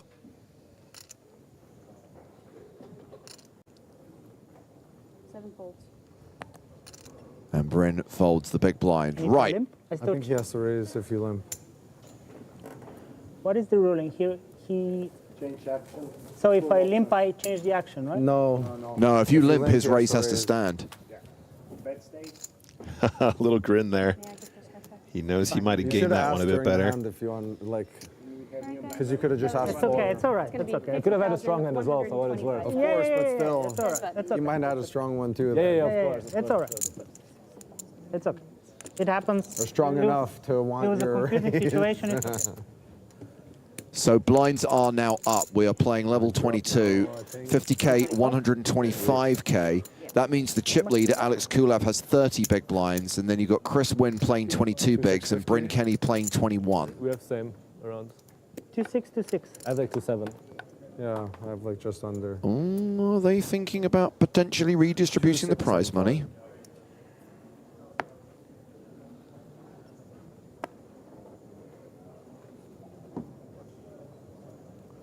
So what? That's like.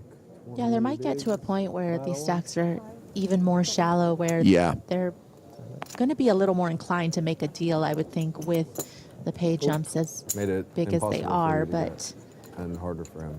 Aggressive We pay shall jumps see. plus high variance equals more likelihood of deal. And we don't often see deals in super high rollers, but sometimes it happens. Yeah, and this is probably the circumstances where it would, right? As we're Yeah. getting very shallow, edges get very close, and the stacks are just so. I think if they just took $2 million a pop, they could probably have at least 5 hours of fun in Monte-Carlo together tonight. I'd take the under on 5. They're going to be refreshed for the 50K tomorrow. How much? What are you guys celebrating? We won $2 million apiece. Oh, great. Have a good evening. That's all you get. Jimmy's is always open. 350. Kulev raising small to big with King 9, 6 for diamonds for Chris Wynn.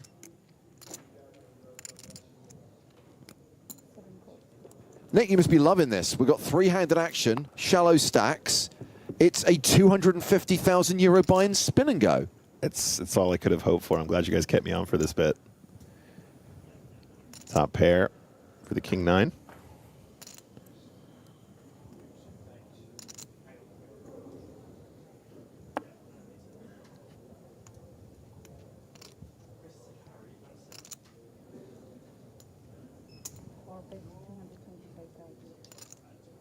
Understand the defend from Wynn, but you can't exactly be excited about 6 for diamonds on this board.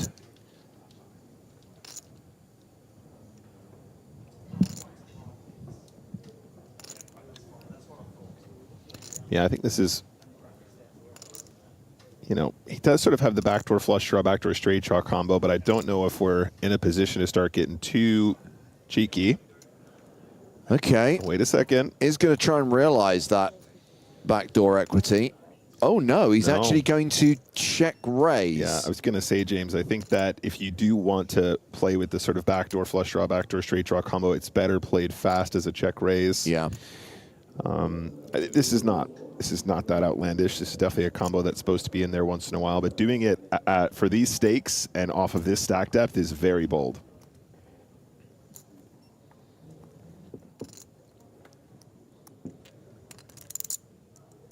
Trips now for Kulev, win drawing dead, and he has less than pot behind. Yeah, and Win not picking up any equity here, probably wants to shut it down, but let's see how he feels.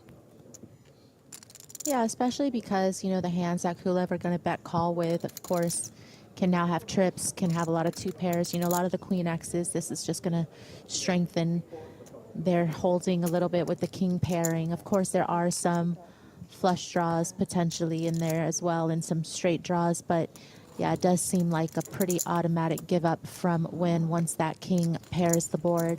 That's right. Kulev now playing 5 million, now playing 40 bigs, has a 2-to-1 advantage over Bryn Kenny, who sits in second place, and Chris Wynn has just dropped down to 13 bigs. Yeah, apologies, chat. It was just the raise, not the check raise. I misspoke.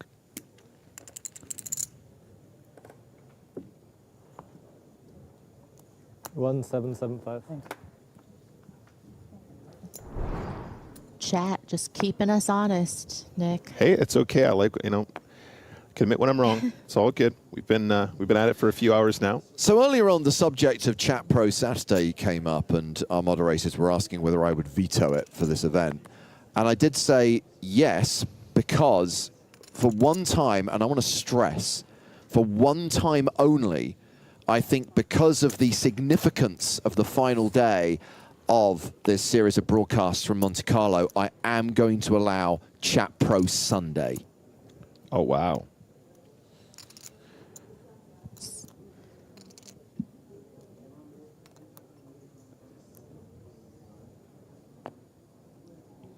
Are we going to see record viewership on Sunday now? They're like, yes.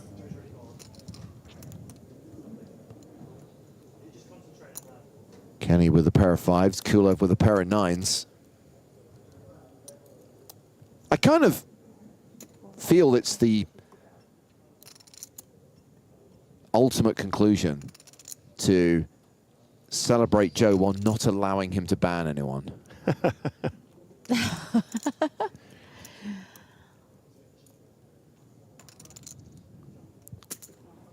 Okay, 350,000 apiece going to the turn. It's the ace of hearts. King would have been a disastrous card for Bryn Kenny.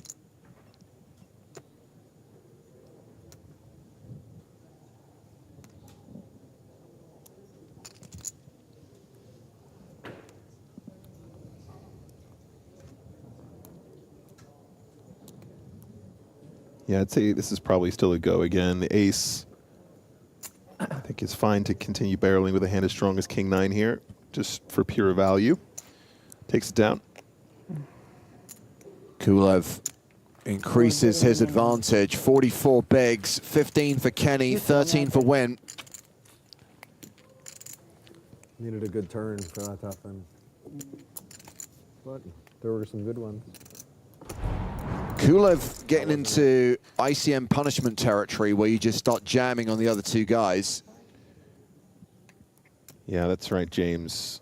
I mean, at this point, you know, the most they can take off him is about a quarter of his stack, and that puts him, you know, if he doubled up Kenny to 30, for example, that would put him pretty much neck and neck. So, as you say, definitely can pile on the pressure now. Okay, Wynn is going to open jam the button with King Queen. Looks like two folds.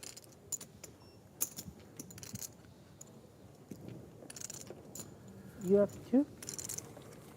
You have two as well. 1-9, 1-8-7-5. 1-7 and then this. So 1-9 also. Okay.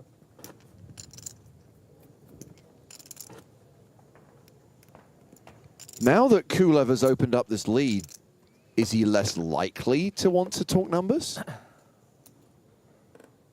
Yeah, I would think so. And it definitely has, you know, a little bit to do with how much of an edge he thinks he has against these two particular opponents. I mean, I'm assuming that they've all had quite a bit of history against each other in these spots. And so I would think that Kulev might feel like he has a decent advantage. I mean, certainly he's very experienced, a little bit more compared to, say, Wen, who I think is a little bit newer on the scene. All in and a call.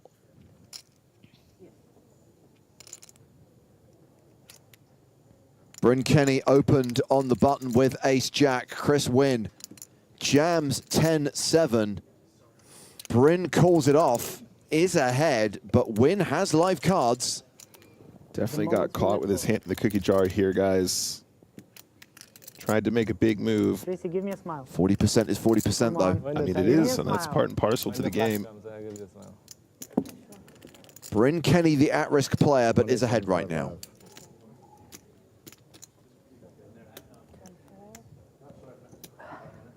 No sweat from. Yeah, Wynn will have half a small blind I almost called. if he loses this hand. 1-8-7-5, I think it is. Yeah.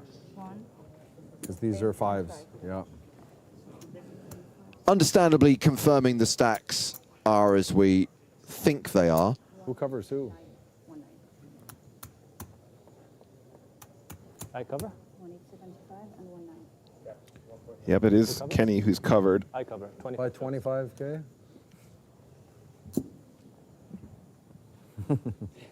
Good luck, Bryn. What is this? 36? Yeah, what is this? 65? I was thinking that, I think it's somewhere in between the two. 57? Maybe 60-40. I don't know. Maybe 58. I don't know. 61-39, I have that information. Go to the space. Use 3. Ace, king, 8, all diamonds. Pretty decisive.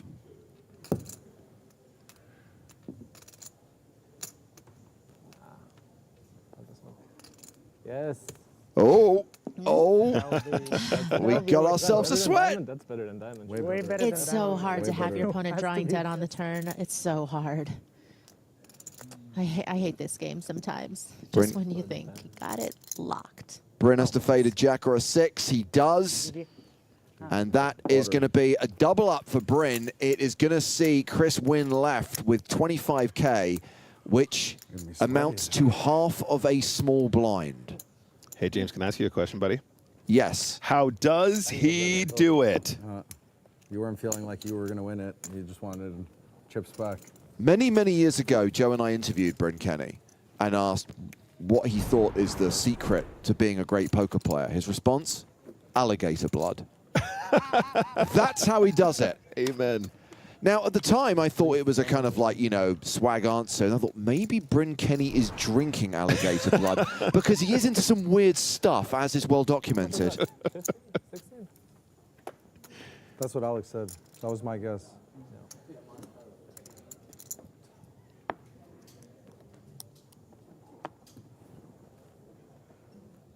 Kulev with ace-9 of strawberries. Raises. Chris Wynn is forced all in from the small blind. Bryn Kenny is going to call with 7-3 of hearts. Let's find a way to get it in. All hearts would do it.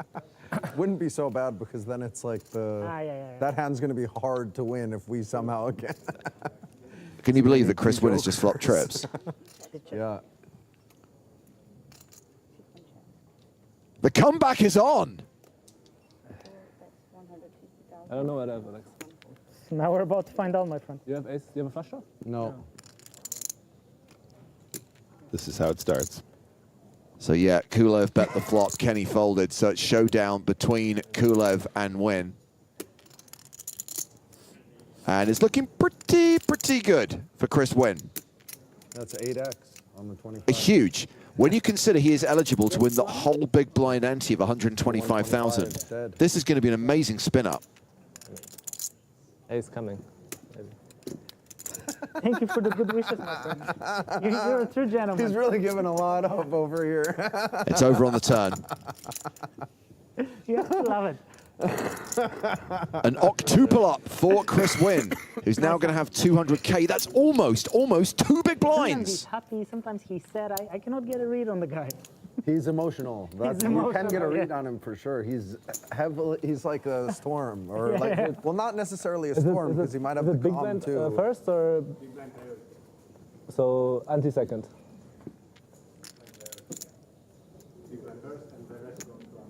Okay.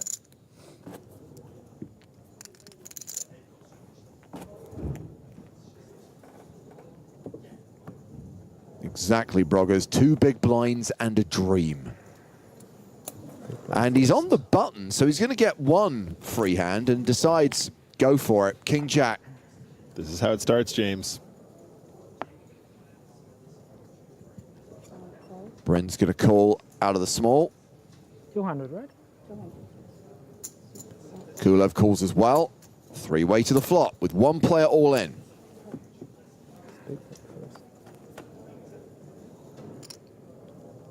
King 7 deuce.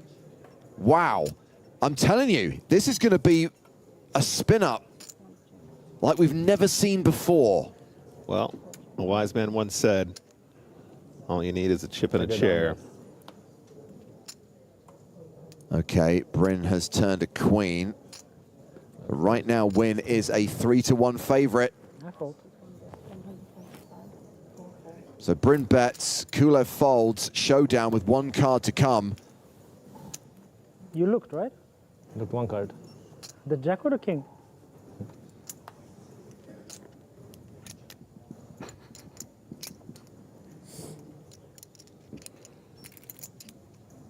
This wasn't a big spin to 725. Wynn just has to fade a queen or an 8. I had out. I had a deuce. Let's see if I saved them. Last time I did for a small pot, not this time. Wynn's hand holds, and he's now up to 725,000. You saved me last time, and then you fucked me the next time. It's happening. Then you fucked me the next time. A fistful of big blinds. Live out of nowhere, man. So, How much now? 5 bigs, is it? And he's going to have to put 2 of them in on the next hand. He's going to have to post the big blind and the big blind ante. 2/5, yeah. I have 5-4. Be so disappointing if he now loses this next hand. More, right? Maybe. Yeah. Yeah. 3 plus the top Yeah. player.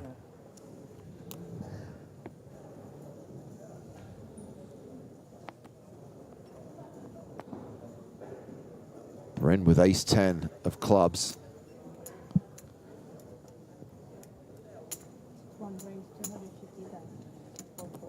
He's raised it to 250. I mean, so many of your chips are committed already, and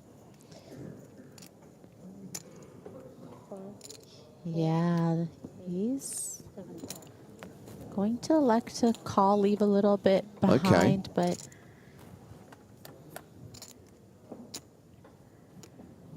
well, he's flopped a piece, he's flopped a deuce, and he may think that's enough to get it in with. And sure enough, he moves all in. Bryn snap calls with top, and Wynn finds himself as a 4-1 dog here.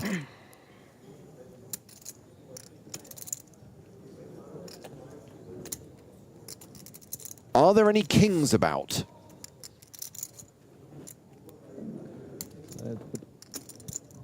I should have given you a spicy one to see what I did here, like if you get ace-4 suited or something. You would have ripped it for sure. Then we could at least saw what I did. I mean, ace-4 suited, yeah. Has to be done. I might have called it off. Same outs required for Chris Wynn. 5 cards he can hit to survive. King or a deuce required. Too good, I Yeah, feel like. ace-8, ace-9, easy folds. Yeah. October special. GG. Does not hit.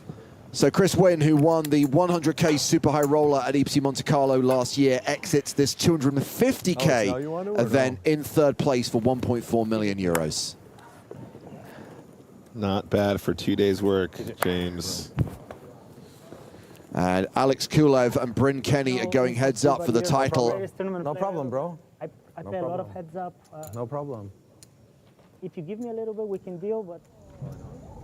Well, you heard the man. I think they're going to look at the numbers. Kulev does have the slight chip advantage and is boasting about his heads-up pedigree, so is implying that he wants Kenny to give up a little bit of equity should they look at doing a chip chop. Of course, there will be a set-aside. They will not be able to carve up all the prize money. They're going to have to play it out for 10% remaining and the trophy. Confirmation that Kulev's advantage is around 10 big blinds. He has 5.3 million. Bryn Kenny playing 4.1 million. I mean, it's still relatively shallow, but now we're heads up, Nick. This is actually very playable for both of them. Yeah, absolutely. They are on the shorter side, but suddenly with that condensed chips going into the stack, we will have potentially a prolonged heads-up match, but anything could happen once you get heads up. And we still have 10 hands at this blind level, 50K, 125K, with a 125K big blind ante. The difference in prize money, by the way, 1.2 million euros between second and first. Our most recent elimination, Chris Wynn, just KO'd in third place. So here's my question to you, Maria. You heard Kulev there saying to Bryn, if you give up a bit, I'd be prepared to do a deal. How likely is Bryn to do that? I mean, does Bryn look like a man who wants to give up a little bit? I don't think so. I mean, the man doesn't get to #1 on the all-time money list by giving the person with more chips a little bit more. I don't know, though. I think that obviously both players are going to be happy with what they're taking home today, but there's a little bit of pride and a little bit of ego involved on both sides, so we'll have to see. Well, my understanding is the players have alerted the tournament staff that they do want to look at the numbers, so the trusty laptop will be brought into play. Of course, any deal conducted in an EPT event has to be done at the table, in front of the cameras, authorized by the tournament staff, so we're just waiting for Bryn and Alex to come back to the table. And again, inevitably, we are going to have the conversation about why should deals be allowed, and I'm going to tell you what I always say. You either do them officially or they get done behind closed doors and people get screwed. This is the right way to do things. So we have got multiple Super High Roller champions. Bryn Kenny is one of only 4 players to have won 2 PokerStars Super High Roller events. He could become the first to win 3, and it would be amazing to have that portfolio, 2 100Ks and a 250K. Maria, how does Bryn Kenny do it?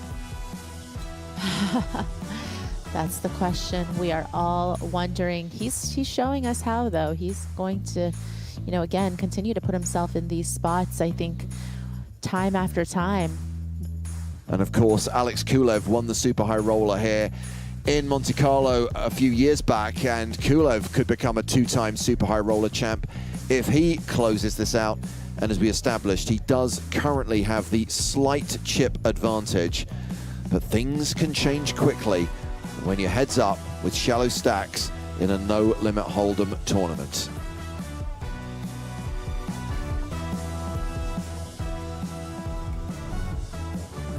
So hopefully the players will be back shortly as we remind ourselves of the stacks of the final 2. Just a quick PSA, guys. As far as tomorrow is concerned, it was meant to be a 200-400 cash game with a 100K buy-in. Now, we have players lined up to play. They've been talking to each other, and the players have told us that rather than playing 200-400, what they want to do is play a 100K sit and go, winner takes all. That is going to be the format for tomorrow. It is going to be 9 of the best players in the world competing for $1 million. And if you're thinking, well, hang on, the math doesn't work there, PokerStars is adding 100K to the prize pool. 1 million euros to the winner, a 100K buy-in, winner takes all, 9-handed sit and go, and we're streaming that tomorrow. So why do you get excited about that? Let's hear from our 3rd place finisher, Chris Wynn.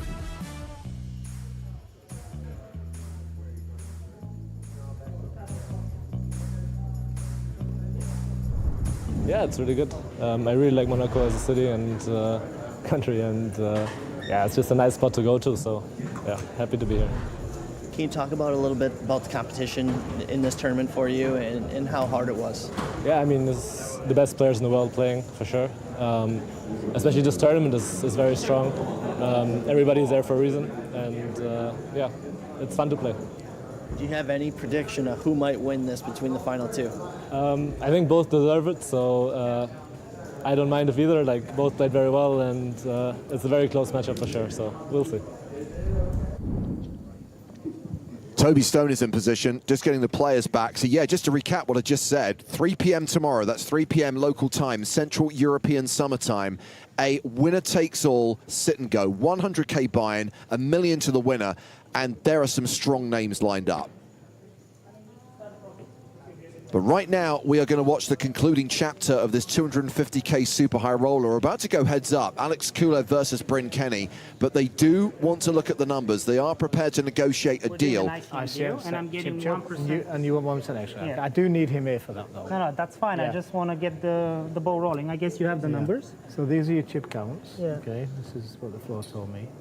You also have to play for this. This is 10% of remaining. Okay. Right. And the trophy. And the trophy, Yeah. of course, yeah. So basically, this is 10% of, it's not total value, it's after you've both been paid second, and that's 10% of remaining. So you have to play for this, okay? And then, Okay, so that's fine. So that's just your chip counts, Okay. yeah? And this is the first and second place. So this would be 10% of remaining is 111K, so they're still playing for a six-figure score. I just explained there. And then this would be Bryn's amount, and this would be your amount. Okay. And then you want to take 1% from Bryn to you? Yes. 1%. Okay, I can do that. Well, I'm kind of with Maria on this, James. I don't know if he's the kind of guy that just gives up any amount in a poker tournament that's this close. It seems from what Alex is saying, Maria, that Bryn has agreed to this, because I don't think Alex would make Toby do this if he didn't think Bryn was on board, right? Was he saying 1%? Yeah. 2531. That's not that bad. 268 times 0.01. Yeah, that would be okay? more than 1%. That's 1%. Right? Okay, yeah. 2531. 25,000. 268. All right, it's 2531. Okay, yeah, I didn't. So then we would, yeah, that would be the number. So. Okay, so we agreed to something else, then I guess. So 11,000 out of Bryn and 11,000 to me. We agreed on the amount of 11,000.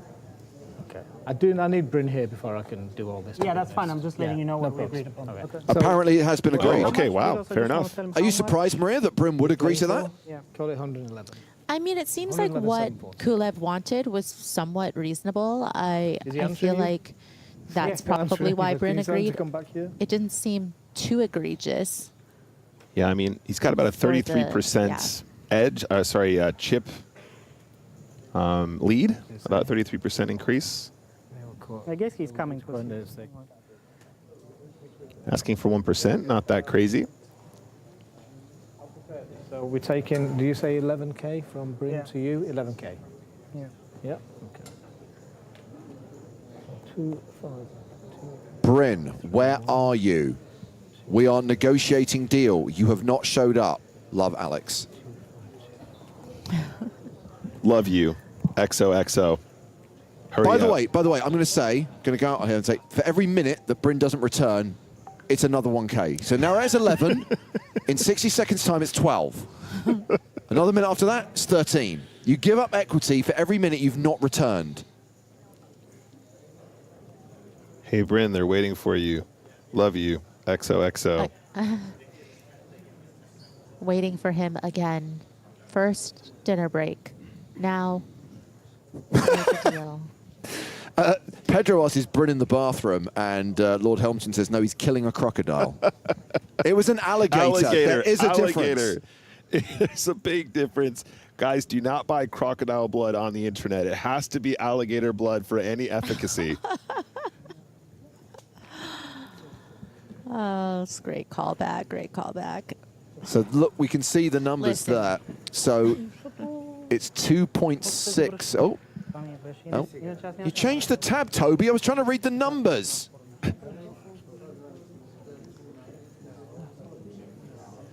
2.6 would be the amount that Kulev would lock up, and 2.5 odd for. That here, so that's what that is, and they're playing for that.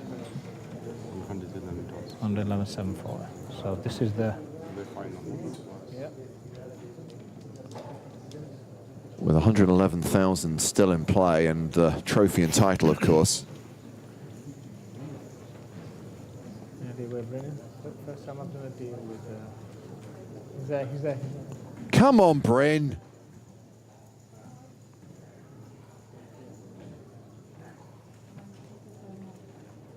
Oh, wait. Okay, he's back. All right. Yeah. Here he comes. No worries. Alex is like, he left me on red. That's fine.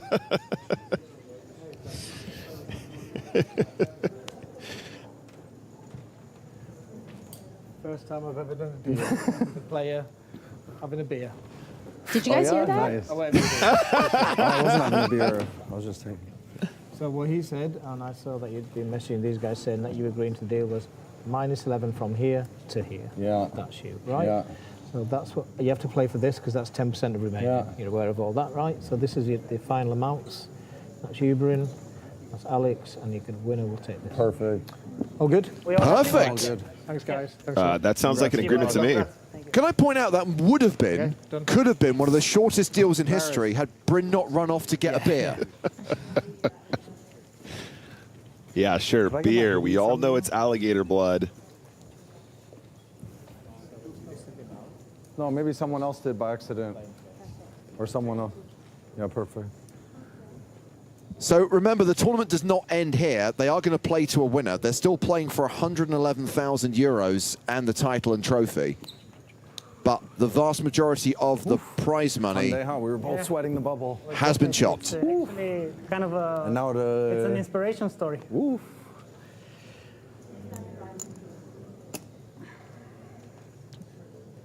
All right, so now we see how long it goes for.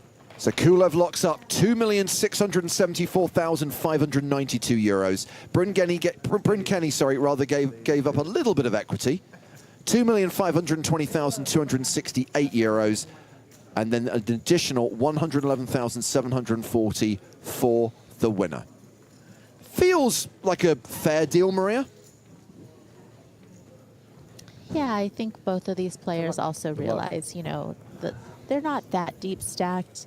And I think, again, a fair bit of respect for each other's game, enough to just make this deal. And, you know, still obviously playing for the remainder and the trophy, which is, of course, really important for both of them, but especially to Bryn, as you mentioned, as he would be the first to win 3. You have like I'll tell you. So certainly a lot on the line still. 600, like 5-3, 5-4. Yeah, 5,275 with it.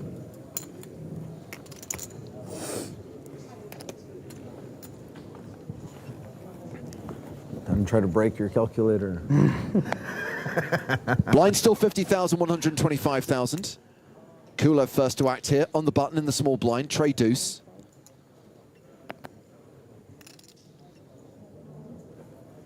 He calls, Bryn Kenny checks. We see our first flop of heads-up play. All right, let's do it. Ace 5-5. The wheel draw for Kulev. Bryn's 10 high, still the best hand. That 4 on the turn gives Kulev the wheel. It's a pretty good turn for the deuce tray. Gut shot coming in. And Bryn actually having a tray here in the hand as well. Technically blocking that straight. Uh-oh.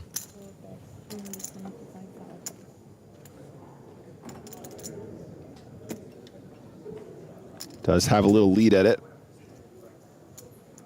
I would expect to see Kulev raising here a fair amount, guys. Trying to get more chips in the middle. Coolering a 5 would be a particularly potent one. Sometimes your opponent will have an ace here once in a while, but a lot of the aces are played aggressively versus a limp pre-flop. 1,050,000. Yep, there it is. Nice try, Bryn Kenny. Well, that sees Kulev open up a slightly wider gap. 6 million plays 3.5 million.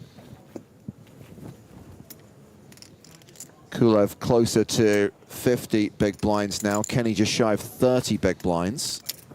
Two titans of the game face off here for the glory. And still a six-figure payout. Still a little bit of cash in play still.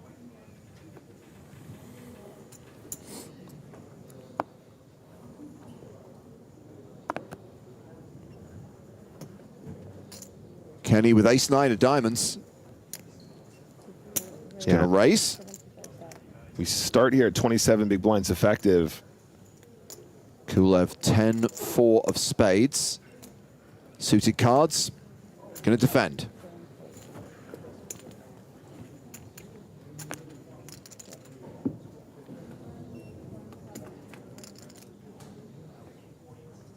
The flop is King 10-9 with 2 diamonds. What a flop for Bryn. Bottom pair, nut flush draw. Kulev is officially ahead right now with second pair. It's a post-flop flip. It is indeed. Kenny's got to be over the moon about this kind of flop, though. I mean, we can appreciate we're still losing to some King X, 10X, etc. But so many ways to improve from here. Kulev, I'm assuming, just does a lot of calling here, Maria. Yeah, certainly not going to go anywhere with second pair, but he knows that there's just so many bad turn cards. Oh, that's a good turn card. Oh, my goodness. Oh, one of the few, one of the few. So Kulev now becomes a 7-3 favorite. Checks to Kenny. The 4 is so innocuous, Maria, right? You're just thinking, that doesn't interact with this board. What could he possibly have here that I should be scared of on this turn? 10-4 now, a very well-disguised, relatively strong hand. Yeah, and with so many draws possible, you know, after we see Bryn putting in this bet, I'm sure that Kulev is just going to want a fast play, most likely, especially, you know, against this bet size.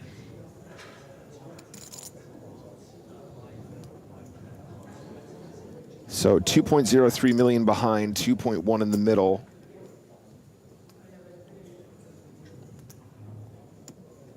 That's after Kenny's bet.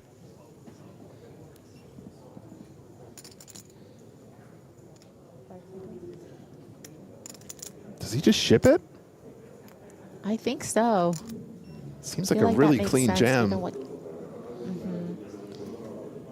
Yeah, and if Kenny had a hand like top pair here, you know, you don't want to wait to the river and potentially have a scare card come when Kenny is going to be willing to very likely call it off the top pair with so many draws out there. And he does shove. Especially betting this equity. Yeah, it's going to, be ahead now, but I think, have to continue. I think, yeah. Bryn Kenny says, let's run it.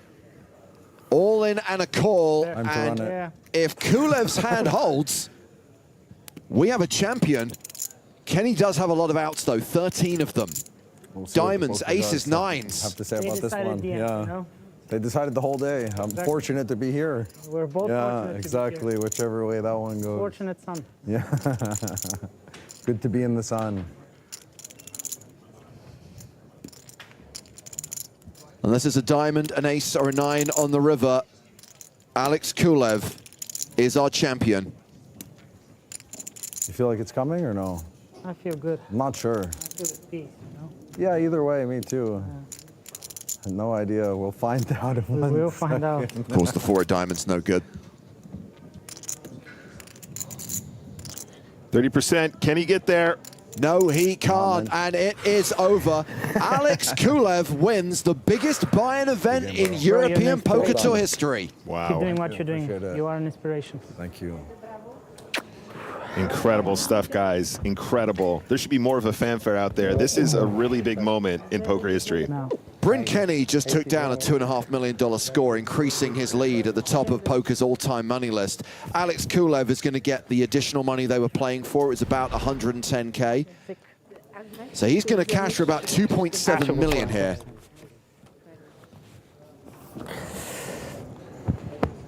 Gets the flag out. He's going to be very pleased with himself. This isn't just about the money, guys. This is a historic moment for all of poker, and indeed the biggest ever PokerStars event. Crucially, Kulev also becomes a 2-time EPT Super High Roller winner.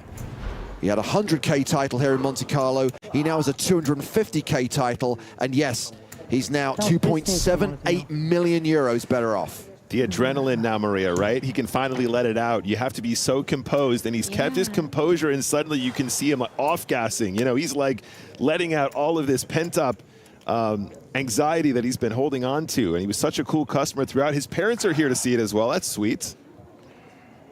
Yeah, I love that. I mean, I think, you know, it seems so quiet out there. It doesn't seem like there's much of a rail, but there's just so much of this moment that you're kind of still in your own head, that maybe it's nice to be able to just enjoy this quiet, just the quieting of your mind finally, all of the thinking, all of the strategizing. Finally, you could take a breath.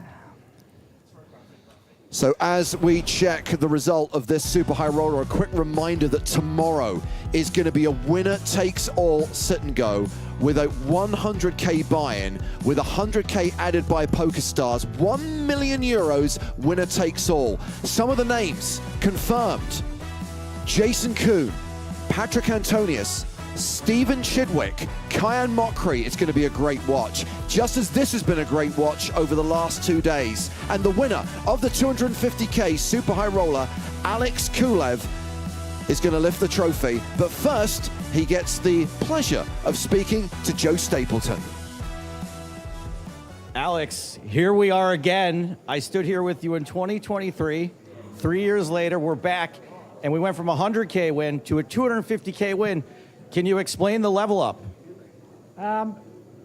They're both extremely prestigious events. I think both fields were incredibly tough. All the best players in the world come to play these CPTs, especially at this lovely stop. We all gather and try to perform as best as we can.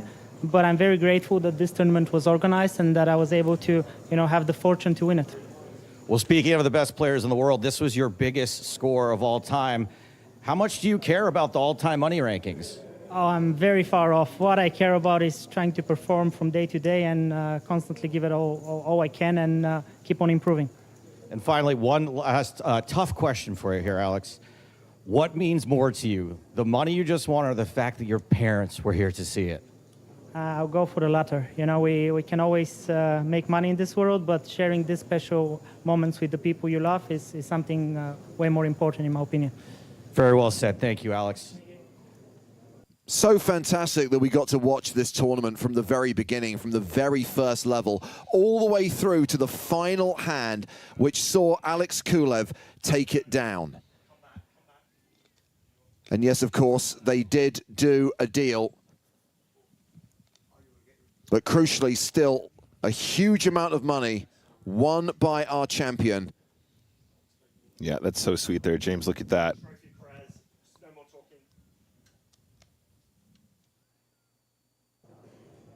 Hello and welcome to the trophy presentation from EPT Monte-Carlo, the 250,000 euro Super High Roller.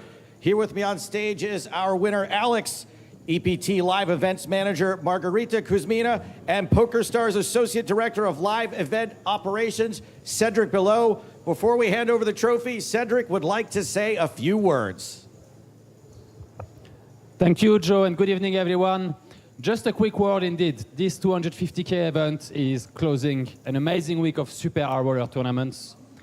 There is no better place in the world than Monte-Carlo to have those kind of tournaments. So just again, a big thank you to the SBM, our partner in Monte-Carlo. A big thank you to all the staff involved as well to make it happen. It's not always easy to attract all those professional players around. So, and of course, thank you to all the players who came. None of it would be possible without you. You guys are just the best in the world, and it's an absolute pleasure for PokerStars to have you around. So again, well done, and thank you for coming, and a lot more to come action at the EPT week. Thank you, guys.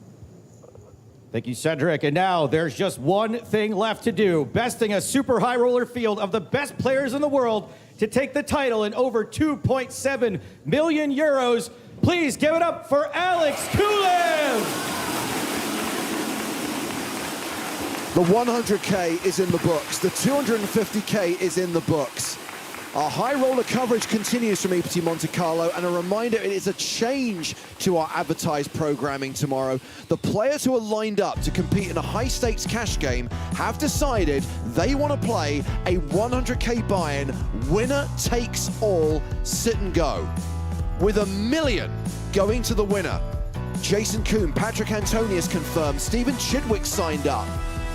Kyle Mokri's in as well. Make sure you join us 3 p.m. Central European summertime when we are back with that action. But for now, from Nick Walsh, Joe Stapleton, Maria Ho, Griffin Benjer, Sam Grafton, and me, James Hartigan, it's good night from Monaco.